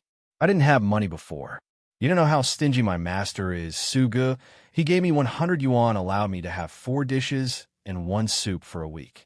I guess he made a lot of money from the 2 rich men who came before. So he suddenly treated me so generously. 2 rich men. Sumu narrowed his eyes slightly. What do these 2 people look like? Have you seen them? Jun Wushang immediately said with saliva flying, a man and a woman. The man is in his 40s with silver gray hair, and the woman looks to be in her 20s, with short hair draped over her shoulders, 36C, with a crotch line, leather jacket, leather pants, leather boots, wheat skin color, delicate features. Stop, I know.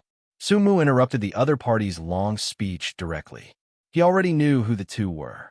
He had seen them in Zhuangqing's dream before, the law enforcement captain Mu Lingxi and the golden strongman Si Kongjin. Why did the 2 of them go to your master? I'm not sure, and the master didn't let me see it, but I guess it was fortune-telling. This is his best trick. The Changshan Taoist Temple can survive basically because he cheats everywhere, fortune-telling. Hearing this, Su Mu became interested. The Taoist who could be asked by the golden strongman to tell fortunes must not be ordinary. What's more, after the 2 of them finished fortune-telling, Taoist Xianxing sent an invitation and wrote the 3 words 7 deadly sins. The hidden meaning is intriguing.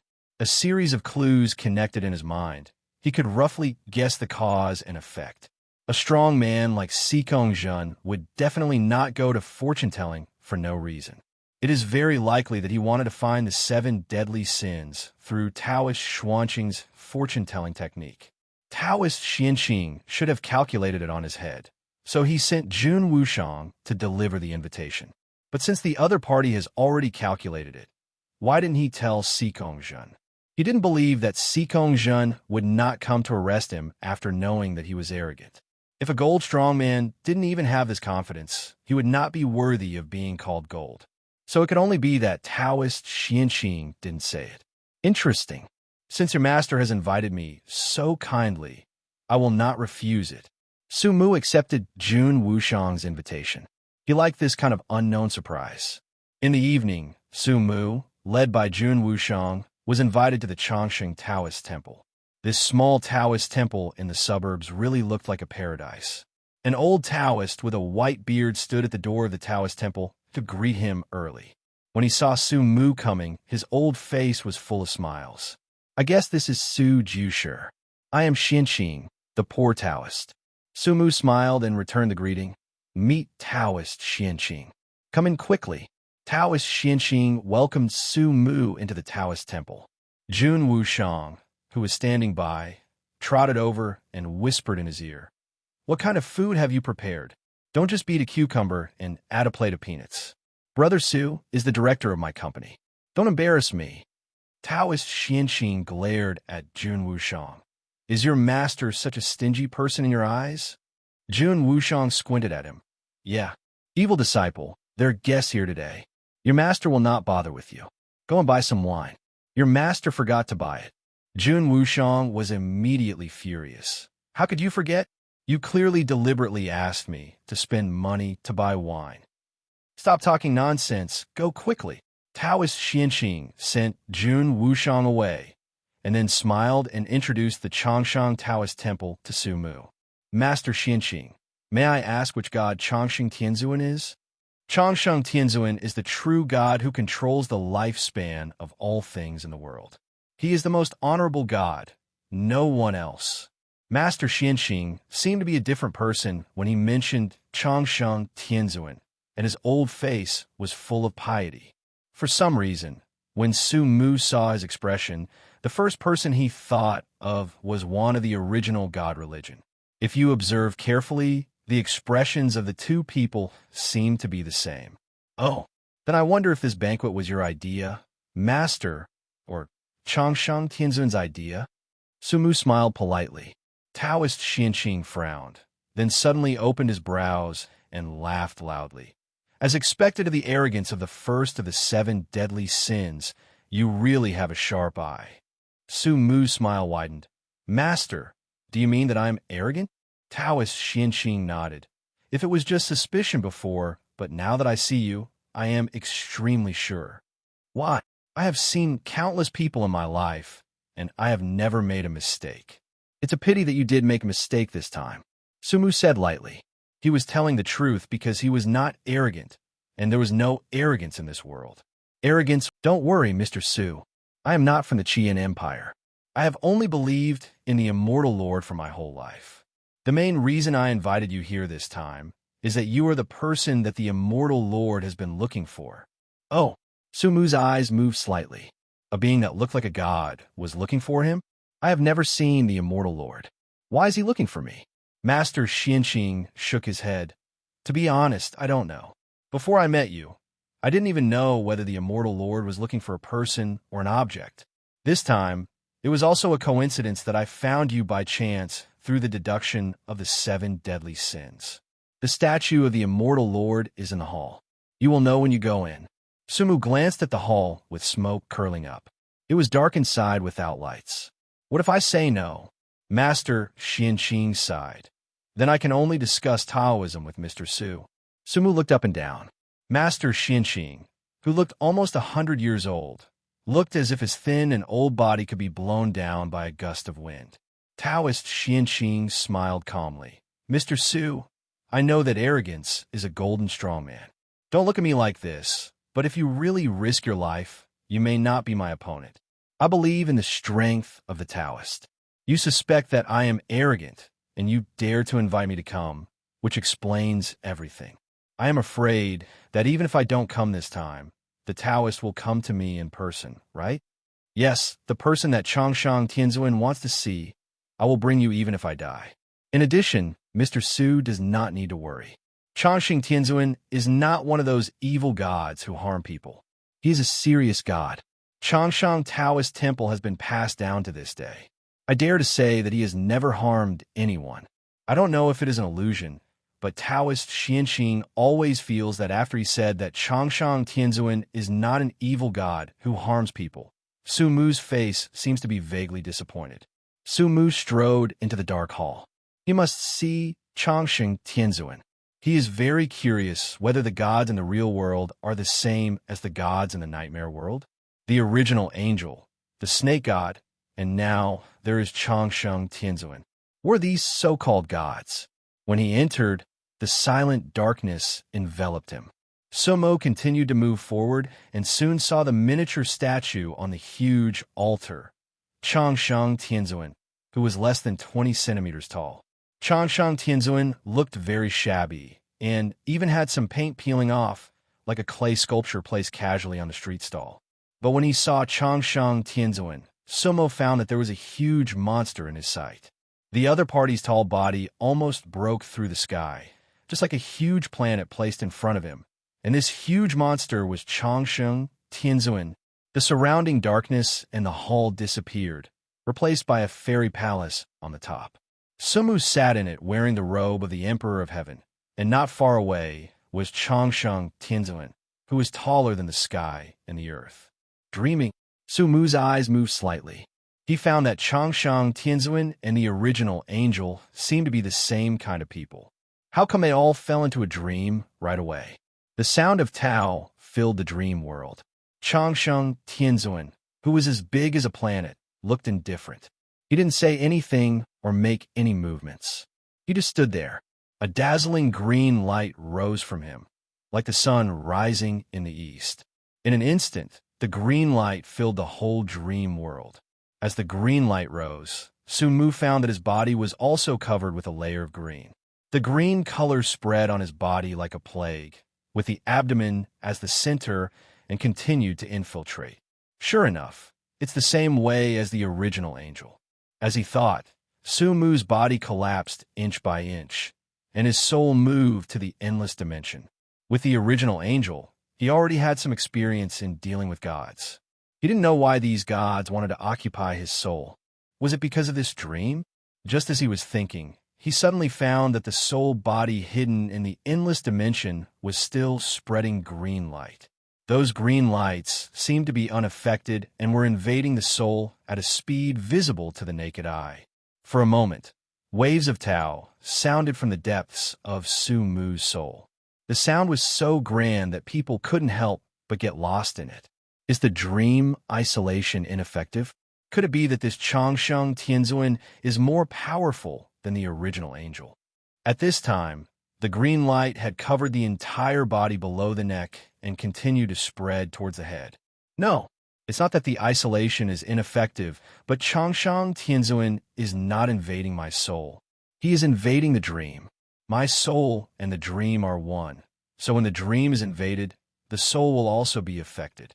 Su Mu's eyes were like lightning, scanning the dream world. The green color eroded the dream world like a tsunami. He had a faint feeling that the dream was about to be out of control. The purpose of these gods is indeed my dream. He knew that if he continued like this, he would probably be completely eroded by Changsheng Tianzuan. But no matter how he changed the dream, he could not stop Changsheng Tianzuan's erosion. Illusory dreams cannot affect reality at all. Only gods can fight against gods.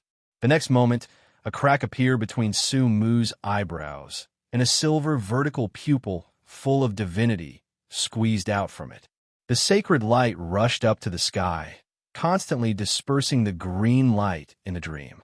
The green light on his body was also forced down by the silver light, slowly retreating to the chess position, and then the two sides fell into a stalemate. But after only a moment of stalemate, the green light began to spread again. However, under the confrontation of the silver vertical pupil, the speed of the green light spreading slowed down by hundreds of times. If you don't look carefully, you can't even see the green light spreading. But even if it is slower, the green light is indeed eroding the dream. Sumu took a look at the speed of the green light invasion. He deduced that at most 3 days, the entire dream will be completely infected by the green light. At this time, the huge statue of Changsheng Tianzuan in the dream made a sound. This was the first time he spoke. Before, it seemed that the gods disdained mortals. Just like when a person stepped on an ant to death, there was no need to talk to the ant, unless the ant suddenly raised your foot. The sound was magnificent and immeasurable, like the sound of the Tao. It obviously did not belong to any language, but it seemed to reach the soul directly. Sumu could not hear the other party's language, but he could feel the anger contained in it. Suddenly, a real name that he could understand appeared in Changsheng Tianzuan's mouth, the original angel.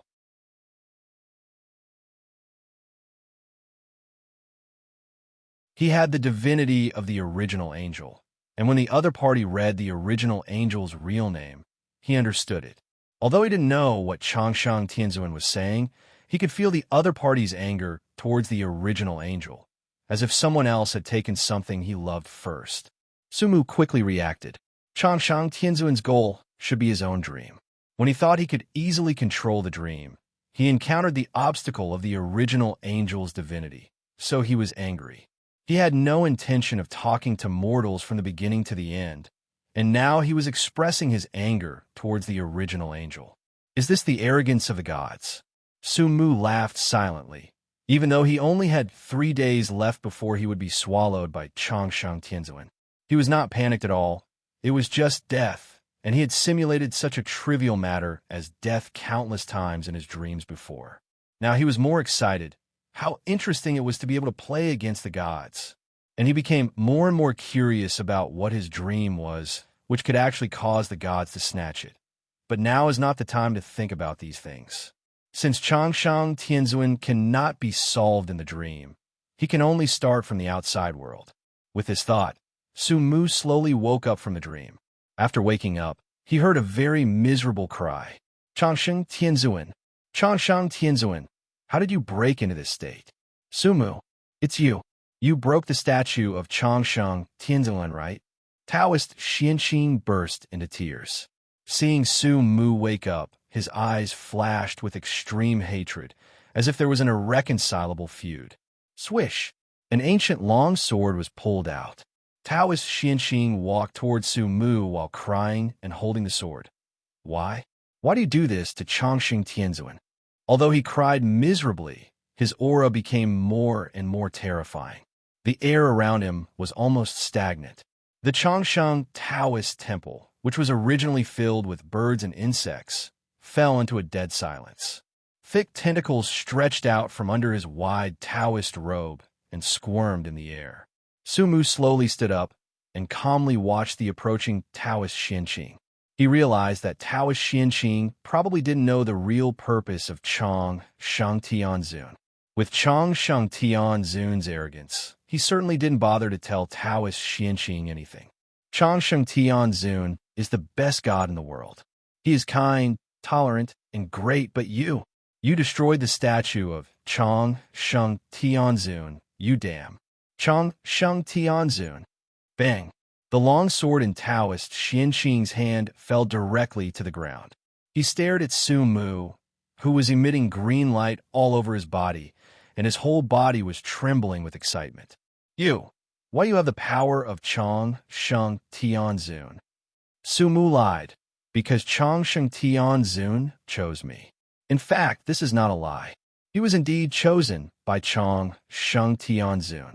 Taoist Xianqing was stunned, and his old face showed complex emotions, including envy, longing, and awe, but no doubt. The world of fanatics is so simple.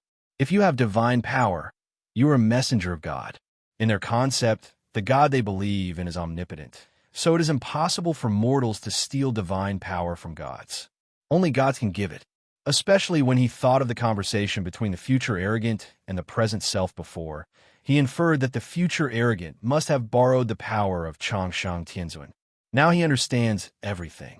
Arrogance is the messenger of Changsheng Tianzuan. So the future Jun Wushang will also join the 7 deadly sins. That's it. He was stunned for a moment, then fell to his knees with a plop and kowtowed to Sumo.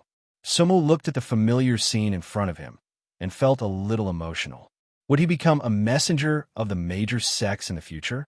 The reason why the statue of Changsheng Tianzuan broke was naturally because the divinity on it was transferred to his body and was constantly invading his soul, so that the spiritual power he exuded casually carried the breath of Changsheng Tianzuan. So Taoist Xianxing misunderstood. Sumu leaned down and touched Taoist Xuanqing's head with ease. Get up. Changsheng Tianzuan has been watching you. Taoist Xuanqing's body trembled suddenly, and turbid tears flowed from his eyes. Thank you, Lord God Envoy. The old Taoist climbed up from the ground tremblingly and kept looking at Sumu, looking like he wanted to see but didn't dare to. My lord, the eternal heavenly venerable suddenly gave you divine power. Is there something important? Sumu nodded. There's indeed a very important matter, but the time is not yet ripe, so this envoy cannot tell you. Hearing this, Taoist Xianqing felt a pang of bitterness in his heart. He believed that he was the most devout believer of the eternal heavenly venerable, but he did not expect that there was now another envoy, and there was a secret between the other party and the eternal heavenly venerable that he could not let himself know. What you have to do now is to cooperate with me with all your strength, understand? I understand. I will let the Lord of the eternal heavenly venerable drive you. Taoist Xianqing hurriedly expressed his loyalty. Sumu waited silently for a moment and found that the divinity of the eternal heavenly venerable in his body did not move at all. He secretly said that, as expected, the gods never care about mortals. The eternal heavenly venerable did not care about the devout believers under his seat. Perhaps in the eyes of the eternal heavenly venerable, Sumu and Xianqing were like 2 ants talking at this time, and he did not care about the behavior of ants at all. Let's talk about yourself first. For the convenience of future missions, this divine envoy needs to know your full strength before deciding what important tasks you can undertake in the future. Yes, I will tell you everything I know. Taoist Xianqing nodded like a chicken pecking at rice. I am not an extraordinary person.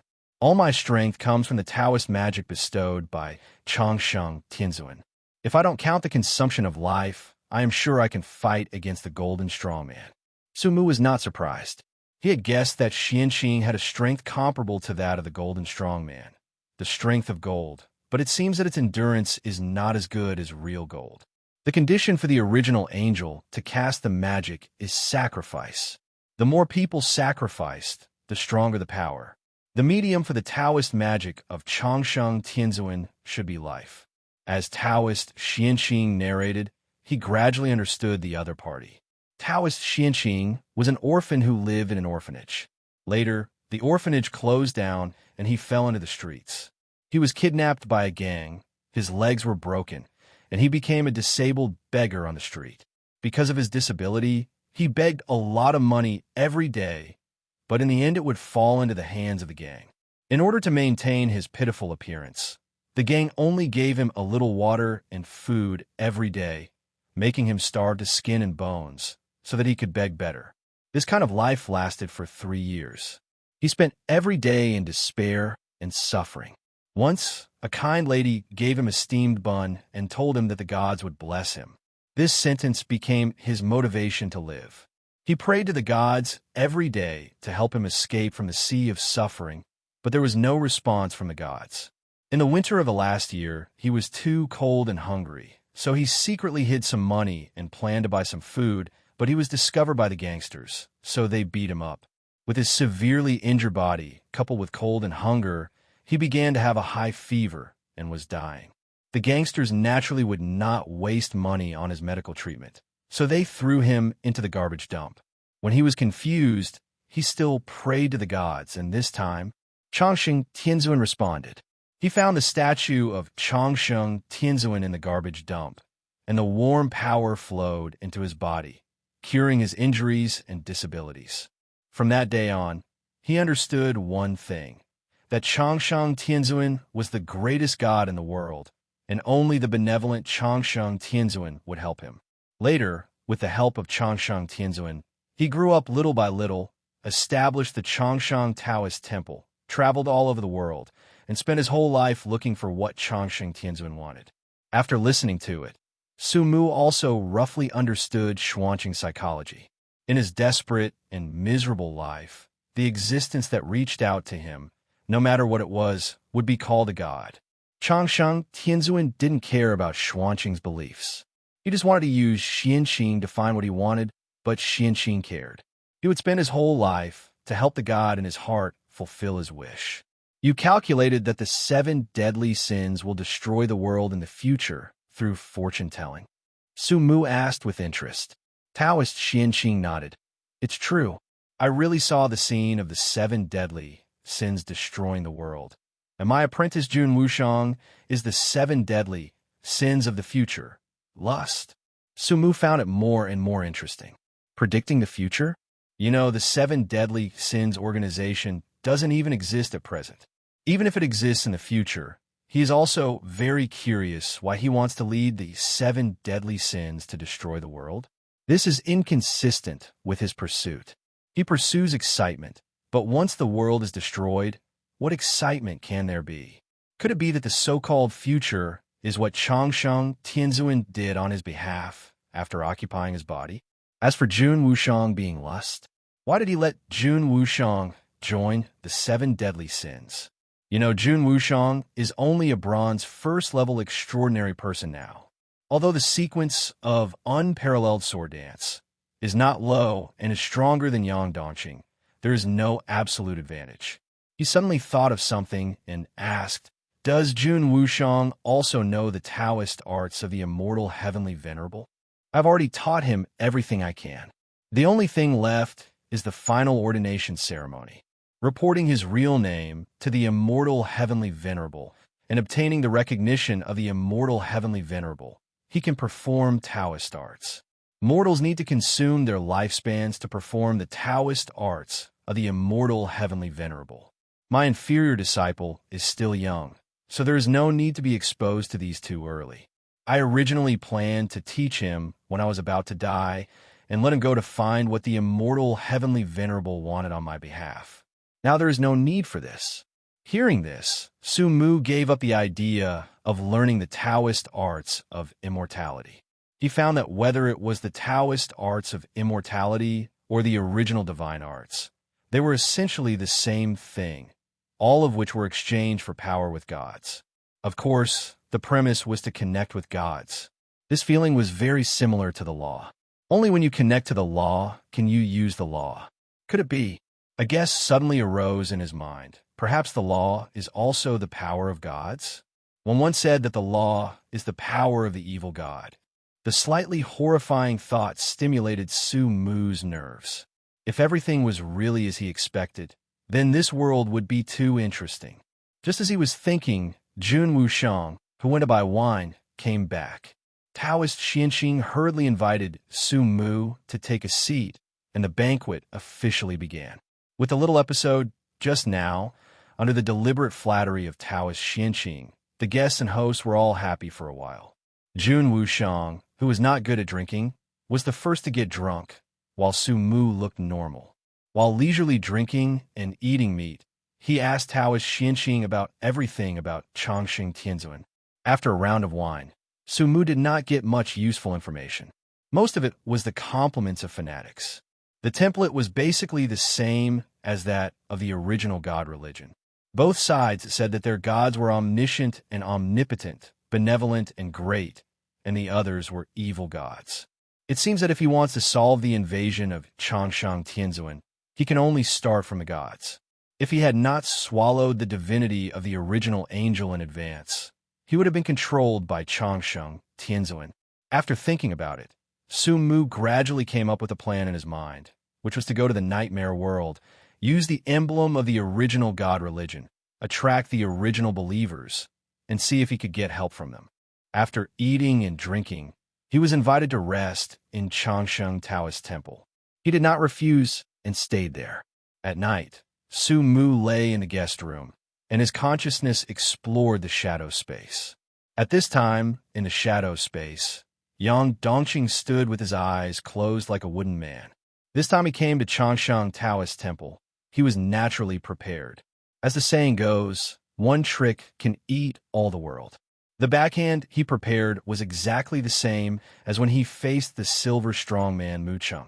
That is to put the nightmare apostle who is about to enter into the shadow space in advance, escape into the shadow space when encountering danger, then hypnotize the other party to sleep, and then jump to the nightmare world. Now this trick is useless because it doesn't work at all when facing gods.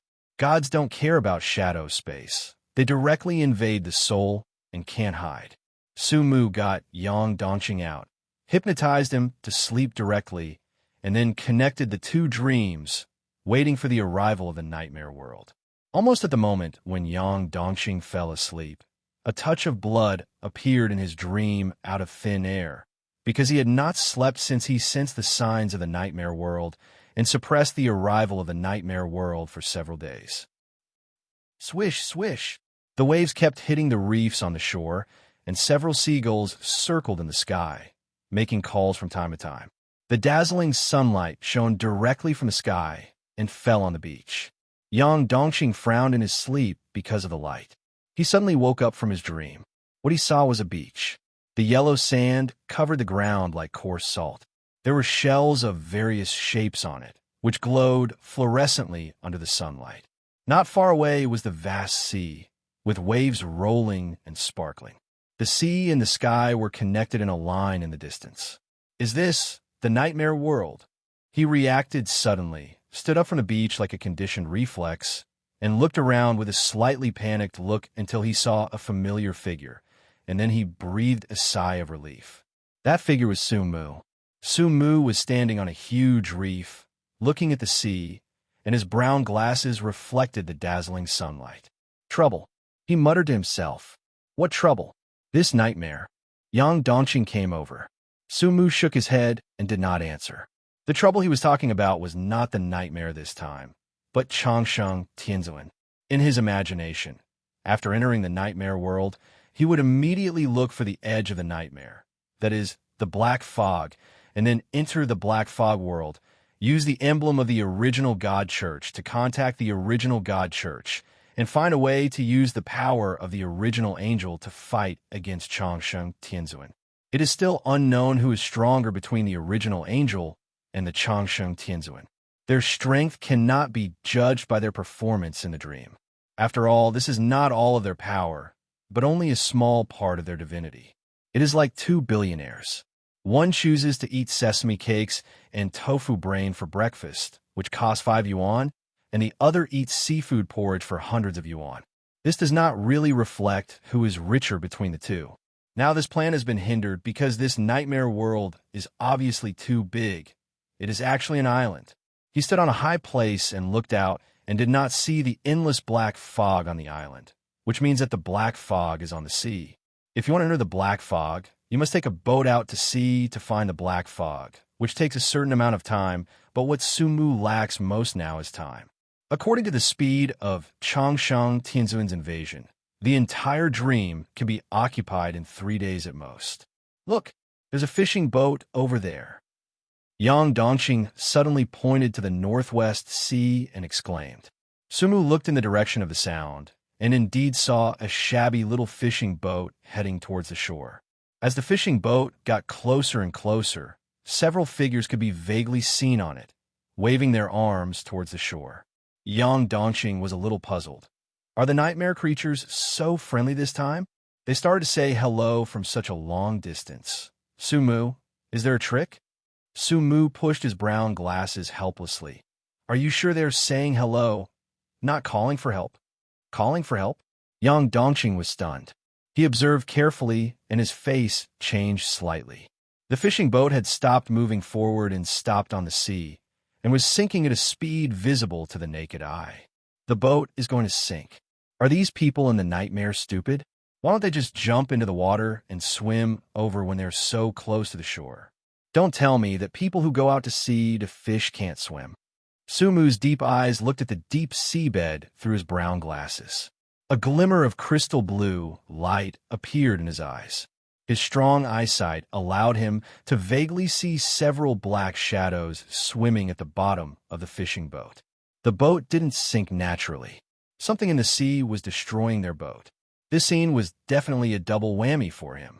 If he wanted to find the black fog, he could only go out to sea by boat. Now it seems that the sea is not safe at all. Something will stab the boat. Fighting in the sea is very unfavorable for humans, even for extraordinary people. If they don't touch the ground, their strength will be greatly reduced. At this time, the fishing boat could no longer hold on. The 3 panicked fishermen on it finally chose to jump into the sea. They swam towards the shore like crazy, as if they were being chased by sharks. It was at this time that Sumu finally saw what the thing on the bottom of the sea was. It was a person. The bodies of the people who had been soaked in the sea water for who knows how long, and had already rotted and even exposed their bones, had already changed, and black flesh whiskers grew in the rotten flesh. Swish! Under the entanglement of the black flesh whiskers, a fisherman at the back was immediately strangled by the neck, and then dragged into the sea and disappeared. Save people. Sumu gave the order decisively. Although he knew that these fishermen were not real people, but people in nightmares, he still had to save them because he needed the information here and the boat. The boat must not be asked from the monsters in the sea. Bang, bang, bang. A series of gunshots rang out, and Sumu and Yang Dongqing took out their pistols and kept shooting at the monsters in the sea. Both of them were extraordinary people, so their accuracy was naturally no problem. Especially Sumu. He had been playing with guns in his dreams for a long time, and his accuracy was comparable to that of a sharpshooter. However, guns seemed useless against the monsters in the sea. Even if bullets were poured on them, they could not cause fatal injuries at all. The rotten bodies were pierced by bullets. Except for the force to slightly repel them, there was no effect. Sumu narrowed his eyes slightly, changed his gun directly, took out the silver rose, and switched to mithril bullets. Since Murong's was death, Nangong Mengli has been fighting for the family property, and it has been quite effective. This kind of tangible benefits also reflected on him, and the mithril bullets were the most obvious example. However, a shocking scene appeared. The mithril bullets that claimed to be able to restrain extraordinary power were actually ineffective. It was still useless to hit these monsters. Even if the monsters were hit in the head, they still maintained their tenacious vitality. Fortunately, under the suppression of firepower, the remaining 2 fishermen finally escaped to shore. Run! Run! Go find the guards quickly. These sea monsters cannot be killed. Only the guards can deal with them. 2 dark-skinned fishermen wearing coarse linen shirts kept shouting, trying to get Sumu and the others to escape. Sumu's eyes moved slightly. Sea monsters? Can't be killed? Is this nightmare monster so difficult to deal with this time? He did not choose to leave, but waited for the sea monsters to come ashore. The 2 fishermen were very anxious and stopped trying. They turned around and ran away. Soon, 5 rotten humanoid creatures walked out of the sea. They were covered with messy black flesh whiskers, and the slightly fishy sea water kept dripping from them. Tick, tick, bang. A mithril bullet accurately hit the head of one of the sea monsters, and the rotten skull was directly pierced at the center of the eyebrows. But the sea monster just shook its head and rushed towards Sumo. Isn't it the influence of the sea water? Is immortality a characteristic of the siren itself? He continued to try, and a huge amount of mental power surged out, but when a mental power probed into the siren's body, he was surprised to find that it was empty. This means that the siren has no soul. They are not living things, but dead things. But why can dead things move? What force supports it? Let me do it. Yang Dongqing smiled confidently. Immortal, right? Wait until I smash you into pieces. I want to see if you can still live. He rushed up like a human cannonball, with a metallic luster on his body, and like a bowling ball being thrown. Boom!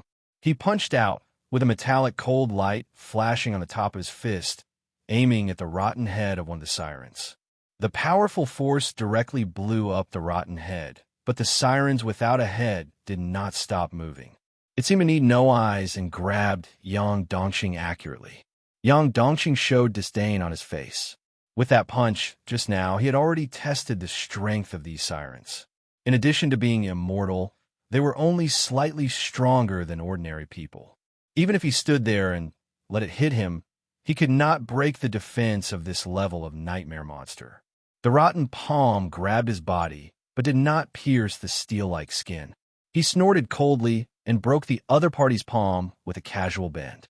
At this time, he did not forget to turn around and said to Su Mu in a very cool manner, "You just watch from the side. Leave them to me." After saying that, Yang Dongqing turned around, looking arrogantly, and what greeted him was a black fleshy beard. He snorted again and reached out to grab the tentacle without dodging, wanting to cut off the black fleshy beard in the same way, but at the moment when the two touched, he suddenly turned pale, his soul trembled, an unimaginable pain surged through his body. He screamed, and then his body softened and fell to the ground. As Yang Dongqing fell to the ground, more and more black fleshy beards entangled his body. Every time a black fleshy beard fell on him, he seemed to be electrocuted, and his whole body twitched violently. "Ah, Su Mu, save me!" Yang Dongqing screamed and reached out to Su Mu. Bang, bang, bang. Ordinary bullets hit Yang Dongqing accurately, breaking his flesh whiskers and leaving several white spots on his steel body. Yang Dongqing, who broke free from his restraints, immediately jumped up and hurriedly fled from the sea monster. He returned to Su Mu and gasped for breath, his face pale and bloodless. "That black flesh whiskers are weird. As soon as I touched them, I felt severe pain all over my body and couldn't use any strength." Su Mu's eyes flashed with crystal blue light.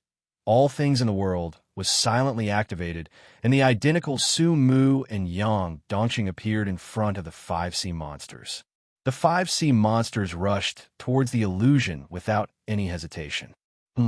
The eyes have long been rotten, but they are still deceived by the illusion. How do they perceive the outside world? The next second, Su Mu got the answer. The 5 sea monsters stretched out their black flesh whiskers to attack the illusion. The illusion that was originally impossible to break was actually broken by the attack of the black flesh whiskers. Feeling the reduction of mental power, Su Mu completely understood that the function of the black flesh whiskers was to attack the spirit. In other words, it was devouring the spirit. The black flesh whiskers had the function of devouring mental power, so they could directly devour the illusion constructed by mental power and ignore Yang Dongqing's steel body and directly act on his soul. A means of directly attacking the soul? Su Mu smiled silently, and he was a little eager to try. With a light tap of his toes, his figure appeared in front of a sea monster like a ghost and directly grabbed one of the other's black flesh whiskers. Yang Dongqing was shocked. "Su Mu, you." When the two sides came into contact, Su Mu immediately felt an illusory black flesh whisker appear in his soul, tearing towards the soul like a venomous snake. But when the flesh whiskers fell on the soul that was almost covered by the green light, sizzling, the green light suddenly became brighter, emitting a burst of magnificent power. In an instant, the black flesh whiskers were directly annihilated, but it was not over yet. The green light represented the power of Changsheng Tianzuan.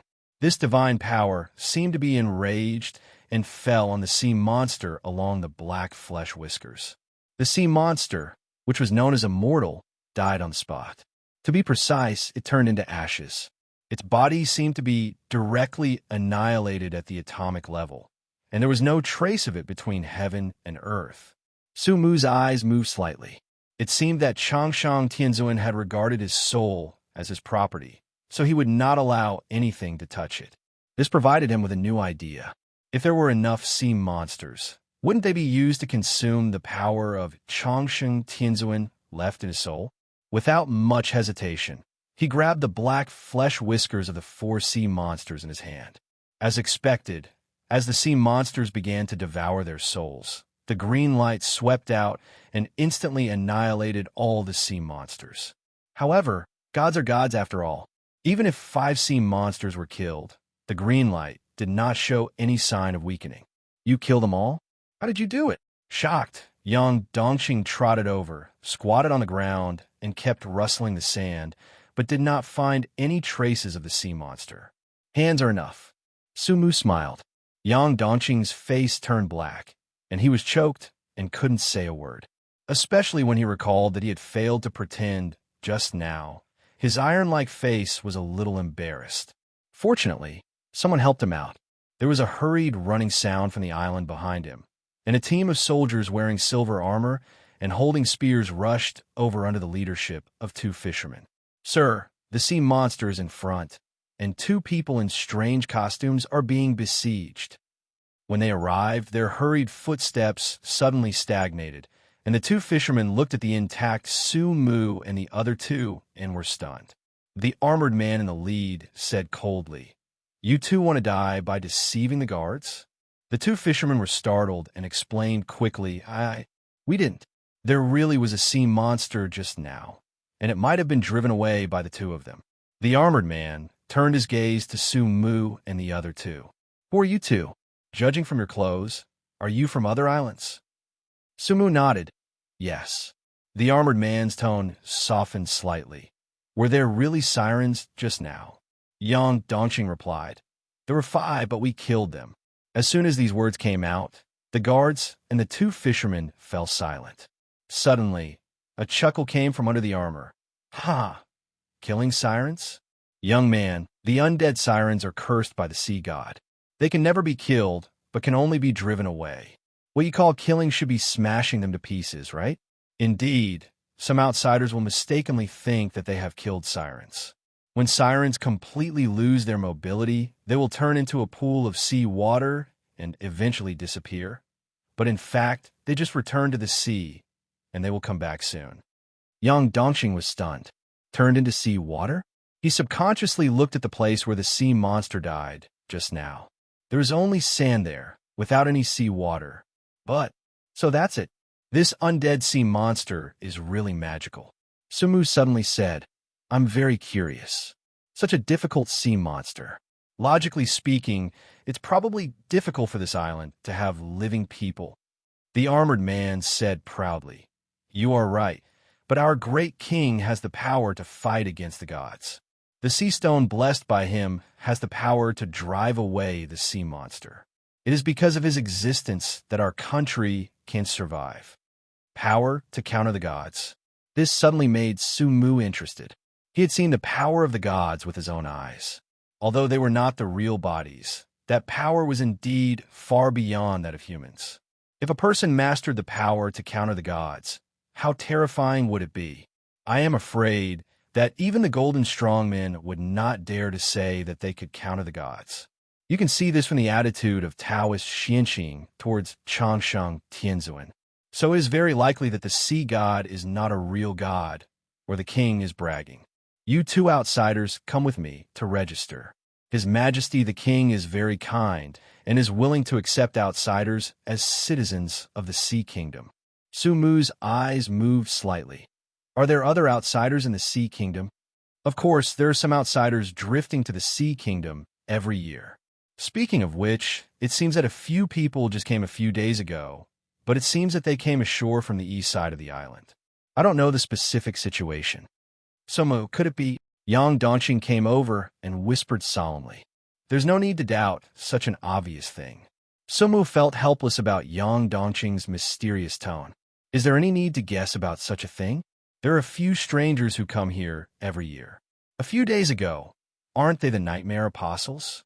He concluded that the so-called strangers were the Nightmare Apostles, not the natives like the original God Church, because most of the natives lived in the middle prison of hell, and the Nightmare Apostles never descended in the middle prison.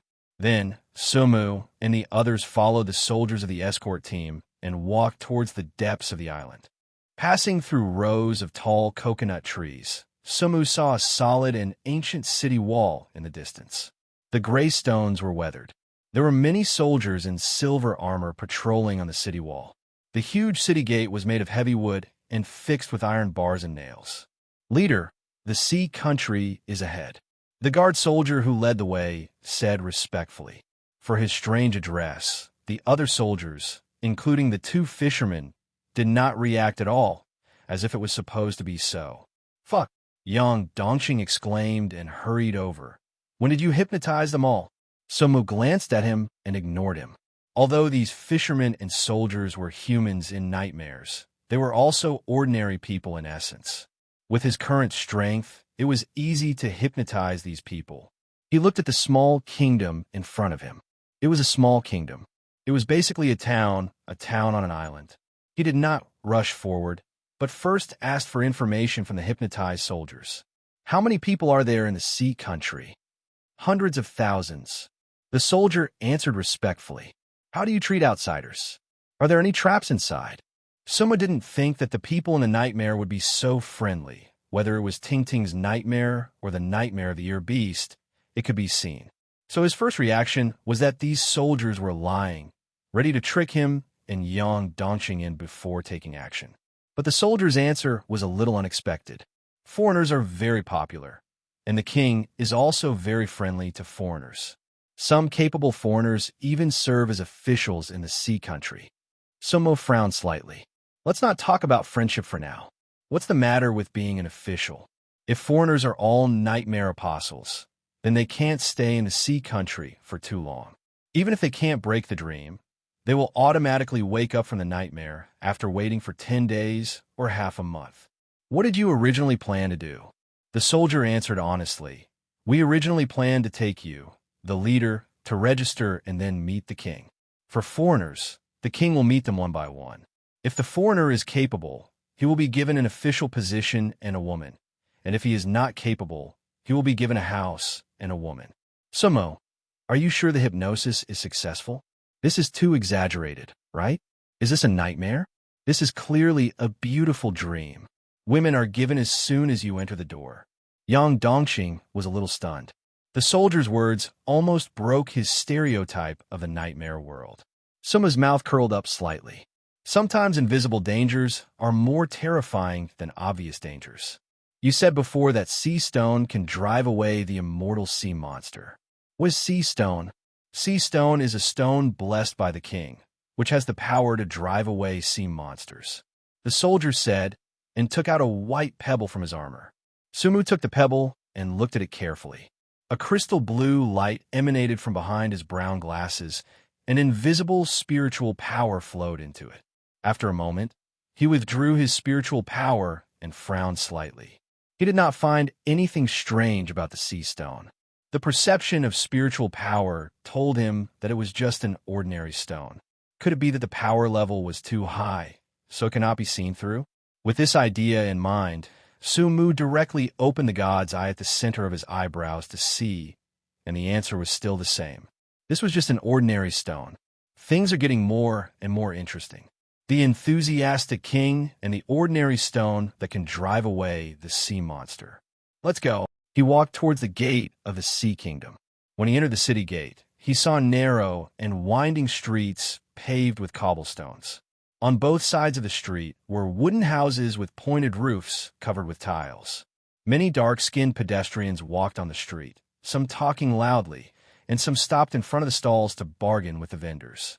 The atmosphere was very peaceful, and the people lived and worked in peace and contentment. This island was like an isolated paradise.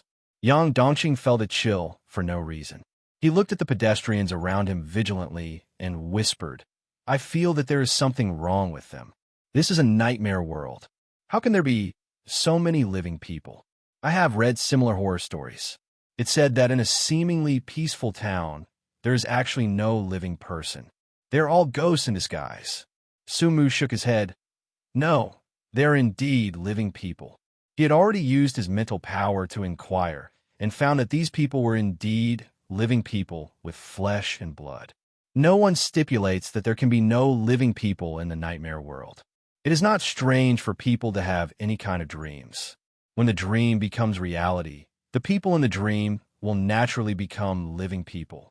Is this an isolated island, and the nightmare monster is the undead siren in the sea? Can we return to reality as long as we kill those sirens? Yang Dongqing's tone was excited.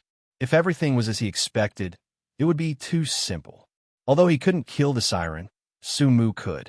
He just needed to stand on the shore to lure the siren up, and then kill it little by little, and he would eventually kill it all. With this thought, Yang Dongqing began to reason confidently. I roughly guessed the theme of this dream. This is most likely a child's dream, because everything is very similar to a fairy tale. There are kind fishermen living on an isolated island. They make a living by fishing, but the evil siren in the sea often attacks the fishermen. In the end, the fisherman defeated the siren under the leadership of the warriors. Or, it is a fisherman's dream. He went out to sea to fish every day and grew up listening to the story of the siren. So he had a nightmare. Well, the reasoning is good. Don't reason again next time, Sumu said lightly. He ignored Yang Dongqing's dissatisfaction, but looked at the town carefully. He found 3 very interesting places. First, the people here are very exposed, especially women, who only cover their key parts and go out on the street. Second, there are no old people here, at least he didn't see any old people now, and there were no people who were even slightly older. The third is the age. This should not be a modern dream, because there are no modern facilities on the street. The arrival of Sumo and the other person attracted the attention of pedestrians on the road. They looked at the 2 strangers with curiosity or vigilance. Soon, under the leadership of the soldiers, the 2 went to a place similar to an administrative hall and completed the basic information registration. At this time, a man with 2 mustaches and neat clothes came over. He claimed to be the governor of the Sea Kingdom. 2 guests, His Majesty the King invites you. Yang Dongqing was slightly stunned. The soldier who led the way had been hypnotized by Sumo and had not informed the king at all. How could the king know it just after registration? Sumo smiled politely. I also want to meet His Majesty the King of the Sea Kingdom. The governor smiled and nodded, then took the 2 people on the carriage and headed straight to the king's castle. The castle is located in the center of the Sea Kingdom and is also the highest point on the island. It is built of gray stones and has towering walls. It looks simple and elegant, unlike the castles in fairy tales. When the carriage arrived at the gate of the castle, the heavy wooden gate was slowly opened by the people inside, making a dull sound. Entering the castle, the first thing that caught my eye was the spacious courtyard, with a clean and tidy ground paved with stone slabs and a mermaid-like fountain in the middle. Yang Dongqing kept looking at the scenery inside the castle, with a vigilant look, guarding against every bush or rockery, for fear that some monster would suddenly jump out. He had experienced several nightmare worlds, but had never seen such a safe nightmare. Soon, the 2 got off the carriage and entered the castle hall under the leadership of the Archon, and also met the so-called king. The king was a middle-aged man. His skin was not as dark as those outside. Instead, it was very fair. His angular face had a unique temperament that had been precipitated by the years. He had a warm smile on his lips. He didn't look like a king at all, but rather like an uncle next door. However, Sumo and the others didn't focus their attention on the king, but kept looking at the 7 people sitting on the seats on both sides of the hall. The clothes of these 7 people were completely different from those of the citizens of the sea country. Some were in suits, some were in sportswear, some were wearing short skirts. Obviously, these 7 people were nightmare apostles. The eyes of the 7 nightmare apostles were also focused on Sumo and the others, but their eyes were strange, anxious, panicked, and even desperate. But not all of them were like this. 2 of the 7 people seemed to be in a mess, leaning on the seats with lifeless eyes, and behind them stood a pretty maid, rubbing their shoulders. Mr. Su, Mr. Yang, hello? I am the king of the Sea Kingdom. Of course, as a modern person, you can also call me by my name, Hu Jie. The king smiled friendly. Yang Dongqing was stunned and blurted out, You are also from reality? King Hu Jie said bluntly, Yes, I'm also from reality. I am from the Long Yuan Empire. I wonder which country among the 7 empires you 2 are from. Long Yuan Empire? Yang Dongqing was shocked. Even as a poor student, he knew some basic common sense. The real world is ruled by 7 empires, and the most recognized country among them is the Long Yuan Empire. Jian Empire. Sumu smiled. Oh, Qian Empire? That's a coincidence. Among the nightmare apostles who came in this time, it seems that Miss Mu Qing is also from the Qian Empire. Hu Jie looked at the only girl in a short skirt among the 7 nightmare apostles. The girl in a short skirt frowned her delicate eyebrows, as if she had something on her mind. She had no intention of speaking at all, and just nodded politely. Yang Dongxing looked at Mu Qing curiously, and a look of surprise flashed in his eyes. Although Mu Qing looked cold, it did not affect her appearance at all. Her face was small and delicate, and her skin was fair, as if she was only the size of a palm, like a white porcelain doll. Her long black straight hair was cut into a princess style, and she was wearing a red JK plaid skirt and a height of less than 1.6 meters, which made her look like a girl from a comic book. Yang Dongxing couldn't help but look at her twice more, thinking that he would buy a JK dress for Jasmine after returning. I know you two must be very confused now, but there is no need to rush. The dinner will start soon. Let's eat and talk. Soon, the servants in the castle began to bring dishes and fill the long dining table. It seemed to be full of dazzling things, but if you look closely, you will find that they are basically some seafood such as fish and shrimp or wild vegetables and potatoes. After everyone took their seats, the king began to talk slowly. You two don't have to be too reserved. I know it sounds incredible, but in fact, this dream island is not as scary as you imagine. It is different from the nightmares you have encountered before. It is safe on the island. There are no nightmare monsters. The only threat comes from the sea. You can even live a stable life here.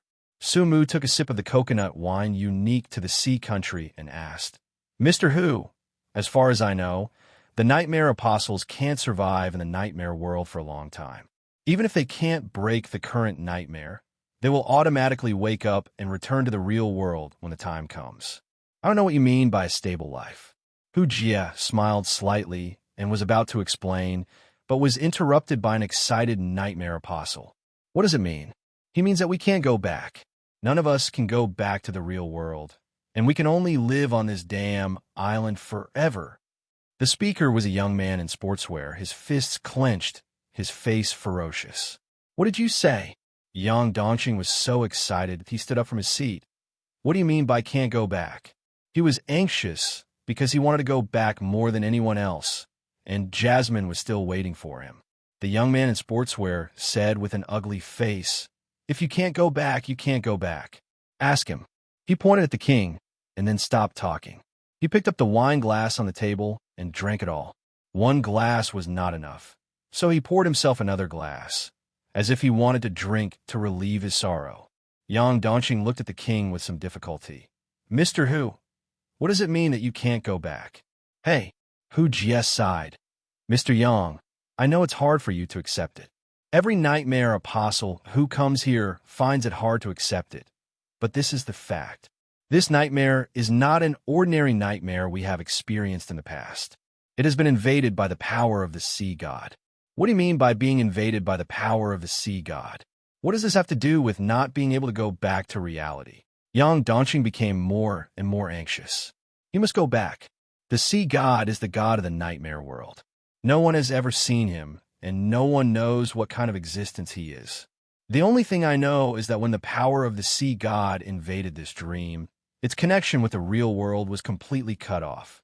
In the past, the nightmare apostles only needed to survive in the nightmare for a period of time, and then they would naturally return to the real world. But due to the power of the sea god, no one can go back. Hu Jie looked sad, as if he was recalling some past events. I don't believe it. What a bullshit sea god, I must go back. As Yang Dongxing's emotions fluctuated, he couldn't help but appear metallic. I can't go back. Hu Jie sighed. Mr. Yang, do you know how long I have been here? 10 years. A full 10 years. What? Yang Dongxing was suddenly startled. His first reaction was to disbelieve it. How could a nightmare apostle stay in the nightmare world for 10 years? He subconsciously looked at the reactions of other people around him, but found that everyone looked sad, and no one questioned it. Yes, it was 10 years ago. I entered this nightmare 10 years ago. At that time, I was attacked by the undead sirens. They were not strong, but they could not be killed at all. I originally planned to kill all the nightmare monsters and then break the nightmare and return to reality. When I found that they could not be killed, I changed my strategy and waited for the time to come and return automatically. But I waited for a month, 2 months, even a year, 2 years, and I did not wake up from the nightmare. During this period, many nightmare apostles came. Like me, they also cannot wake up.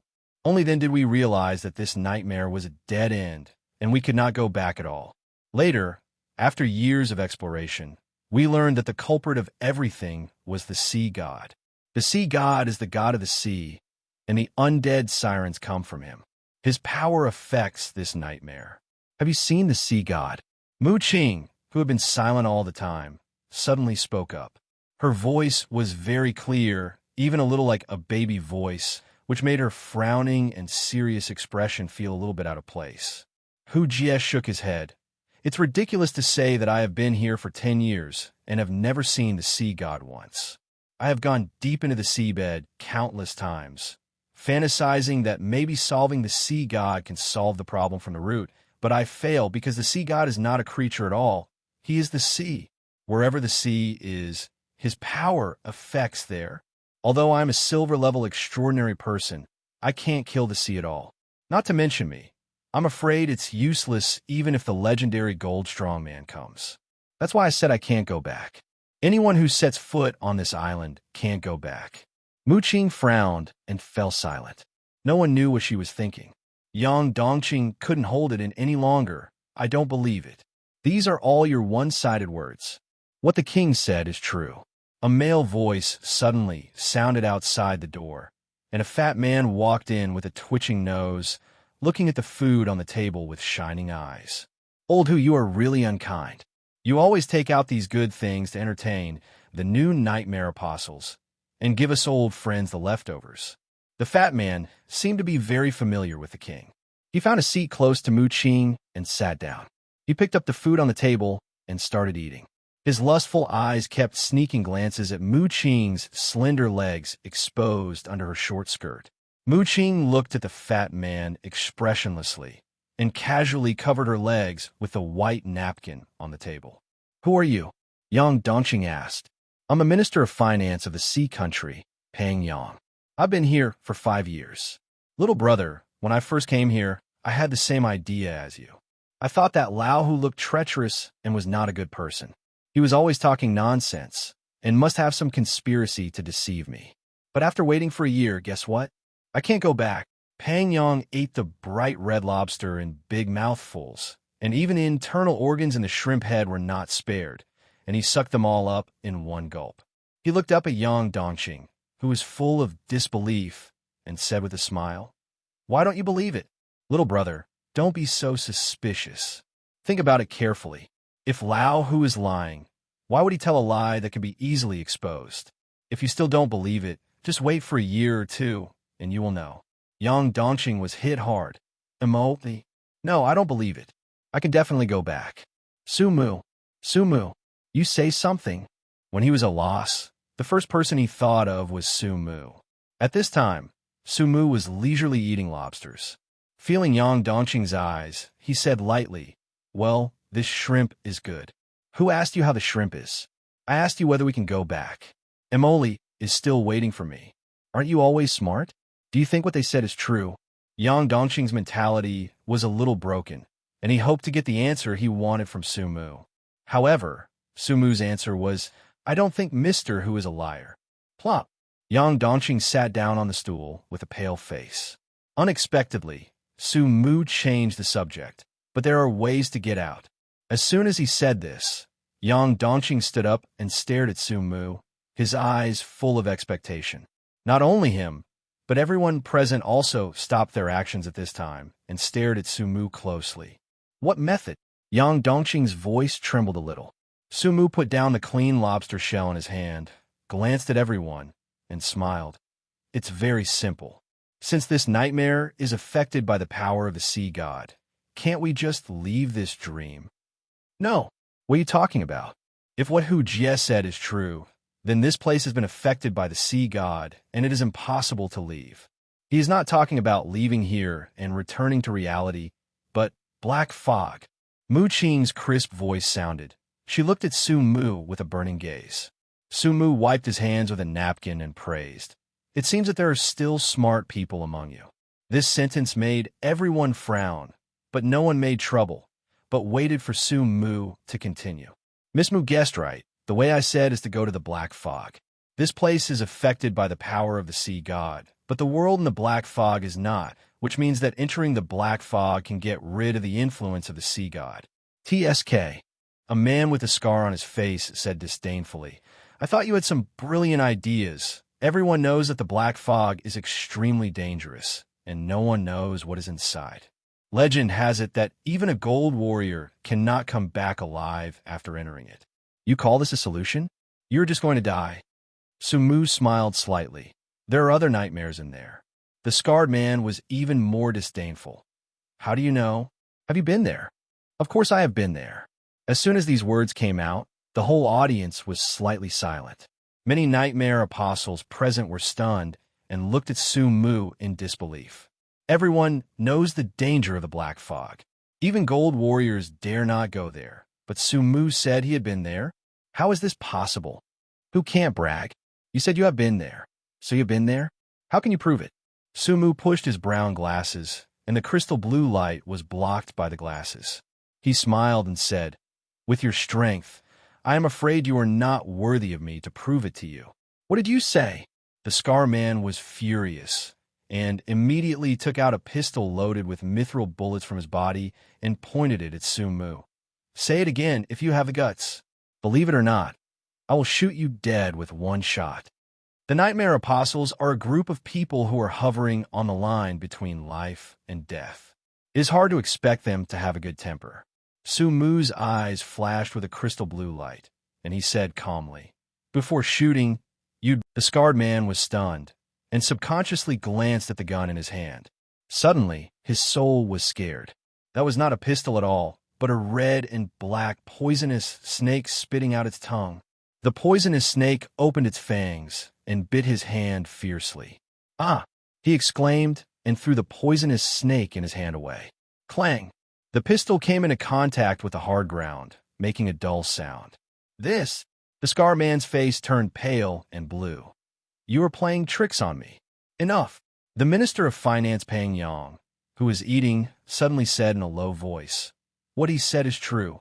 I have a bronze law called debunking lies and detecting truths, which can distinguish truth from lies.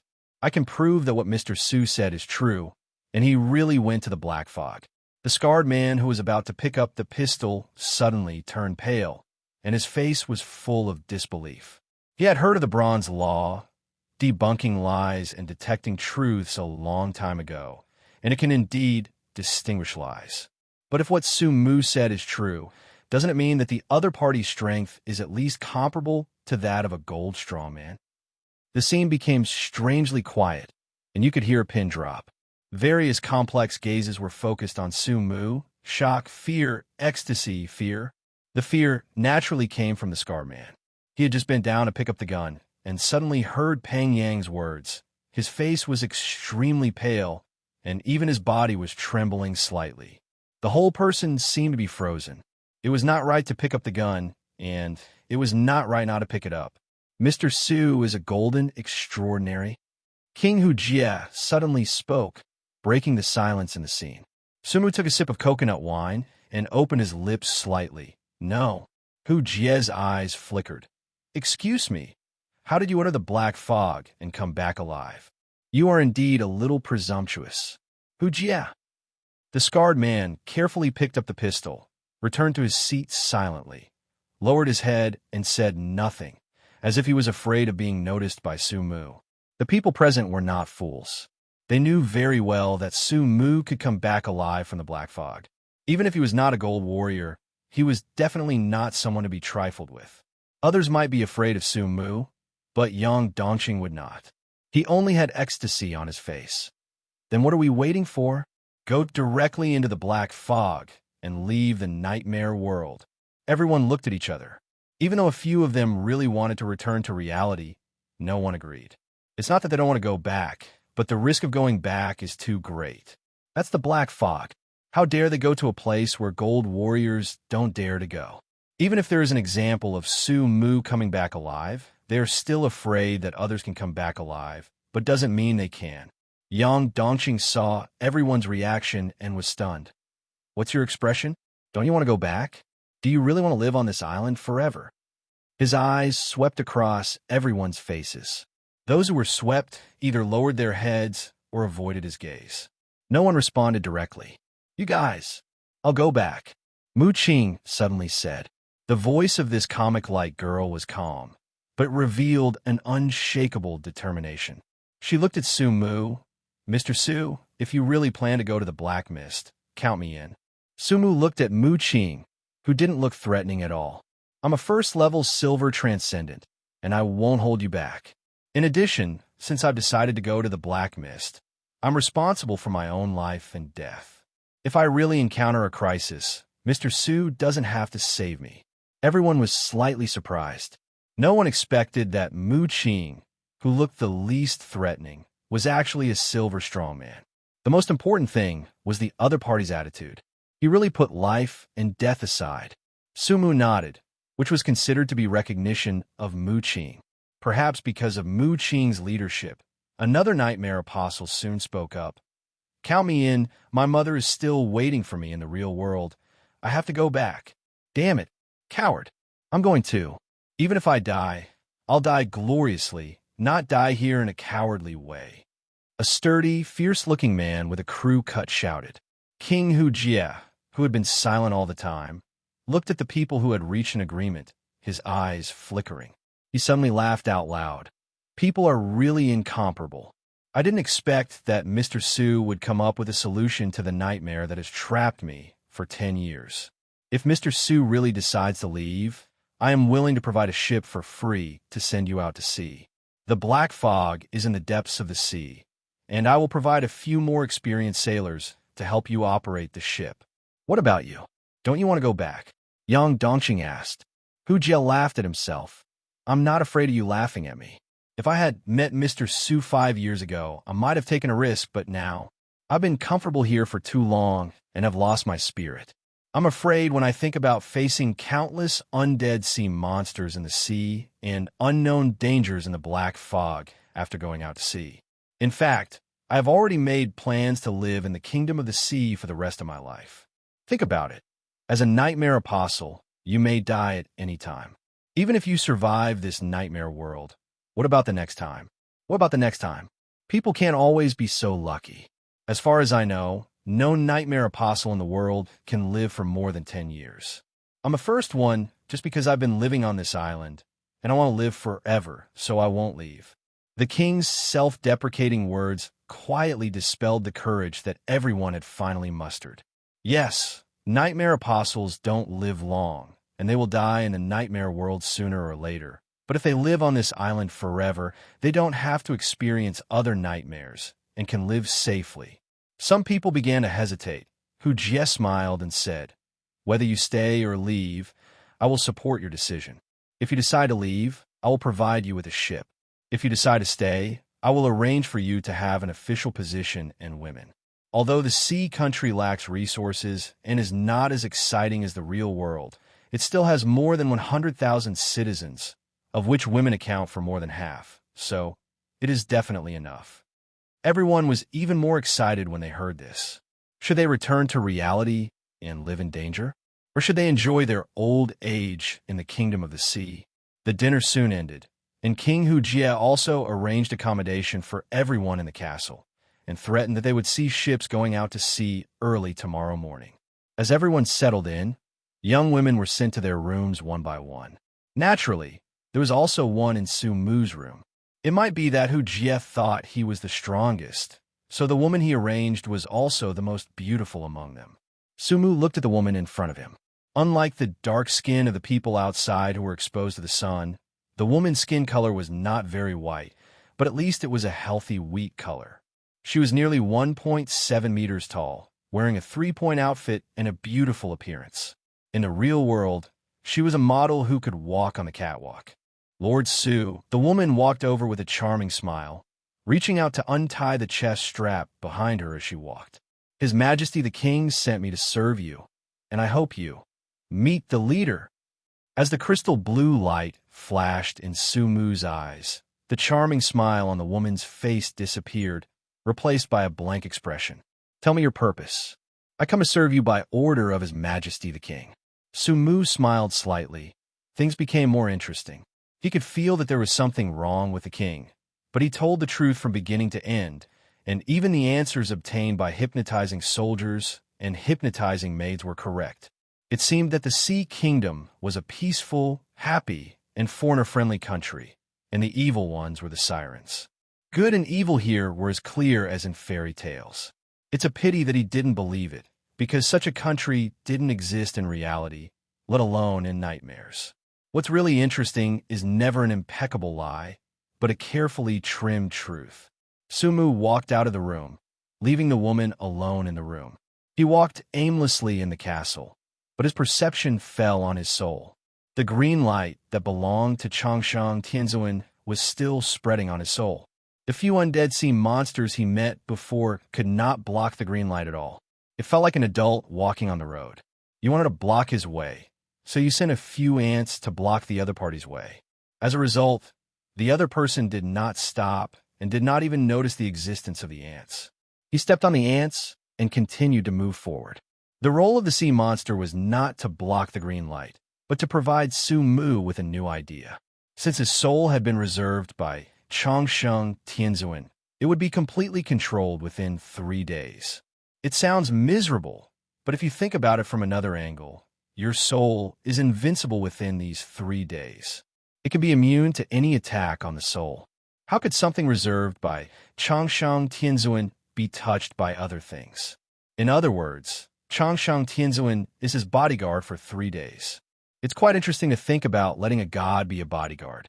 At this thought, Sumu couldn't help but curl up the corners of his lips, and a smile appeared on his face. From your appearance, you don't seem to be worried about going out to sea tomorrow.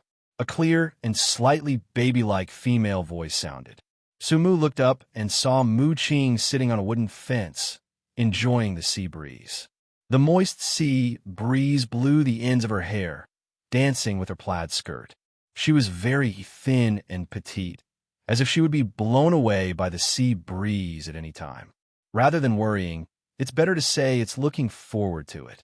Sumu leaned against the fence, feeling the sea breeze that was so real in the nightmare. Mr. Su is really different. By the way, why did you come out? Is it because the woman the king sent you is not pleasing to the eye? Well, not pleasing to the eye. Mu Qing was slightly stunned by Sumu's frankness. She thought Sumu would pretend and say that he was not a casual person. At this time, the laughter of Finance Minister Peng Yang and the woman's exclamation suddenly came from the room behind the two. Queen, what are you doing dressed up so beautifully so late at night? It's none of your business. Get out of the way. Let me guess. You bitch must have heard from the maid that there is a handsome man among the foreigners this time. So you can't wait to throw yourself into his arms, right? Get out of here. What the queen wants to do has nothing to do with you. The queen's thoughts are all written on her face. If I were to say, the new is not as good as the old, no matter how good the foreigners are, how can they be as comfortable as I take care of them?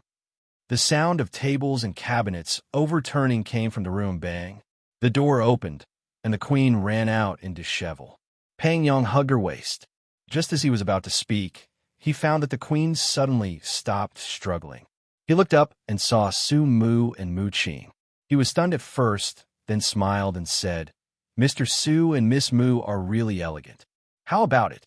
Do you want to come together? The queen is the most beautiful woman in the country of the sea. Mu Qing frowned, and the disgust in her eyes was almost undisguised.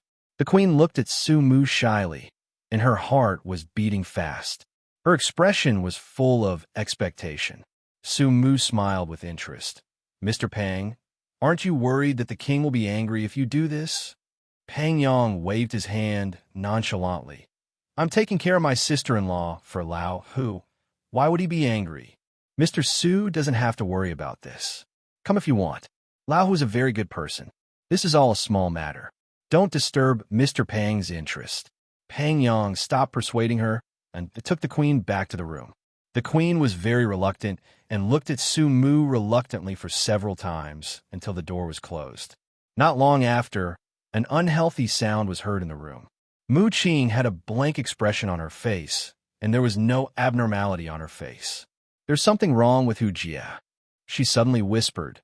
"There's something wrong with the sea country, too." Sumu looked at the pitch-black seashore. The sea at night was terrifying, like a huge mouth of the abyss, ready to swallow everything at any time. The inky sea water was surging, and no one knew how many terrifying creatures were hidden in it. I've been in the sea country for 2 days, and I haven't seen an old man during this period. The old people here seem to have disappeared, and the women here are also very strange. They don't have to go out to sea or work. It seems that their only task is to please men and then give birth to children. The strangest thing is the king. He doesn't look like a king at all. Not only does he not have the airs of a king, but his temper is also surprisingly good. It stands to reason that the nightmare apostles will enter the sea country every once in a while. They can't leave here, and they will definitely fight for power and profit here. This is the bad nature of people, but no one competes for Hu Jie's position, because he is a complete decoration as a king, and he doesn't handle government affairs on weekdays.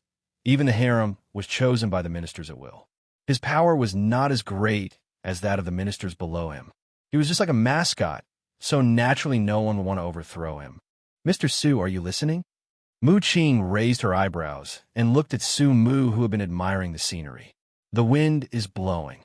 Su Mu slowly retracted his gaze, gently stroked the wrinkles on his clothes blown by the sea breeze, turned his head to look at Mu Qing, and smiled. "Miss Mu, all doubts will be answered tomorrow. Good night." Mu Qing's brows were furrowed deeper and deeper, watching the slender and elegant figure step by step towards the darkness, and finally completely disappeared from sight.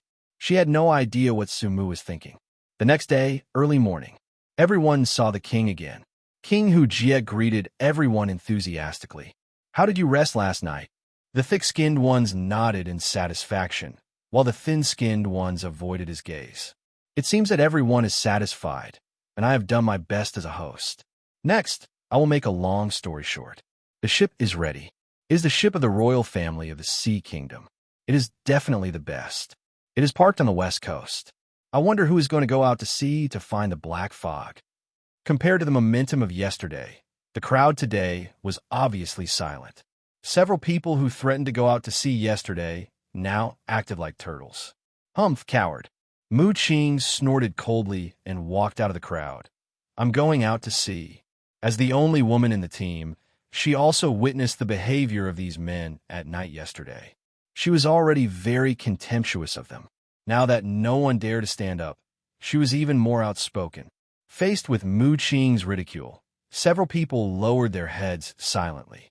It was not because they were ashamed, but mainly because Mu Qing was a silver-level extraordinary person, and they did not dare to contradict her. At this time, Hu Jie came to smooth things over. "Miss Mu's courage is commendable, and I admire her very much, but everyone has their own aspirations, and it is not easy to force them. After all, not everyone in this world is a hero, and we are just one of the countless people. We admire heroes, but it does not mean that we want to be heroes. I think that heroes are certainly worthy of praise, but it is not wrong to cherish life." Hu Jie's words made everyone's faces slightly relieved. "I'm not a hero, I just want to go home." Yang Dongqing stood up without hesitation. "It seems that there are only 3 of us." Sumu walked out slowly with a snake-grained wooden cane, with an unchanging smile on his face. "And me." The sturdy man with a crew cut from yesterday strode out. "Whoever wants to stay in this godforsaken place can stay. I won't stay." Hu Jie narrowed his eyes slightly, looking at the 4 people in front of him with a barely perceptible gleam in his eyes. He laughed loudly and said, "Since the 4 of you are ready, I will not persuade you anymore. Please follow me." "Wait a minute."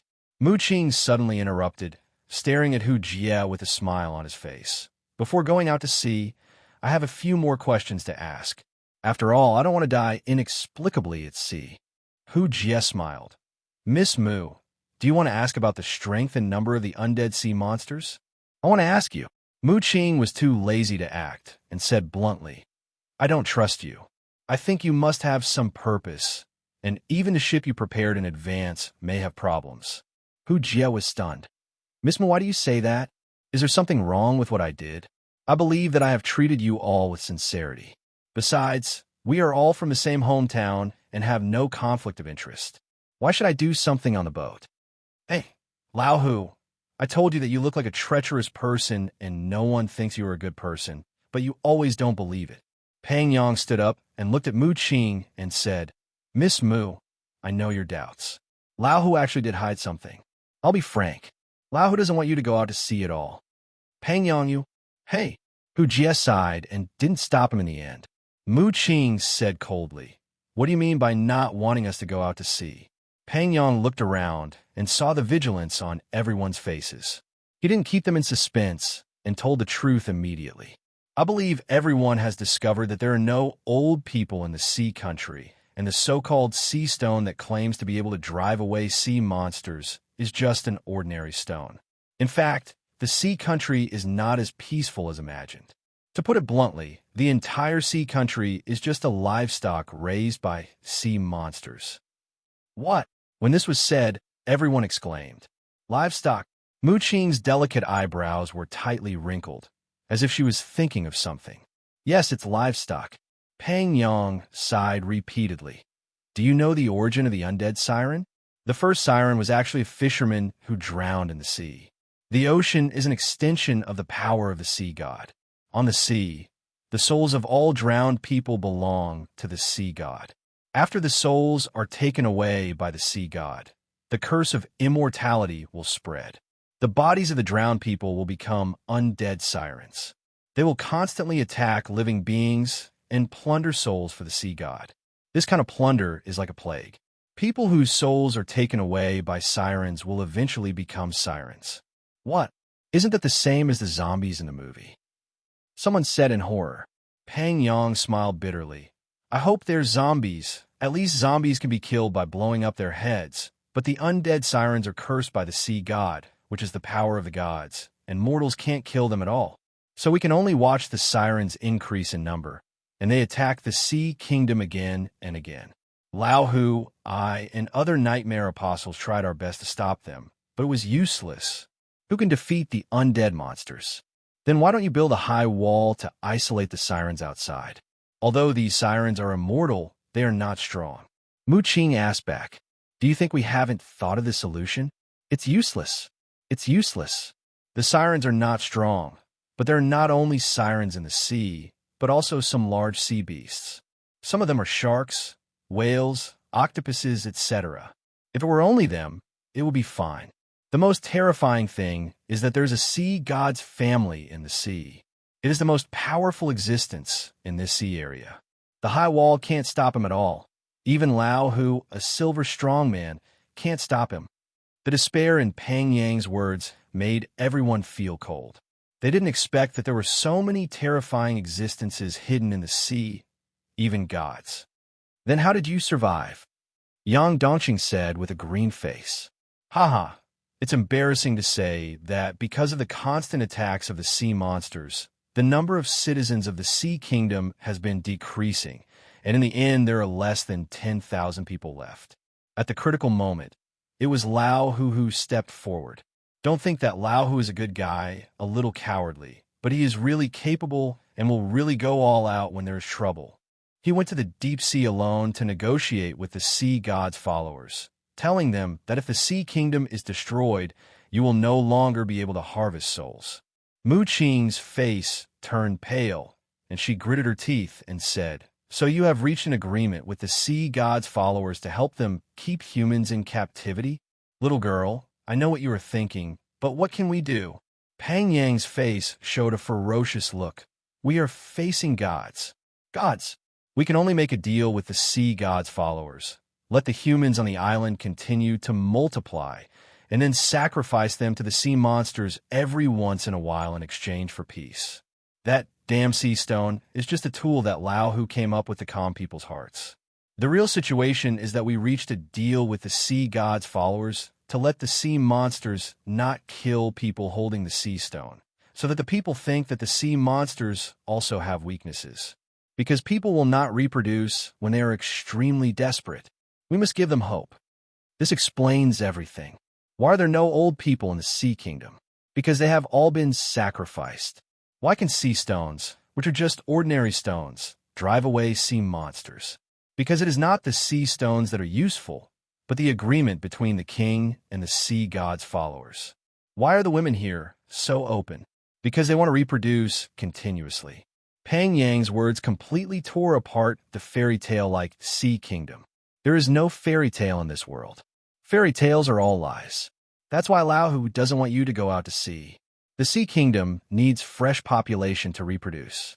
If there are too few people, it will eventually cause inbreeding and give birth to some idiots with incomplete souls. The sea god's followers don't want idiots. Don't think Lao Hu is selfish. He's also doing this for your own good. Going out to sea will only lead to death. You can't fight the endless monsters in the sea, and there are mysterious and powerful sea god's followers. Instead of going to die, it is better to stay. At least you can live safely. If you want to sacrifice, ordinary citizens will be sacrificed first, and it will not be our turn as extraordinary people. Yang Dongqing trembled, feeling incredible.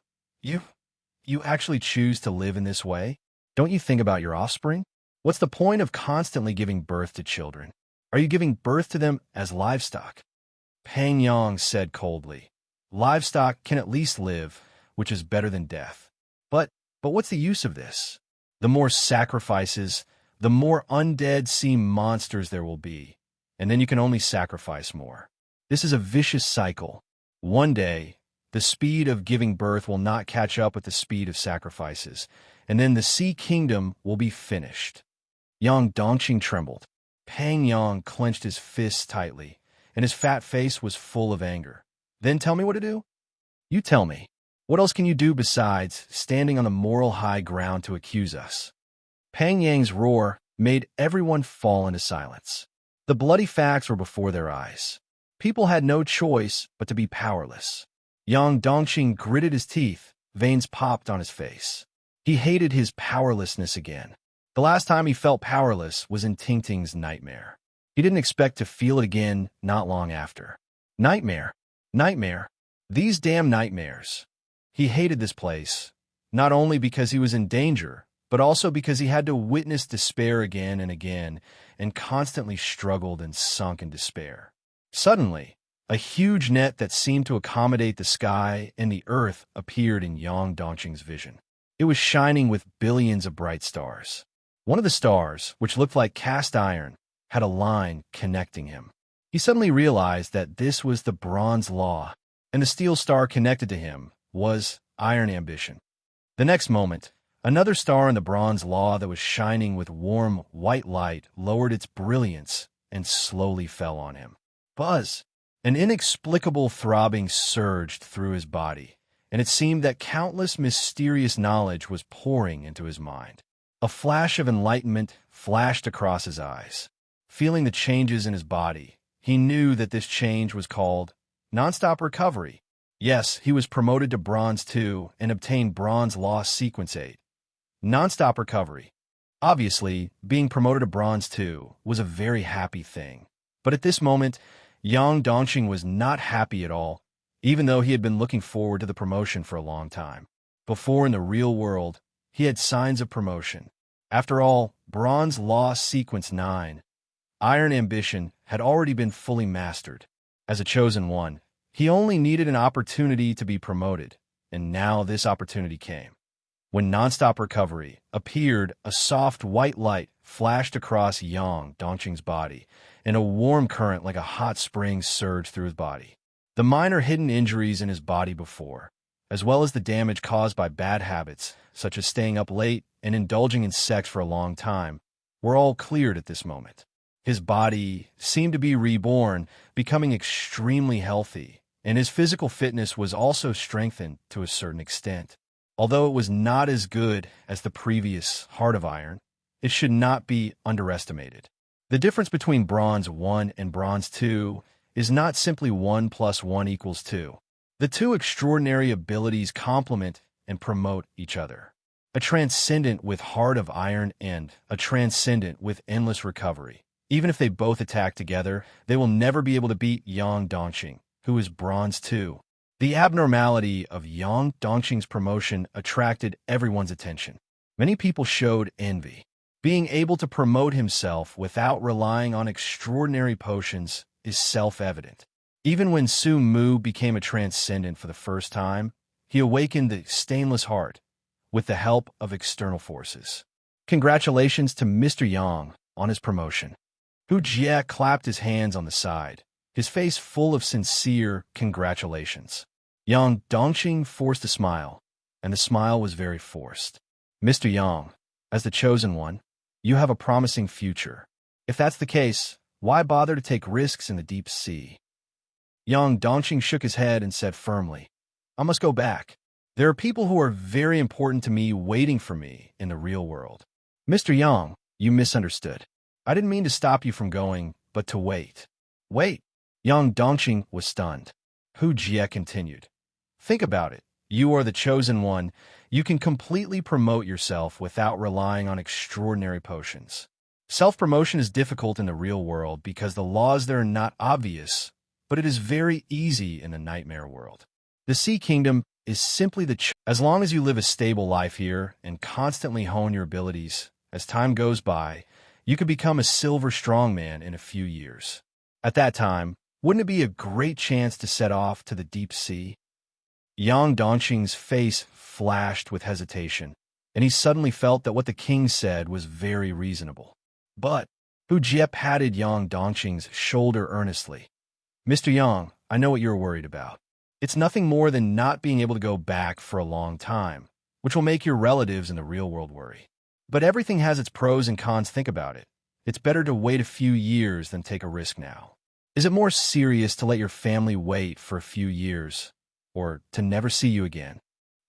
Yang Dongqing's fists tightened again and again, but he didn't say anything in the end. He hesitated.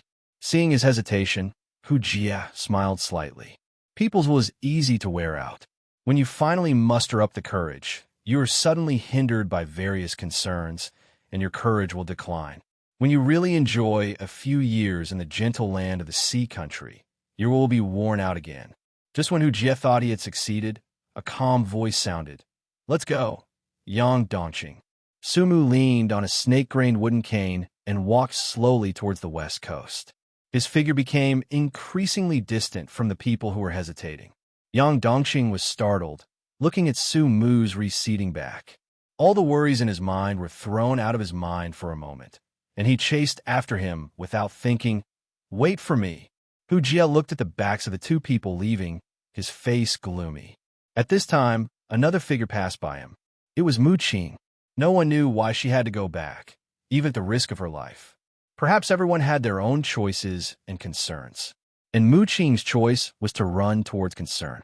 Hu Jie's face became even gloomier, but when he turned around, his expression became normal again, and he said admiringly, Mr. Su and the other two are indeed courageous, but this does not mean that our choice is wrong.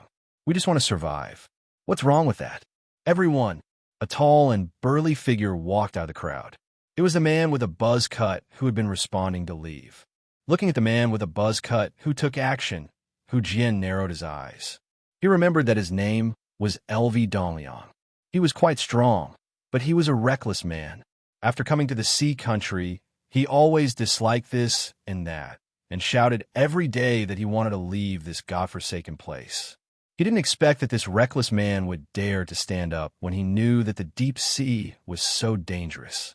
Others want to go back because they can't let go of people in the real world. What do you have, LV Dongliang? Hu Jie didn't hear a word from LV Dongliang about missing home or missing someone in the past few days. All he heard was dislike for the sea country, as if he wanted to go back just because the sea country was too poor and didn't have as many things to enjoy as the real world. Mr. LV, are you going too? Hu Jie asked. LV Dongliang cursed. Didn't I tell you that this is a godforsaken place? Whoever wants to stay here can stay. I can't stand it. Fuck. I was choked by a fish bone when I was a kid, so I hate eating fish the most.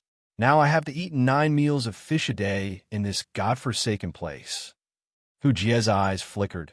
Mr. Liu, the Sea Kingdom is indeed not as good as the real world, but at least you can survive here.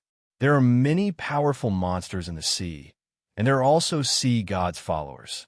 You have to think clearly, is it more important to enjoy or to survive? Nonsense. Of course, it is important to enjoy. What's the point of living if I can't enjoy? I'd rather be an emperor for a day than a beggar for a lifetime. Don't persuade me. Get out of the way. Hu Jie was a little stunned. He didn't expect that there were so many weirdos among the nightmare apostles this time. He could understand that they wanted to go back because of their ties. But what the hell are you, LV Dongliang? You can enjoy it in the sea country, the women here. LV Dongliang said disdainfully. You really haven't eaten fine bran. The women here are black and strong, and their mouths are full of the smell of the sea. Only you like them. Hu Jie. He was really angry. This reckless man was really stubborn.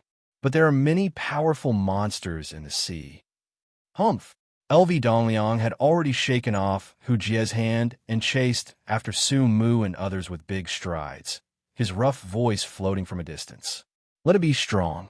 I'm LV Dongliang. Looking at the backs of the 4 people going away, Hu Jie had already become expressionless, looking at them as if he were looking at dead people. Tea this time.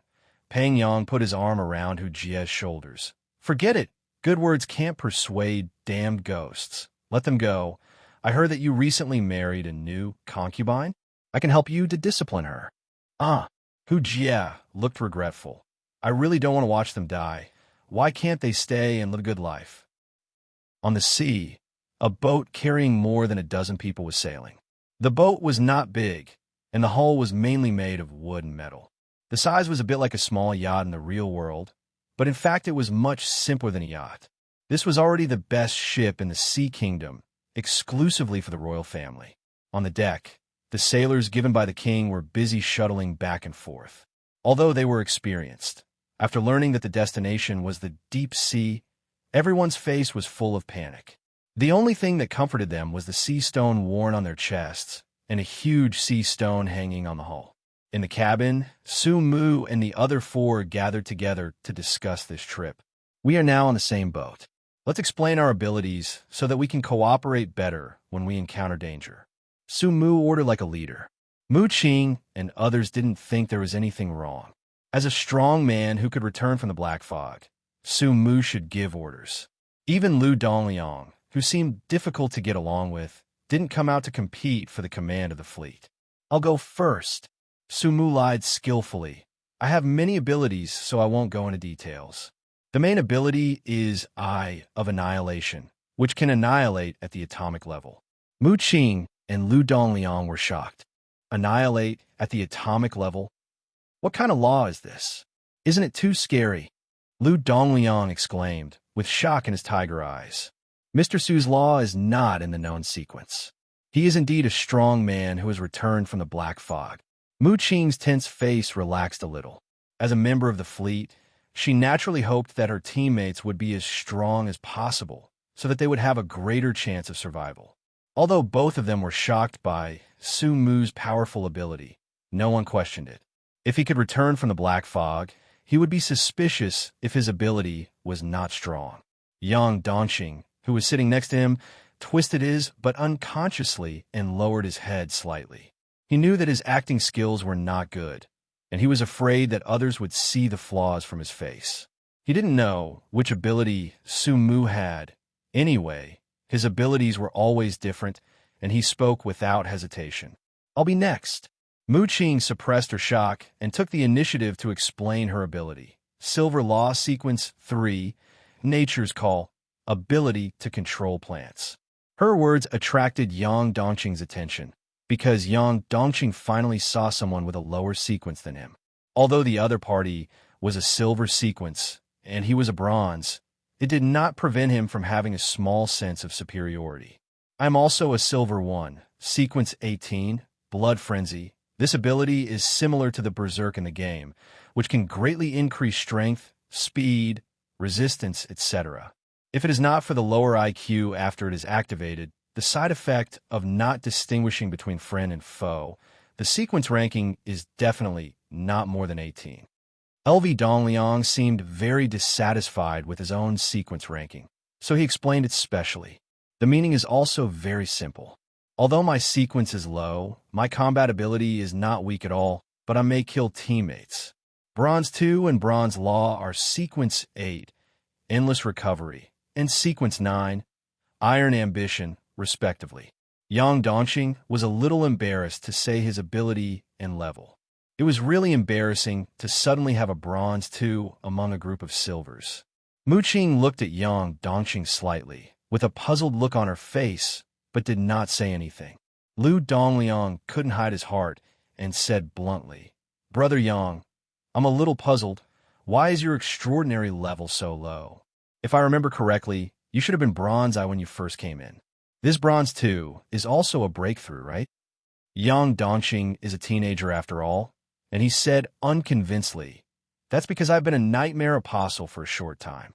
As long as I give me some time, I could be promoted to silver sooner or later." LV Dongliang shook his head. "That's not what I meant. What I meant is that the signs of the nightmare world are getting harder and harder. The nightmare you enter as an ordinary person is definitely different from the nightmare you enter after becoming a superhuman. You play games, right? Do you know the matching mechanism? I'm a straightforward person, don't mind it. Generally, in the same game, it's difficult for rookies to match with masters. The three of us are so strong that we shouldn't meet you." Yang Dongqing, "Damn, you told me not to mind it. Why didn't you talk to Sumu directly? I'm also curious about this question. It's indeed a bit unreasonable." Mu Qing frowned and said, "And what's even more unreasonable is that with our current level, why would we encounter the legendary gods in this nightmare? Even if, as Hu Jie said, the sea god is the sea and has never taken the initiative to show up, this is not reasonable, unless..." She paused and looked at Su Mu, who was sitting beside her. LV Dongliang also realized something instantly, looked at Su Mu fiercely, and blurted out, "Unless someone in the team is too strong. The matching mechanism is for balance. So a rookie will be pulled in, and the difficulty of the nightmare will also increase with the strength of this person." They both looked at Su Mu with a strong shock in their eyes, which could only be the reason. Mr. Su's strength is too strong, causing the difficulty of the entire nightmare to rise sharply. Su Mu smiled gently.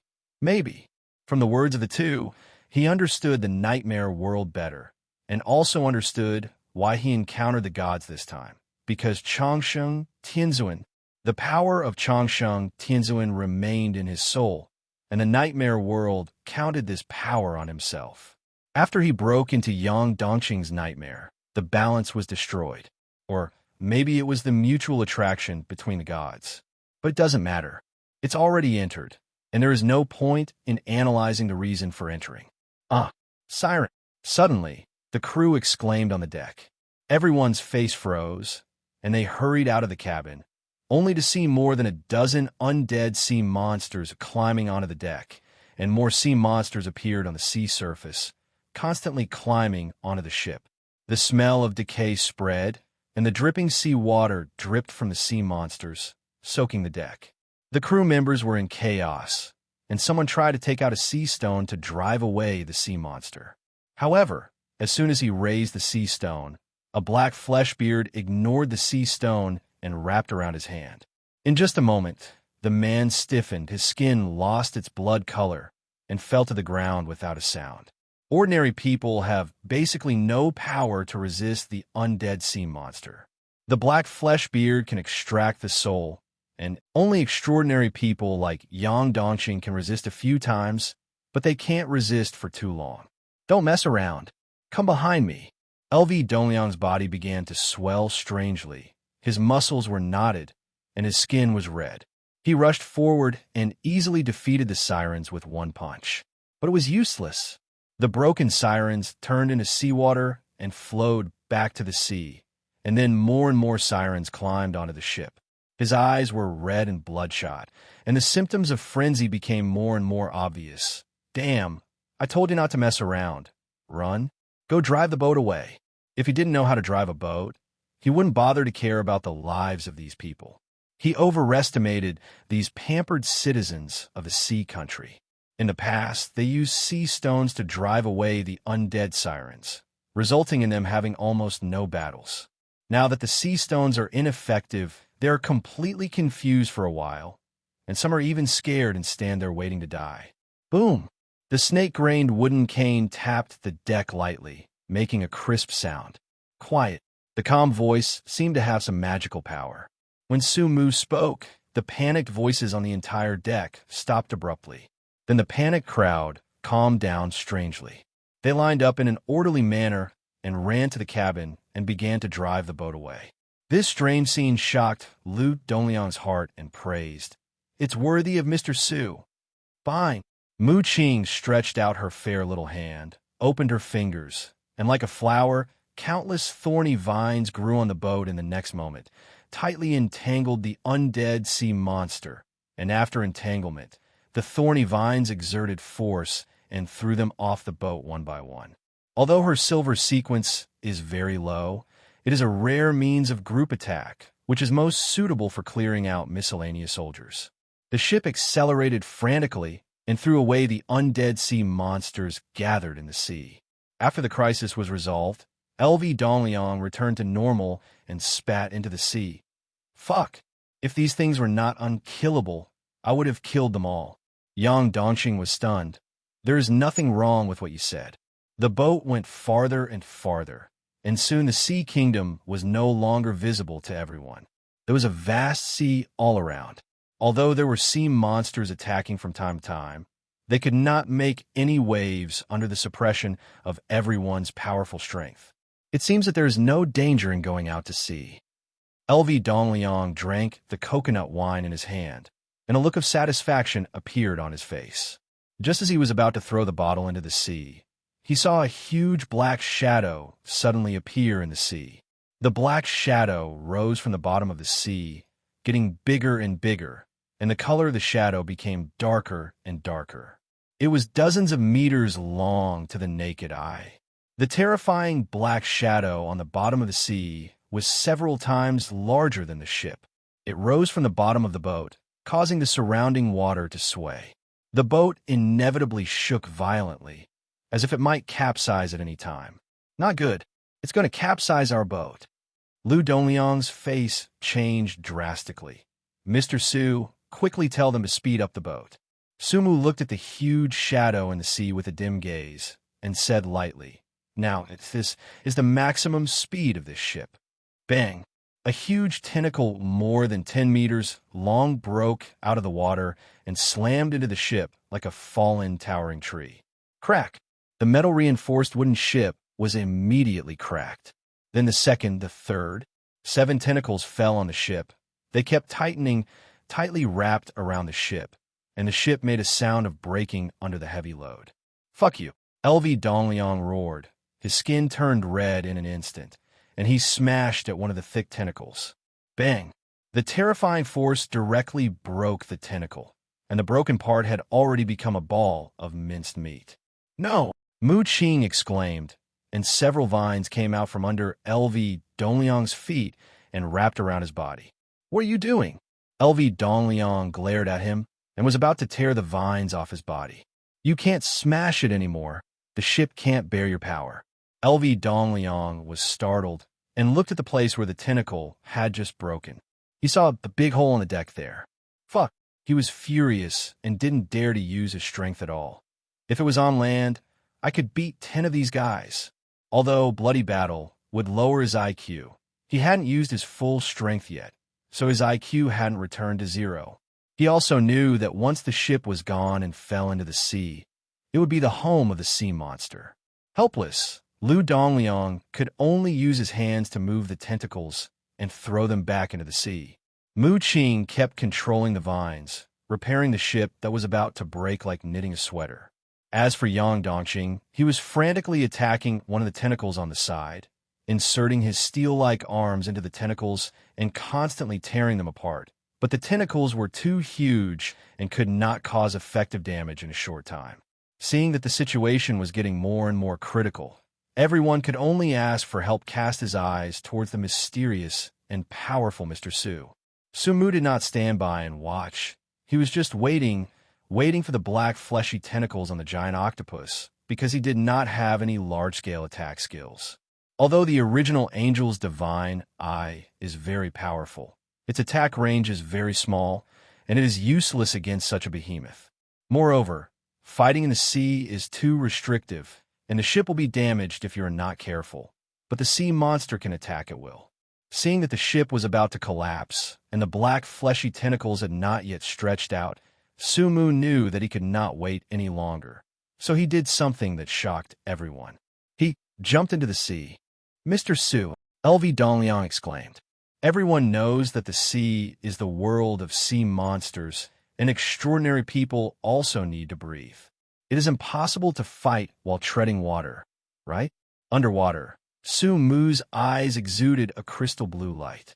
The powerful mental power gave him unparalleled perception, and he clearly saw the whole picture of the sea monster. It was a huge octopus. Its body was so huge that it seemed like a moving black island, and its body was covered with dark wrinkled skin like old tree bark.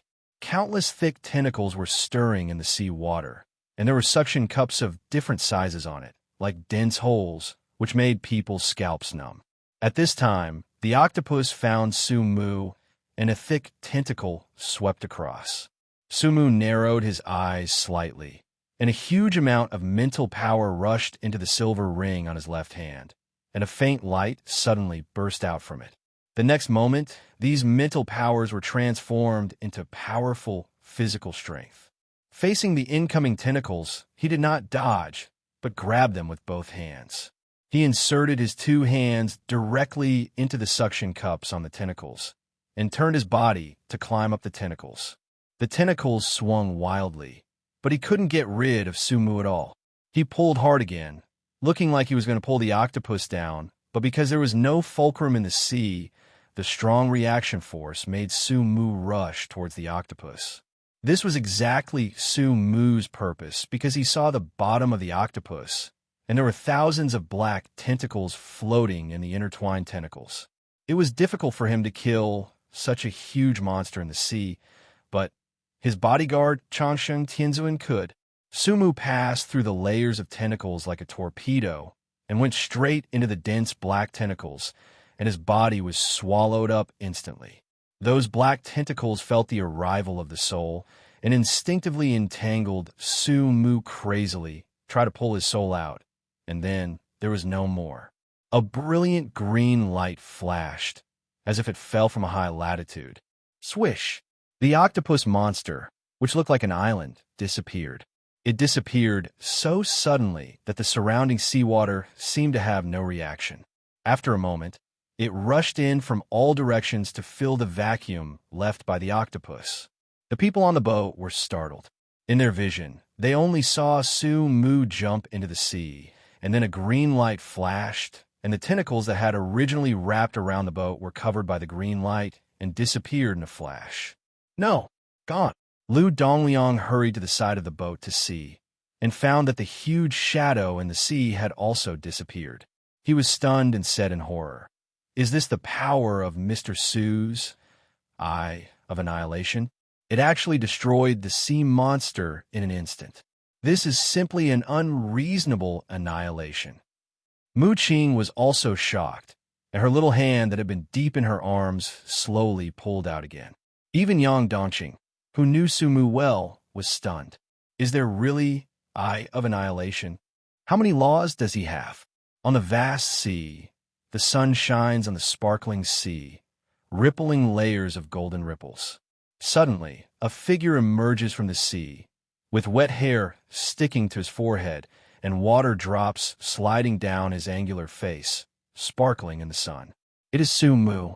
Sumu came to the side of the boat, grabbed the metal bar used for fixing the boat with one hand. His arm muscles bulged slightly and suddenly exerted force, and the whole person was dehydrated like a sharp arrow and fell on the deck. Chief Towel, a crew member who had been waiting for a long time, respectfully handed over a white towel. Sumu took it casually took off his brown glasses, and wiped his cheeks and wet hair. This was the first time everyone saw the eyes hidden behind the brown glasses, like black gemstones, flashing a deep light. To see if a person has spirit and energy, you can tell by looking at whether his eyes have light. Sumu's eyes have light, but that light is dark and difficult to distinguish, deep and unusual, like a vortex, making people unconsciously want to get lost in it. Mr. Su, you are so strong, LV Dongliang said excitedly. He has a straightforward personality and does not hide his admiration for the strong. Let's leave here quickly. The monsters in the sea are unkillable. The octopus sea monster will soon come back. Mu Qing did not forget the current situation and reminded. Yes, let's go quickly. LV Dongliang hurriedly urged the crew. Su Mu, who was wiping his hair, said lightly, "This octopus will not come back because it is dead." Dead? Mu Qing's cherry pink lips opened slightly. Aren't they unkillable? Can you kill them, Mr. Su? Su Mu nodded. There is no immortality in this world. Even if there is, it will never appear on an octopus. Everyone was more and more shocked. The immortal curse was broken so easily. Is this Mr. Su's true strength? The ship continued to sail. Time passed slowly, and the octopus monster really did not come back. In the dark, deep sea, a humanoid creature covered with green and slippery scales was looking at the ship with a gloomy look. It had a pair of scarlet eyes, and its back seemed to be blooming, extending countless thick black flesh whiskers, surging silently in the sea water. It moved its eyes to the place where the octopus monster disappeared before, feeling the remaining power in the sea water, and a trace of fear appeared in its eyes. The power of God. He is also the chosen one. Which God is he the chosen one of? It seems that we can't act rashly, and we need to continue to test. Suddenly, it leaned over to look at the dark seabed and uttered strange mumblings. Buzz! The strange mumbling sound spread along the water flow to the bottom of the sea, and then a shocking scene appeared. Deep in the seabed, there were densely packed scarlet eyeballs. Those eyeballs were huge, and the largest one was even 10 meters in diameter. On the boat, Su Mu did not change his wet clothes. Yang Dongqing was puzzled. Don't you feel uncomfortable wearing wet clothes? Su Mu shook his head. Because I'm going to go into the water soon. Yang Dongqing was stunned. Before he could react, Su Mu had walked to the side of the boat and looked at the bottomless sea with deep eyes. Here it comes. The next moment, the calm sea surface shook violently, as if some huge monster was about to break out of the water. Such a huge movement naturally attracted everyone's attention. When they looked into the sea, they were instantly horrified. They saw a strange red light in the sea water. The red light range was very wide, almost covering a radius of a kilometer, and it was getting brighter and brighter, as if the red light on the seabed was rapidly approaching the ship. When everyone looked carefully, they were shocked. That was not red light at all, but huge scarlet eyeballs. They were flashing strange red light and connected into one, illuminating the sea area within a radius of 1 kilometer. Bang, bang, bang. One after another, huge tentacles broke out of the water, dancing in the air like giant pillars, followed by mountain-like sea monsters rising slowly, with rough skin like ancient reefs, exuding a dark luster. They surrounded the ship, and the huge shadows cast by their bodies under the sunlight were terrifying. They were extremely deformed, like a collection of various fish and octopuses randomly spliced together. Not only that, along with the sea monsters, there were also dense, undead sirens. Their bodies were not all exposed to the sea surface, only their rotten heads were exposed. From a distance, it looked like a rotten human head floating on the sea. Such a horrible scene made Mu Qing and others feel desperate. They couldn't help but despair. Dozens of mountain-like, terrifying sea monsters and tens of thousands of undead sirens. Even if they were on the shore, they were no match, let alone in the sea. At this moment, there was really no way to go up to heaven and no way to go down to earth. Mu Qing's face suddenly changed, and she quickly took out 4 bottles of light blue potion from her arms and threw them to everyone. This is the fish swimming potion. After taking it, you can move underwater like a fish for an hour. Drink it quickly.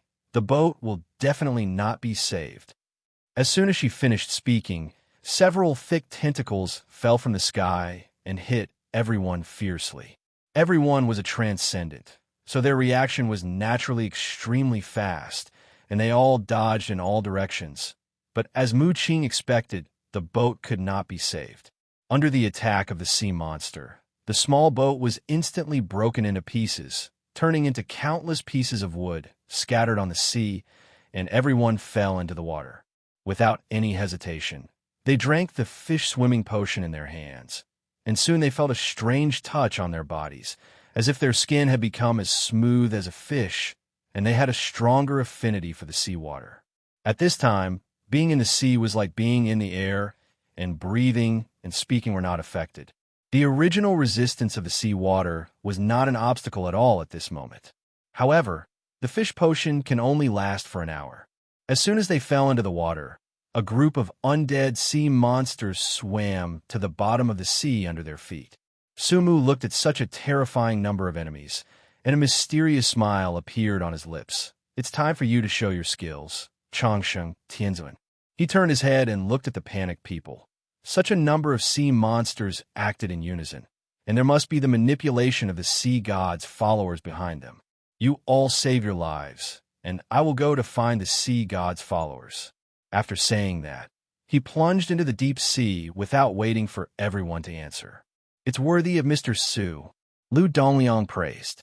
Facing such a large number of enemies, he actually chose to charge into the battle alone, intending to capture the thief first.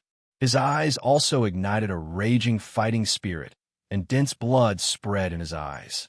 His body swelled strangely, his skin turned red, and he rushed towards the undead sea monsters around him. Although Mu Qing was a woman, she showed unparalleled calmness. There was a cold light in her eyes, and her hands swung rhythmically. The next moment, countless water plants extended from the sea water and frantically strangled the enemies around. Even the laziest Yang Dongqing was fighting desperately. The fact that they could choose to go to sea instead of waiting to die in the sea country was enough to prove their courage. Now that they were in danger, it was natural to risk their lives. In the dim sea water, the undead sea monsters around seemed to have sensed Su Mu's intentions and rushed towards him frantically. Su Mu did not indulge them. A huge amount of mental power poured into the silver ring, energy-devouring spirit ring, on his left hand. The continuous mental power was converted into physical strength, giving him a terrifying speed. His body suddenly exerted force, and the whole person was like a ghost on the seabed, constantly moving and dodging the attacks of the undead sea monsters while reaching out to touch the other party's black flesh whiskers. All the undead sea monsters he touched were immediately annihilated by the flashing green light. At this moment, he seemed to be able to wipe out all the gods. There was no violent movement. With a simple contact, the surrounding sea monsters were all wiped out. The undead sea monster is not strong. Its individual strength is not even comparable to that of a bronze-level transcendent. It just relies on the advantages of sea water and its immortal body to commit crimes. Once these two advantages disappear, it is pure cannon fodder. At this time, a huge sea monster that looks like a tiger shark opened its bloody mouth and attacked from behind Su Mu. The bloody mouth is so big and covers a wide range that Su Mu in the sea cannot escape the attack range at all, but Su Mu did not escape and let the other party swallow him into his mouth. After the tiger shark sea monster swallowed Su Mu, it swam to the other side with unabated momentum. Deep in the sea, a humanoid creature covered with green scales was hiding in the dark and observing. It was the sea god's family who controlled this attack. So easy to solve? It felt something was wrong.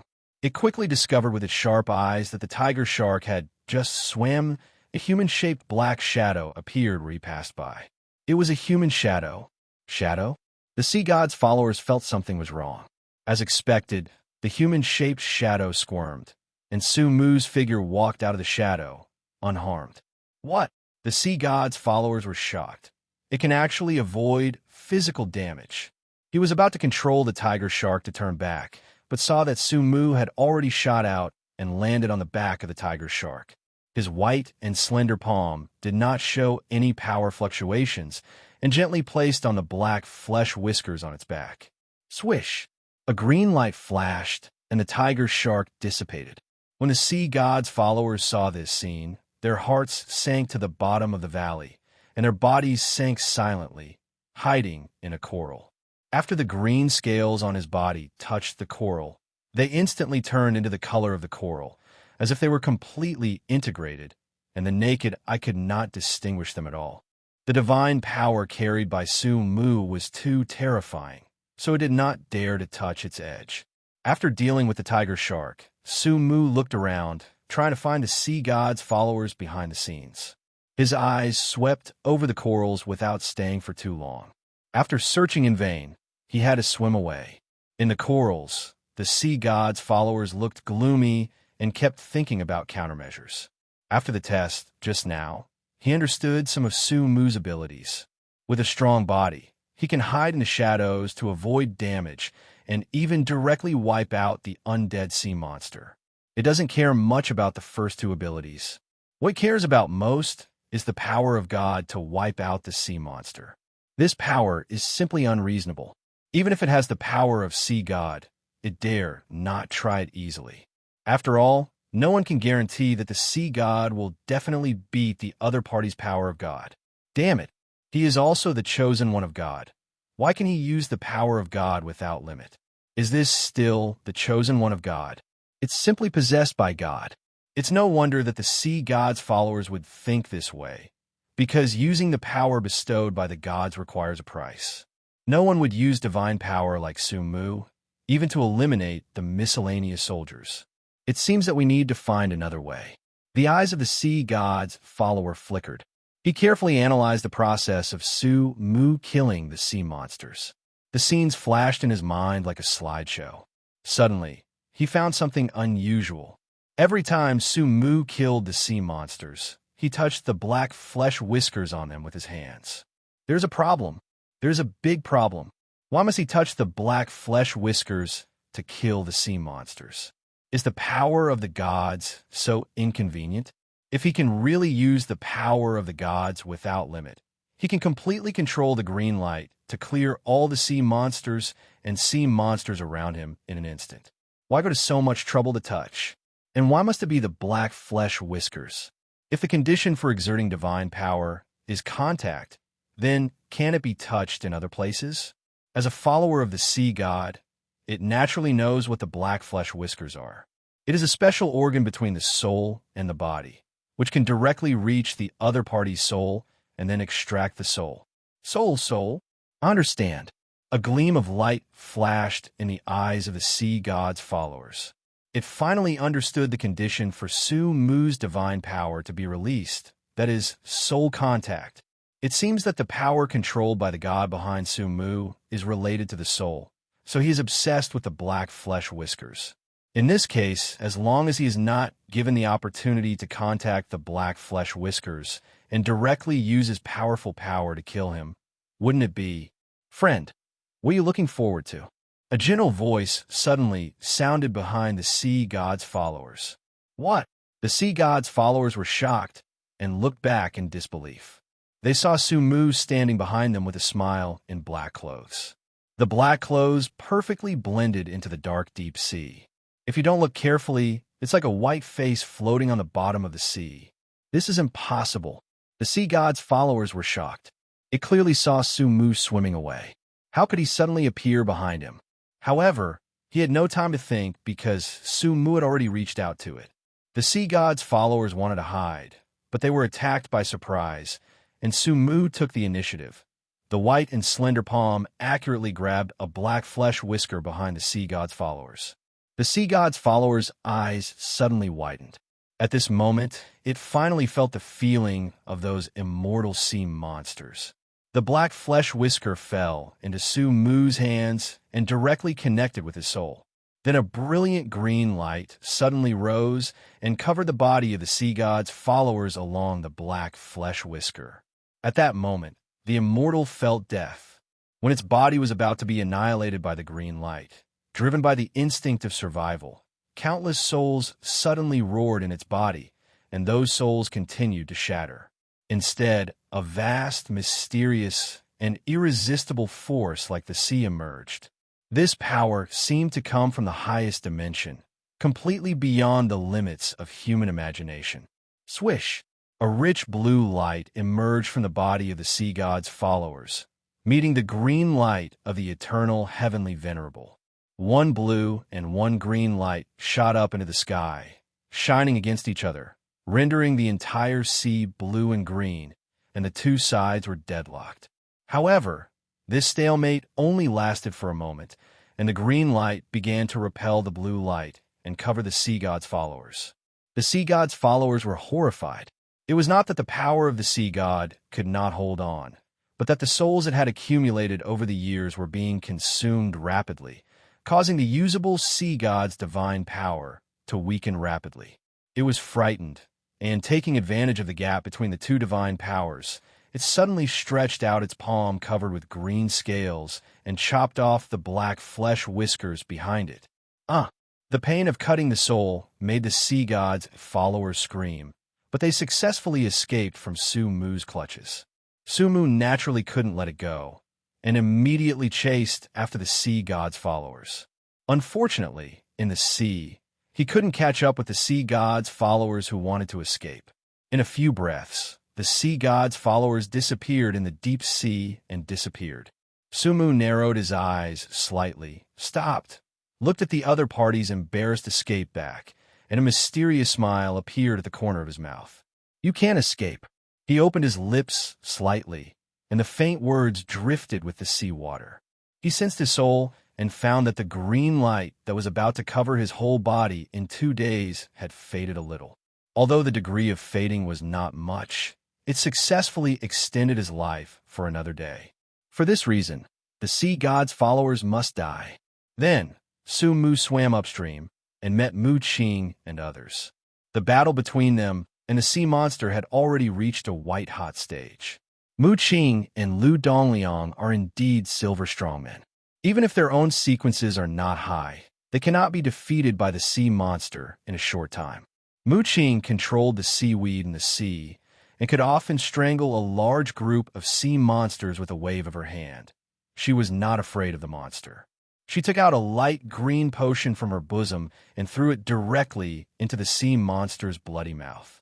Then, her slender little hand waved silently. Countless thick trees, vines, and flowers bloomed from the huge body of the sea monster, bursting and piercing the opponent alive. Unfortunately, even if the battle process was crushed, it was useless. These dead sea monsters turned into sea water with a bang, and soon resurrected from the seawater. Compared with the viewing of Mu Qing's battle, Lu Dongliang's battle was simple and rough. He was red all over like a human meat blender. He plunged into the body of the sea monster and tore the opponent's flesh and bones with his hands frantically. It didn't take long for the opponent to be torn apart. As for Yang Dongqing, it's better not to mention it. At this time, he was hiding in the mouth of a huge man-eating plant in a listless state. He was obviously attacked by the black flesh whiskers and then protected by Mu Qing. As time went by, the battle between the two became more and more difficult. Facing the unkillable enemy, they consumed too much energy. At this time, Su Mu took action. He floated past the huge sea monsters like a ghost. The sea monsters were very clumsy because of their huge bodies and were easily caught by Su Mu. With a flash of green light, a shocking scene appeared. Wherever Su Mu passed, the huge sea monsters in the sea disappeared out of thin air, and not even a slag was left. The people who saw this scene almost forgot about the battle and stared at the unbelievable scene in front of them in amazement. Anyone who saw this scene would be shocked. The monster that they could not kill was wiped out by Mr. Su waving his hand. This shock could not be described in words. Mu Qing and Lu Dongliang even suspected that Su Mu was lying before. "Mr. Su, you still say you're not a golden strongman?" As several sea monsters were dealt with, everyone finally got a chance to catch their breath and gathered towards Su Mu. "Mr. Su, have you found the sea god's followers? Mu Qing panted heavily, her slightly bulging chest rising and falling. Because of the sea water, her body lines were particularly obvious. Let it run away, Sumu said lightly. As soon as these words came out, Sumu's strength immediately rose a lot in the hearts of the two people. Even the legendary god's followers could be scared away, so even the golden strong men might not be able to do it. What should we do now? The effect of the swimming fish potion is about to expire, and I have only refined these few bottles, and there are no more. Sumu's eyes flashed, and just as he was about to speak, he heard a horn sound similar to that of a conch from the depths of the sea. As the sound spread, these sea monsters seemed to have received some kind of signal, and they kept retreating and finally all disappeared in the deep sea. What's going on? Is the sea god's followers afraid? The depressed young Dongxing got out of the mouth of the man-eating plant, looking at the retreating sea monster army with a happy look on his face. Sumu shook his head. He is not afraid. He should feel that it is difficult to kill us by relying on this method. So he plans to change another way. What way? Young Dongxing asked. Sumu did not answer, because the sea answered for him. Crash! Above the boundless sea, the wind howled, the waves surged, and a white line suddenly rose at the sea skyline. It's a tsunami, young Dongxing exclaimed. He stared at the white line in the distance, rising higher and higher, and finally revealed its full appearance, which was a raging wave nearly 100 meters high. The white waves roared like a beast, rushing towards everyone with overwhelming force. Before the waves arrived, various undercurrents in the sea had already surged wildly, and even formed deep-sea whirlpools, sweeping everyone in the sea and making it impossible for them to stabilize their bodies. Mr. Su, the effect of the swimming fish potion is running out. What should we do now? Should we choose to sink to the bottom of the sea and continue to move forward to find the black fog, or temporarily return to the sea kingdom and wait for me to refine a new batch of swimming fish potions before going out to sea? Mu Qing said anxiously. Sumu looked at the huge waves coming at him, and the corners of his lips curled up slightly. Miss Mu, did you invent the fish potion? Through Nangong Mengli's relationship, he was no longer a novice in supernatural medicine. He had some knowledge of the various supernatural medicines circulating on the market, but he had never heard of the fish potion. Mu Qing was stunned and didn't understand the meaning of this question, but still nodded and said, Yes, I made it specially after I came to the Sea Kingdom, just in case. Sumu smiled slightly and understood in his heart. Let's go back. After saying that, he turned and swam towards the direction of the Sea Kingdom. Everyone was a little confused, but in the face of the crisis, they had to follow Sumu closely and return the same way. The reason why Sumu chose to go back was because he found an interesting thing. The real purpose of the sea god's followers seemed to be that they didn't want him and others to find the black fog. This huge wave seemed to be an attack, but it was actually forcing him and others to go back. Everyone is a transcendent, and this level of huge waves can only be regarded as troublesome. But it is unrealistic to kill everyone with this power, especially since everyone has exposed their ability to breathe underwater in front of the sea god's followers. The most troublesome thing about seawater is that humans cannot breathe in it. Once the breathing problem is solved, the threat of seawater will be greatly reduced. Moreover, the swimming fish potion was invented by Mu Qing. How could the sea god's followers know that the potion's time limit is about to expire? Without knowing the potion's time limit, the sea god's followers should clearly know that seawater alone cannot kill everyone. Even if it can kill everyone, it can never kill Sumu, who can escape into the shadow space. But even so, the sea god's followers still chose to launch a tsunami attack. What is the purpose? Simply venting anger?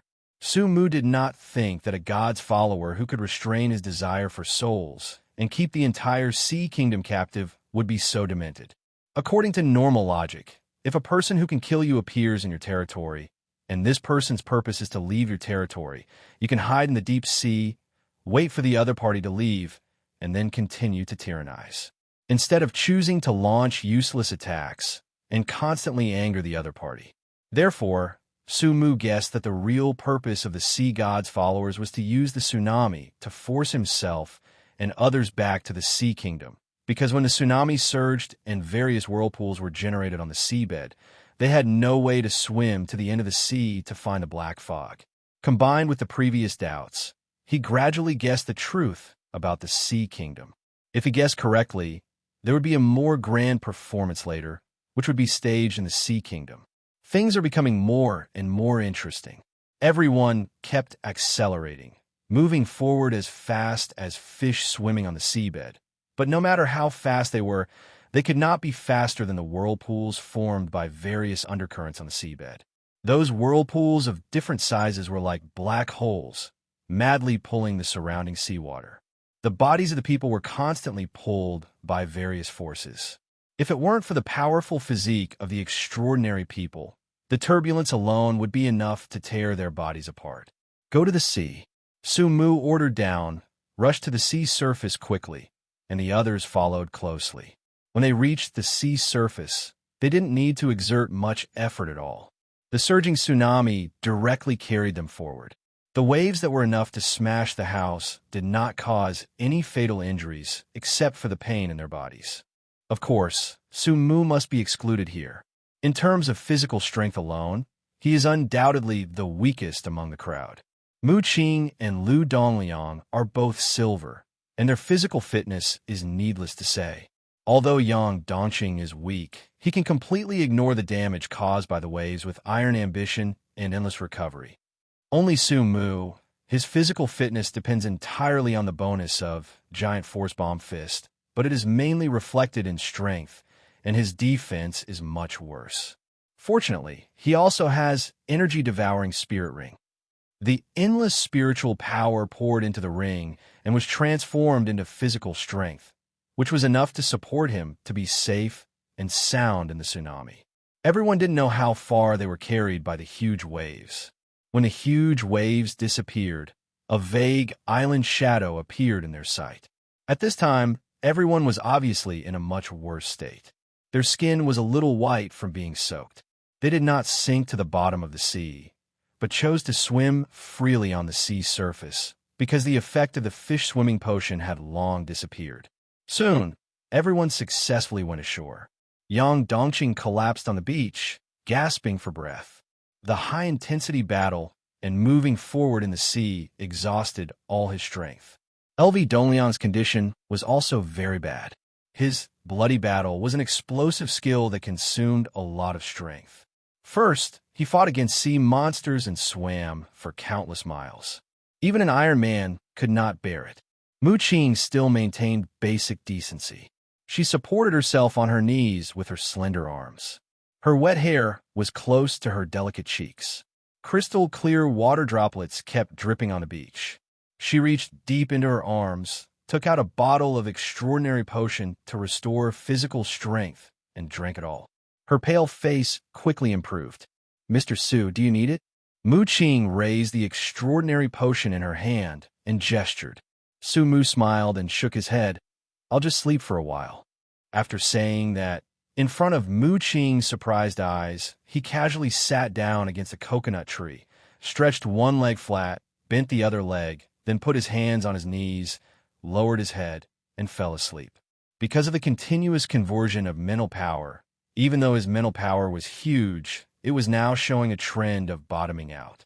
In order to deal with what might happen next, he chose to sleep. A minute later, Su Mu woke up full of energy. Except for being wet, he looked like nothing had happened. "Mr. Su, don't you want to take a nap?" "It's okay, go to sleep. I've taken the extraordinary potion and my strength has been restored. I could just watch over here," Mu Qing said with a little surprise. "Wake up." Su Mu slowly got up, took out the brown glasses from the sheepskin bag for storage, and put them on his face. Mu Qing suppressed the weirdness in her heart and said seriously, "Mr. Su, I thought about it carefully when you were resting just now. I think the most urgent thing is to go to the palace and join other nightmare apostles. We need more manpower. This voyage proves that the sea god's followers are not invincible. One of the reasons why they are afraid is that the sea monsters can't be killed at all. Since you can kill the sea monsters, Mr. Su, more people will be willing to go to sea together under your call. That's right. Lu Dongliang's eyes lit up. Even if those cowards still dare not go to the Black Fog, they will definitely be willing to fight the sea monsters with us. The sea monsters are the common enemy of everyone. If they stay, they will still face more and more sea monsters. In order to protect themselves, they will definitely join us. Good suggestion. Su Mu nodded, seemingly agreeing with everyone's suggestion, but the eyes behind the brown glasses revealed a mysterious color. Afterwards, everyone returned to the simple palace of the Sea Kingdom again. You guys are back. Finance Minister Peng Yang's first reaction when he saw everyone was surprise, and then he sneered. Why? You're going to give up after encountering setbacks at sea? I told you a long time ago that you just need to stay in the sea country, but you young people just won't turn back until you hit the wall. Yang Dongqing was immediately furious. Who said we're going to give up? LV Dongliang on the side was also angry. Do you think we're the same as you, all cowards? To tell you the truth, if the sea god's followers hadn't run away this time, hurry up, it has been killed by Mr. Su long ago. Pang Yang was stunned and asked doubtfully, kill the sea god's followers? Are you kidding? The sea god's followers are immortal like the sea monsters. I'm too lazy to talk to you. Where's Hu Jie? Call him out quickly and call all the other nightmare apostles. Mr. Su is going to make a big move this time. You don't believe me, but you still don't believe Mr. Su who has returned from the Black Fog. Pang Yang's eyes flickered, looking at Su Mu, who was elegant, and finally didn't say anything, and went directly to find Hu Jie. Not long after, the king's banquet hall was full of people, more than 20 people, not only the nightmare apostles who entered, but also the nightmare apostles who entered before and stayed in the Sea Kingdom. When everyone was there, King Hu Jie finally arrived. Mr. Su, it's great that you are still alive. I thought it might be the last time I saw you before. Hu Jie looked at Su Mu and others who were safe and sound, and his expression was excited. Lu Dongliang's face turned cold. How can you talk like that? PT. You're such a bad mouth. As a king, Hu Jie was not angry when he was publicly criticized. Instead, he apologized with a smile. Sorry, I'm not very good at talking. I was just excited to see you all return. By the way, Mr. Su, I just heard from Pang Yang that you almost killed the sea god's family. Is this true? Mr. Su, don't get me wrong, I don't mean to question you, but this is a serious matter and I must confirm it. Su Mu looked at the excited Hu Jie and said with a smile, it's true. I master a law called Eye of Annihilation, which can annihilate the enemy at the atomic level. Those sea monsters, including the followers of Poseidon, are only relatively immortal. Once they're wiped out at the atomic level, they will die. Others can prove this. Mr. Su is right. I saw him kill countless sea monsters with my own eyes, and more than a dozen sea monsters as big as mountains. In the end, he defeated the followers of Poseidon. It's a pity that he let the other party escape. Lu Dongliang's words were full of pride, as if he was very proud to participate in this battle. Mu Qing and Yang Dongqing also gave affirmative answers. Such shocking news exploded in everyone's heart like a bomb. Everyone's first reaction was disbelief, as if they had heard something that went against common sense. For many years, the immortal sea monsters have never been truly killed, but now someone can kill them and even defeat the followers of Poseidon. This news is really unbelievable. In the hall, the new and old nightmare apostles kept discussing, some questioning, some ecstatic, and their expressions were different. Mr. Su, if what you said is true, then the fate of the entire sea country may be rewritten because of you. Hu Jie showed ecstasy. What do you mean by if? Lu Dongliang glared at him. We saw all this with our own eyes. Are we all lying? Hu Jie apologized repeatedly. No, that's not what I meant. It's just that it's hard to accept for a while. That's the undead sea monster. You newcomers may not know much about it. We, the old guys, have fought against the undead sea monster countless times over the years. We don't know how many people died, but none of the undead sea monsters died. Okay, I don't want to listen to your nonsense. Lu Dongliang stepped forward and swept his tiger eyes over everyone. Let me tell you, Mr. Su came back this time to recruit soldiers. We need more manpower to encircle the sea god's followers. As long as we don't let that bastard run away, Mr. Su can kill it. Everyone, Mu Qing added, I know you don't want to go to the Black Fog with us. After all, the Black Fog is dangerous, and we won't force you. But in dealing with the sea god's followers, everyone's interests are the same. If you want to live a stable life in the Sea Kingdom, then the sea god's followers must die. Otherwise, as the number of sea monsters increases, you simply don't have enough souls to fill it. Such simple and clear pros and cons. Even without the two of them saying it, everyone present also thought clearly. But no one stood up to respond for the time being because they still didn't believe it deep in their hearts. The undead sea monster can't be killed. This concept has long been deeply rooted in people's hearts. Unless you see it with your own eyes, you can't believe it. Old who? Don't you have a few undead sea monsters in your dungeon? Why don't you let them out and let Mr. Su show them? Pang Yang suddenly said. Hu Jie suddenly realized. Yes. I caught a few sirens and locked them in the dungeon to study the secret of their immortality. Come on, bring the sirens up. Yes, your majesty. 2 soldiers in silver armor immediately went to the dungeon. Not long after, a fully enclosed iron box more than 1 meter tall was lifted up. At Hu Jie's signal, a soldier took out the key and unlocked the iron box.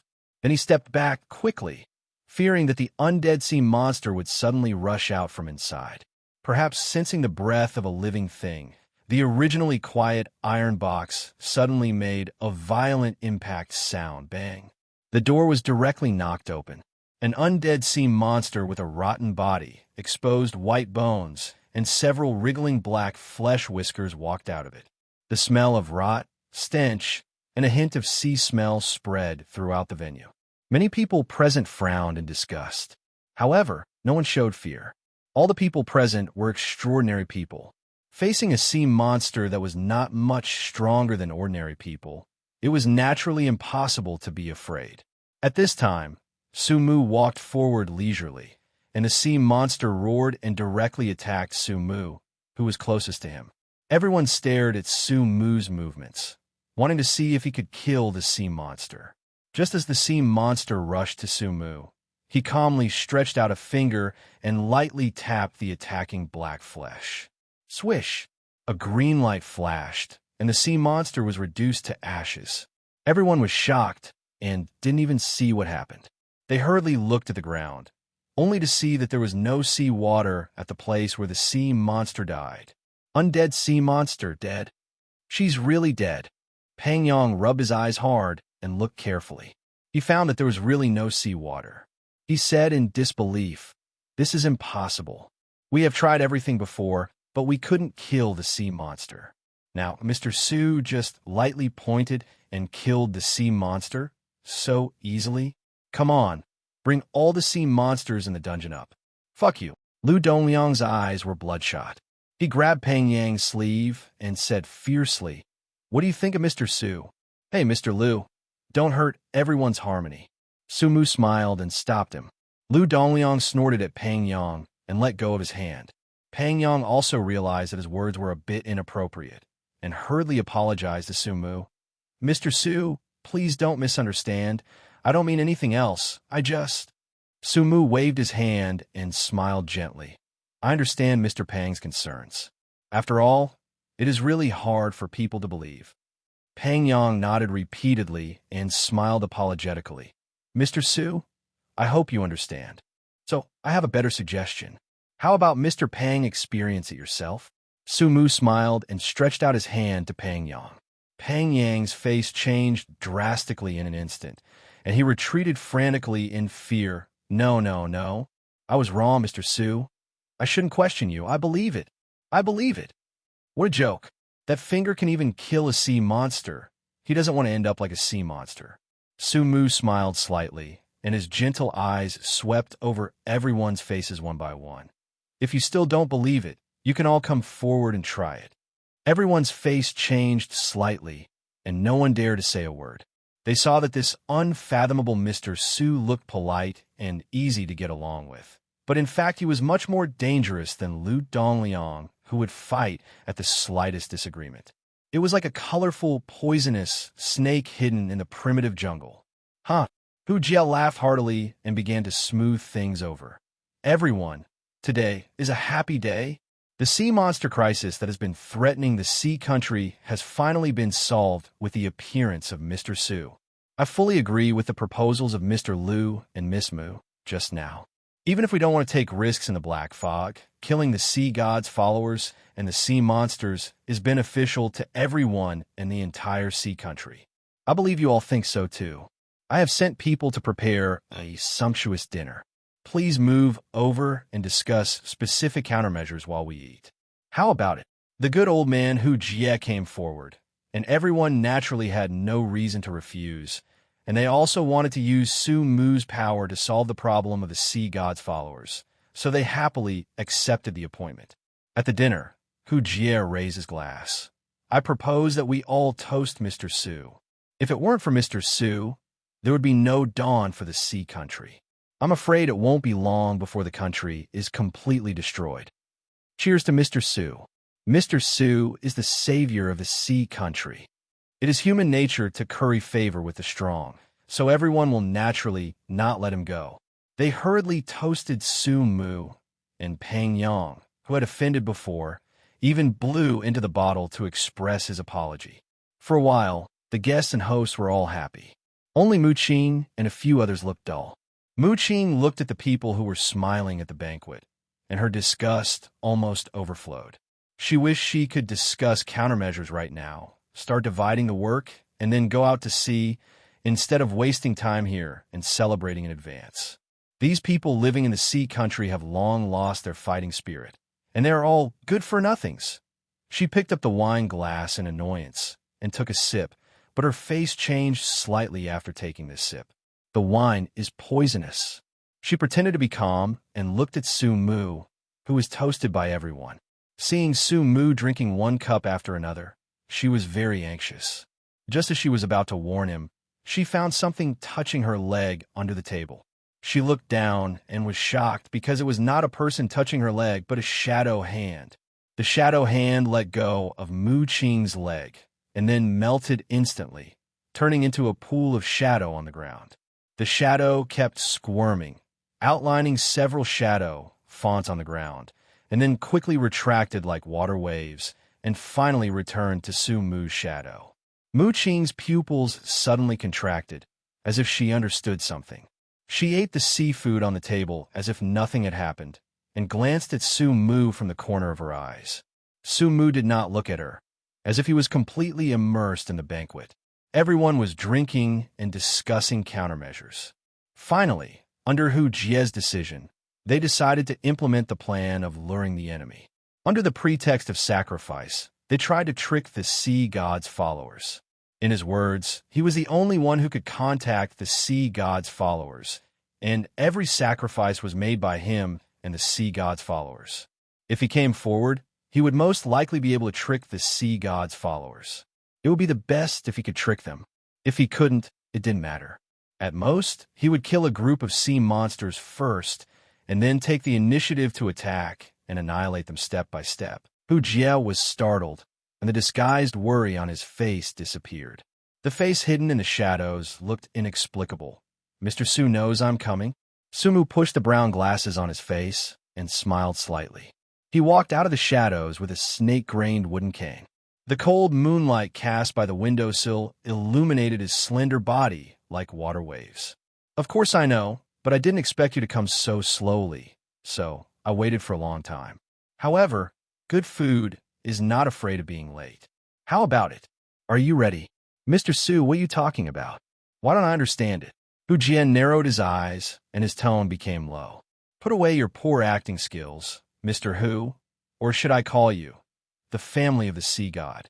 Hu Jie's pupils suddenly contracted, and the hypocrisy on his face completely disappeared, replaced by endless coldness. When did you find out? The first time I saw you. Hu Jie sneered. This is impossible. My disguise is perfect.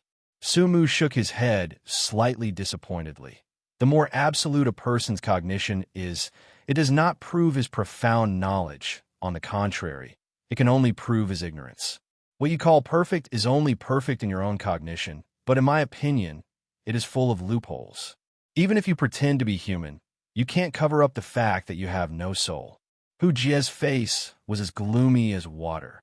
How did you know that I have no soul? My skin can obviously block spiritual exploration. Su Mu's face became more and more disappointed, and he sighed. Do you know what it means to hide 300 taels of silver here? Hu Jie was startled and instantly understood the meaning of Su Mu's words. The so-called hiding 300 taels of silver here means that a person buried 300 taels of silver in the soil and then was afraid that it would be stolen by others. So he specially inserted a sign on the ground with the words, hiding 300 taels of silver here on it, in order to tell others that there is no money here. His face looked slightly ugly. His skin could block spiritual detection, but others could not. Wasn't it telling others that there was something wrong with his soul? He asked unconvincedly, maybe I have some kind of treasure that can block spiritual detection? Why are you so sure? Because you can't. Hu Jie was stunned and didn't understand the meaning of this sentence. I learned from your concubines that you haven't favored them for many years and even allowed them to commit adultery with soldiers and ministers. None of your children are your own. Also, you seldom eat at every banquet. I asked the maid who served you.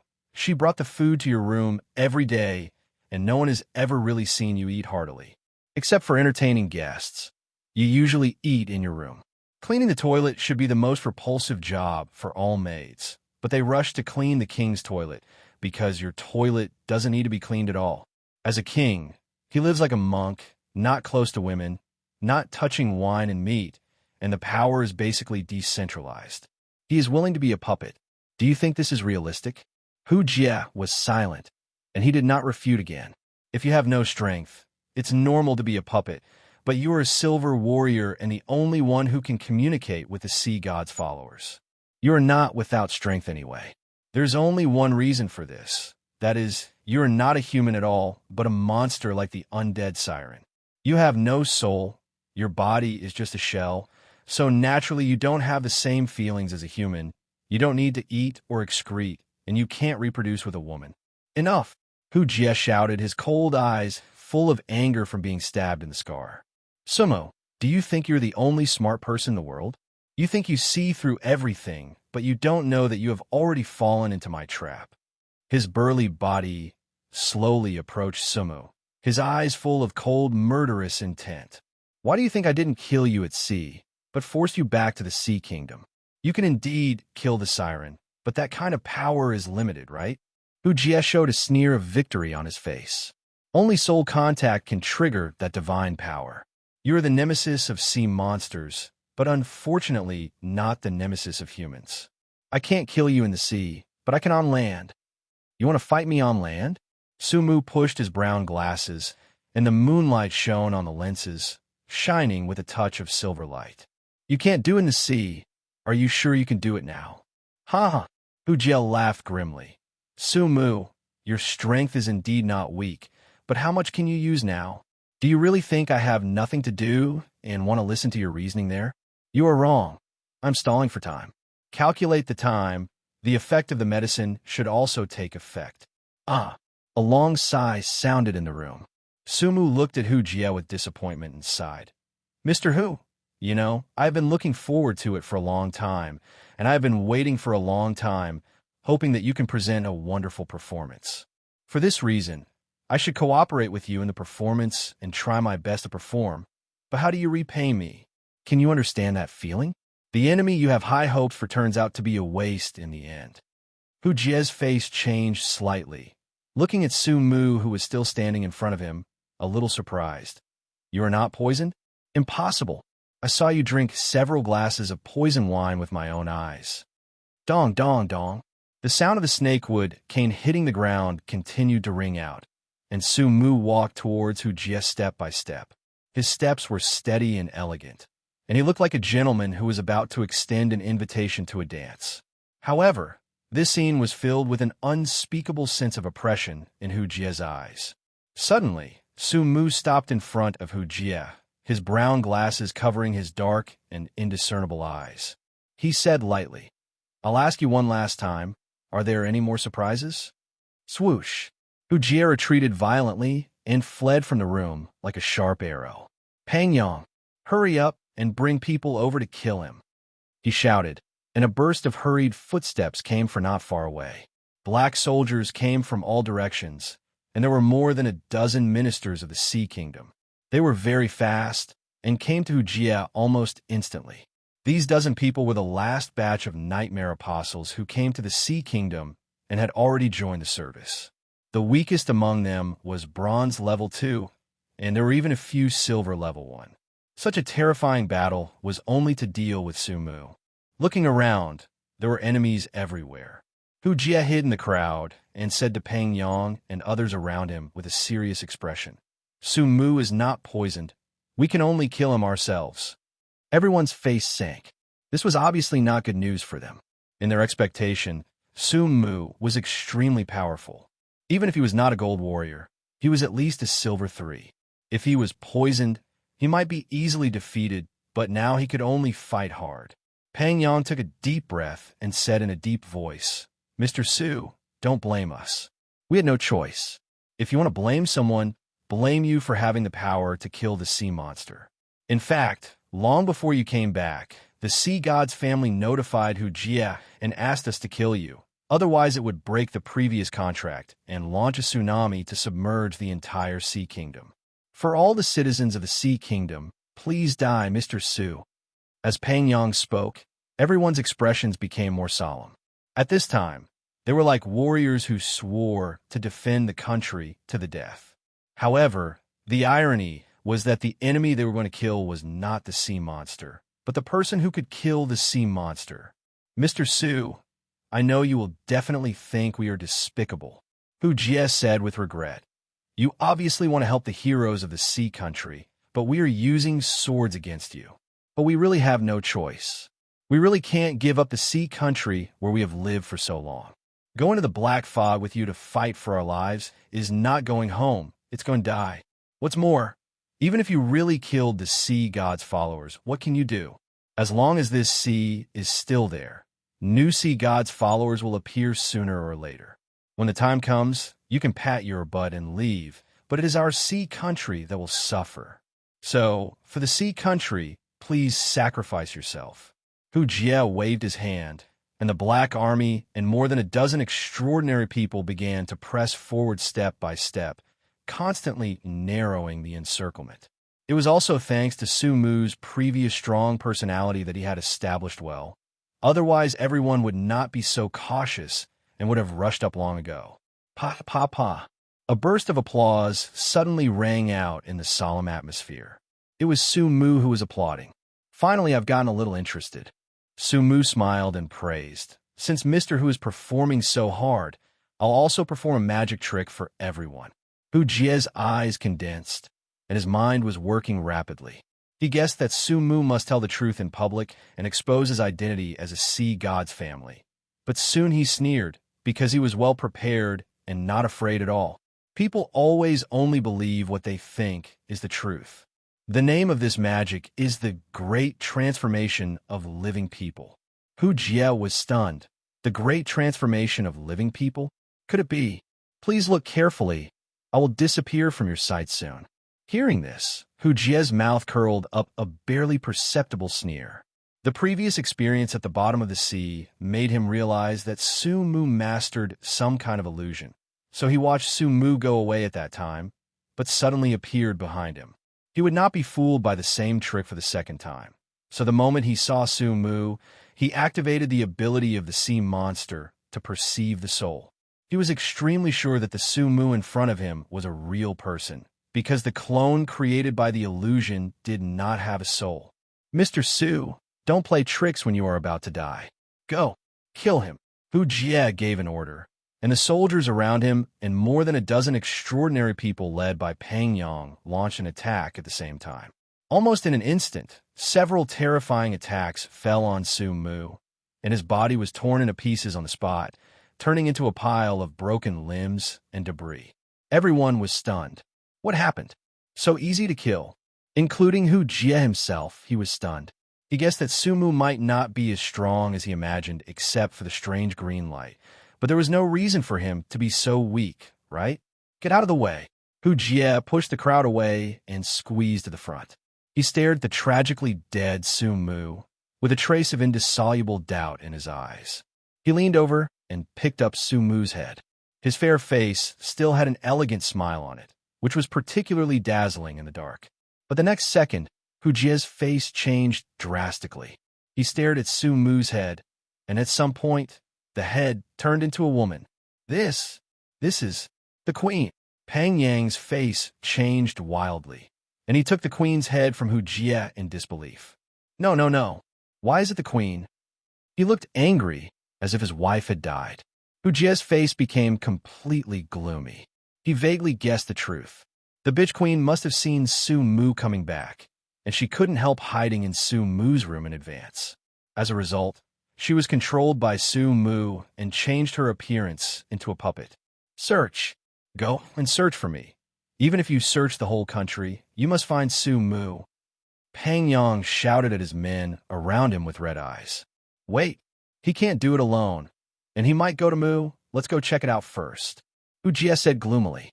He hurriedly took several extraordinary people to the room of Mu Qing and others, but found that there was no figure in the room at all. Damn it, Hu Jie was furious. He realized that he was fooled. Su Mu had seen through his plan and arranged everything in advance. The entire Sea Kingdom was mobilized. Countless people woke up from their sleep, and a large number of soldiers shuttled through the streets. The foreigner Su Mu went out to sea and angered the sea god. The sea god issued a decree that if Su Mu could not be killed within 3 days, a tsunami would be launched to submerge the entire Sea Kingdom. Countless soldiers shouted on the street, mobilizing all citizens to arrest Su Mu. These citizens may dare to disobey the king's orders, but they will never disobey the sea god. They grew up listening to the legend of the sea god, and their fear of the sea god is from the soul. In a house, Su Mu and others gathered intact. Mr. Su, no wonder you said before that the king is the family of the sea god, and asked me to detoxify Yang Dongqing and others in advance. It turned out to be true. Then every step of Hu Jie's plan is within your expectations. Mu Qing whispered as she listened to the noisy movement outside. At this time, the eyes of Mu Qing and the other two were already filled with shock. It was hard for them to believe that Hu Jie was the so-called family of the sea god. The king of a country, the protector of the people in the eyes of the people, was actually the one who persecuted them. Su Mu smiled slightly. Don't you think the operation mode of the entire Sea Kingdom is very similar to that of a farm? The owner feeds the livestock, lets them reproduce, and finally slaughters them. The three of them were stunned. After Su Mu's reminder, they suddenly felt that the king being a follower of the sea god was not so unreasonable. On the contrary, it was very reasonable. Sure enough, there is nothing new under the sun. Mu Qing opened her mouth slightly and said, It's just that the livestock has been replaced with humans this time. Mr. Su, then is our next plan to make public the fact that the king is a member of the sea god's family? We must reveal the truth. Yang Dongqing gritted his teeth and said, This beast not only keeps people as livestock, but now uses innocent citizens to deal with us. As long as the truth is revealed, the citizens under Hu Jie and those extraordinary people will definitely attack in groups, and the situation will be reversed at that time. Su Mu smiled but said nothing. Mu Qing noticed Su Mu's expression and asked, Mr. Su, do you think this method is inappropriate? What's wrong? Yang Dongqing looked puzzled. I think this is the best way. If we don't reveal the truth, it means that the four of us will be enemies with the entire Sea Kingdom, which is impossible to fight. Su Mu shook his head. You still don't understand human nature. Mu Qing's heart moved. Mr. Su is worried that the citizens don't trust us? It is true that there is a possibility. After all, Hu Jie is the king, and we are just outsiders. If we openly say that the king is the family of the sea god, no one will believe it. But we can implement the decapitation plan. I have already inquired about Hu Jie's ability. After all, he has lived in the Sea Kingdom for 10 years, and his ability is no longer a secret. His silver law is Sequence 32, paper-cut evil spirit, which specifically manifests itself in making and controlling paper figures. I guess that the reason why Hu Jie can maintain his human appearance is that he puts his body into the paper figure. As long as we can attack him, we can break the disguise of the paper figure and let him show his true form. At that time, the people will definitely stand on our side. Great! Lu Dongliang became excited and began to rub his hands. I've been unhappy with Hu Jie for a long time. Leave this task to me. After turning on the frenzy, Mu Qing, you will use the vines to throw me towards Hu Jie. I will definitely hurt Hu Jie in a completely frenzied state. At this time, Yang Dongqing, whose IQ was below the average, became smarter than usual. As the saying goes, a fool will always make a mistake. Yang Dongqing's eyes lit up, and he said in surprise, "There is no need to go through so much trouble. I have a way to see through Hu Jie's true identity without taking risks." What method? Mu Qing looked at him suspiciously. Yang Dongqing smiled proudly. Su Mu has an illusion ability. Just let him use this ability on Hu Jie and fake Hu Jie's appearance as a sea god's family. After saying this method, he became more and more satisfied. He felt that he was a genius, so he could come up with such a perfect plan. The inspiration for this method mainly came from the statue of gods and demons, when Su Mu faked the decay on Tai Feng's body into burns. Mu Qing and the others were surprised and happy. They didn't expect Su Mu to be so omnipotent and have such a method. This way, they were more confident. Unexpectedly, Su Mu sighed at this time.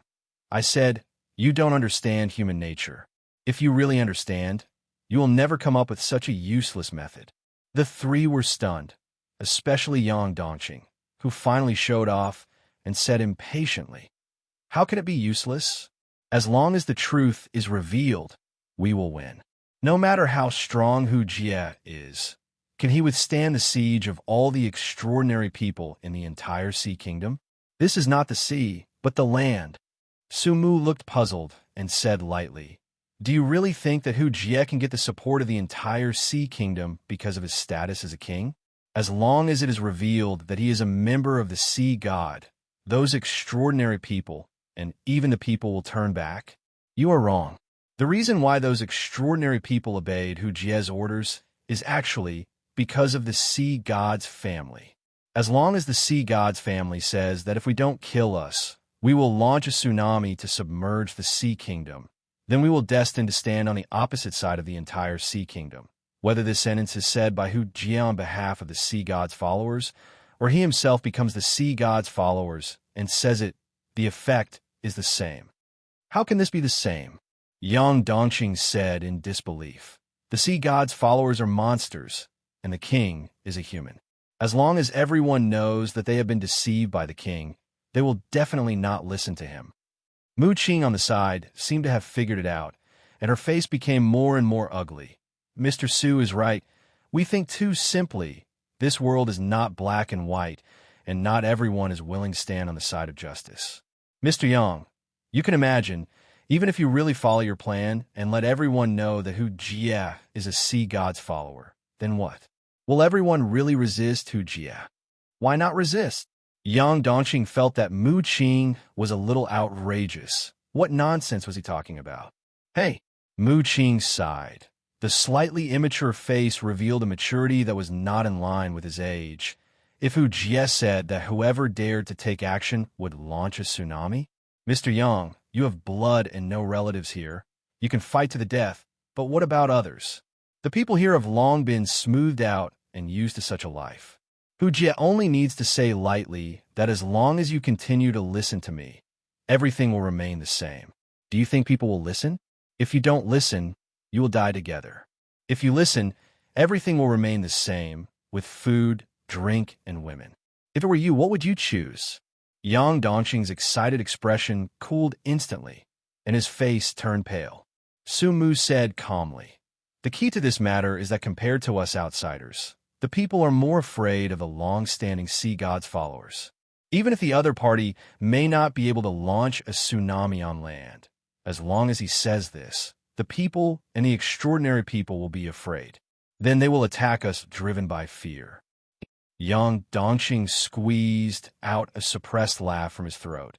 So even if we stand on the side of humans and justice, even if the truth is in front of everyone, they will only choose to help monsters? Fuck. He pounded the ground heavily, with a rage in his heart that had nowhere to vent. Why is this? Because the people on this island country only fear power, but not virtue. Sumu's calm words revealed the coldest truth. Ha ha. As expected of Mr. Su, the evaluation is sharp. King Hujie's praise suddenly came from outside the house. Mu Qing and others' faces changed suddenly, and Lu Dongliang, who reacted the fastest, took the lead in hitting the place where the voice came from. Bang! The wall broke, and a paper man was knocked out. After it fluttered in the air for a few times, the force from LV Dongliang was completely removed, and it landed safely. The paper man's face was outlined with simple facial features, which were very rough, like the poor work of a down-and-out painter. Not only was there no beauty, but it was filled with a sense of weirdness. If you look closely, you can find that the facial features of this paper man are somewhat similar to Hujie. The paper man smiled strangely at everyone. I didn't expect that Mr. Su had only been on the island for 2 days and saw through the essence of this place. As you said, even if my identity is exposed, what does it matter? The reason why I hide my identity is just to sympathize with the people. I don't want them to live in fear all day long, which is not conducive to reproduction. What they know the truth. The truth is never important. What's important, they are here. The paper man suddenly roared, and a loud voice cut through the night sky, instantly attracting nearby soldiers and citizens.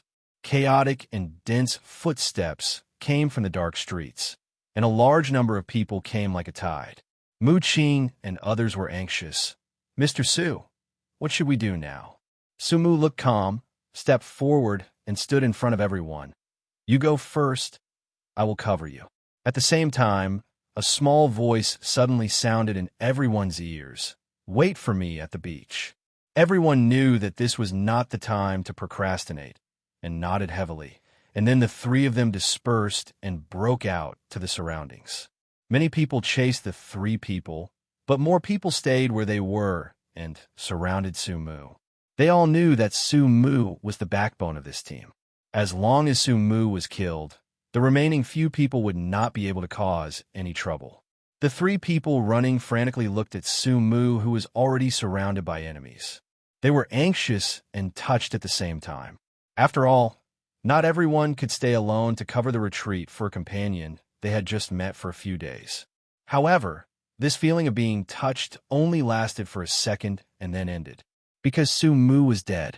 The head was cut off by Hujie's paper man with one blow. The head fell to the ground, revealing a dark-skinned and dull face. It was obviously an unknown native of the sea country.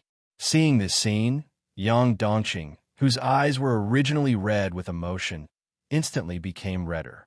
He was so angry that he wanted to curse. This is what you call covering the retreat. As Sumu fell, all the pressure was concentrated on the three people for a while. Want to leave? It's not that easy. A nightmare apostle rushed over quickly. For his own safety, he rushed directly to the weakest Yang Dongqing. Naturally, you have to pick the soft persimmon. Yang Dongqing is a bronze too. Who else can you find? The man leaped up, his figure streaked across the night sky, and he smashed into Yang Dongqing like a cannonball. Feeling the strong wind coming from behind him, Yang Dongqing's face suddenly changed, and he instinctively rolled over to avoid the blow. He looked carefully, his heart tightened, and saw that the place where he had just stood had been smashed into a deep pit. A man in a denim jacket walked out of the deep pit with a grin, staring at Yang Dongqing playfully. It's you, Yang Dongqing said with an ugly face. You are the nightmare apostle who entered with Mu Qing and the others. Why did you help Hujie? The cowboy sneered. From your tone, it seems that you still want to blame me? Bah, I've been annoyed with you guys for a long time. You're the only ones who have the courage to go out to sea. Are we all cowards? Yes, I admit that I'm a coward, but you go out to sea. Why do you have to anger the sea god? How do you let those of us who decided to stay live? It's not us who angered him. Those are all lies of Ujia. In fact, he is. Yang Dongqing said hurriedly, but was interrupted by the cowboy. What nonsense! You have the courage to do it, but not the courage to admit it. Go to hell. A brilliant metallic light suddenly burst out from the cowboy's body. The light was so bright that it almost reflected him into a metal man. Yang Dongqing was shocked. Servant of power! He recognized that this was the silver law servant of power, which was his superior law. He could only be promoted to the silver law after gathering heart of iron, endless recovery, and giant power blast fist. I can't beat him. I can't beat him at all. Bang! The fist with flashing metallic light came with terrifying power.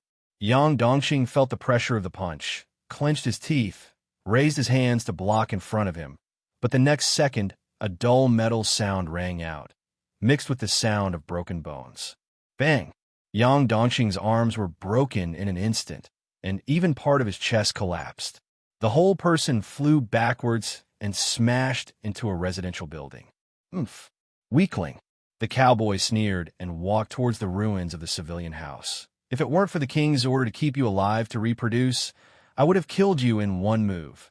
His palm, flashing with cold light, reached into the ruins and dragged the seriously injured Yang Dongqing out like a dead dog. The white light of endless recovery flashed on Yang Dongqing's body, and his injuries were constantly healing. The cowboy immediately punched Yang Dongqing in succession, breaking all of his limbs. Ah! Yang Dongqing screamed, but there was no fear on his face. Instead, his eyes were red, and he bit the cowboy fiercely. Crack! He lost several teeth, and the opponent's skin was only left with a row of shallow white marks. The defense of servant of power was too strong. As Yang Dongqing's superior law, it was not something he could break. Sleep for a while, weakling. Bang, backslash. The cowboy hit Yang Dongqing on the back of the neck with a knife. His eyes turned white in an instant, and he completely lost consciousness. Fights broke out in other places, and LV Dongliang was surrounded by several extraordinary people who came. He entered a completely frenzied state. His whole body was red, like a red-haired ghost crawling out of hell, and he madly attacked all the living things around him. This is the inconvenience of warriors. They can only attack physically. Once they encounter an enemy that is stronger and has more people than themselves, they are easily trapped. In contrast, Mu Qing is much more relaxed. She stretched out her white and tender little hand and slapped the ground fiercely. The whole body was full of vibrant green light, which was transmitted to the ground along with her palm. The next moment, countless vines and trees rose into the sky, trapping the people who came to hunt them. Some ordinary soldiers were even pierced through the body by branches on the spot, and their bodies continued to rise with the trees and hung on the trees. As she continued to exert her strength, the trees continued to grow wildly. In a blink of an eye, a dense forest rose up and covered her figure. She fled wildly with the cover of the forest. I don't know if it was an illusion, but Mu Qing seemed to be faster in the forest. It's a pity that trees can stop ordinary people, but it's difficult to stop extraordinary people. I saw a black shadow flashing out of the woods like a ghost. The mithril dagger in his hand flashed silver light under the moonlight, and almost followed the fleeing Mu Qing like a shadow. The dagger in his hand slashed out, and immediately cut a deep blood mark on Mu Qing's back. Mu Qing groaned, endured the pain, turned around, and sprinkled a handful of black powder. The man's eyes condensed. Without knowing what the black powder was, he didn't dare to take it hard, so he had to temporarily avoid the edge. He was not in a hurry. Mu Qing's silver law, nature's call, sequence was ranked very low, so it was only effective against ordinary people, not enough against extraordinary people. Moreover, Mu Qing had been injured, so her speed would definitely be affected. Just as he was thinking this, he saw that Mu Qing seemed to be unable to hold on and staggered into the bushes. Chevron_. Hello, everyone. As we wrap up this video, I want to share a quick note. I have a Patreon account. If you'd like to support me and enjoy on-demand audiobooks, you can become a Patreon member. Alternatively, you can check out my Google Drive link, which has 500 plus novel audiobooks available through my Ko-fi or Patreon shop. I appreciate your support.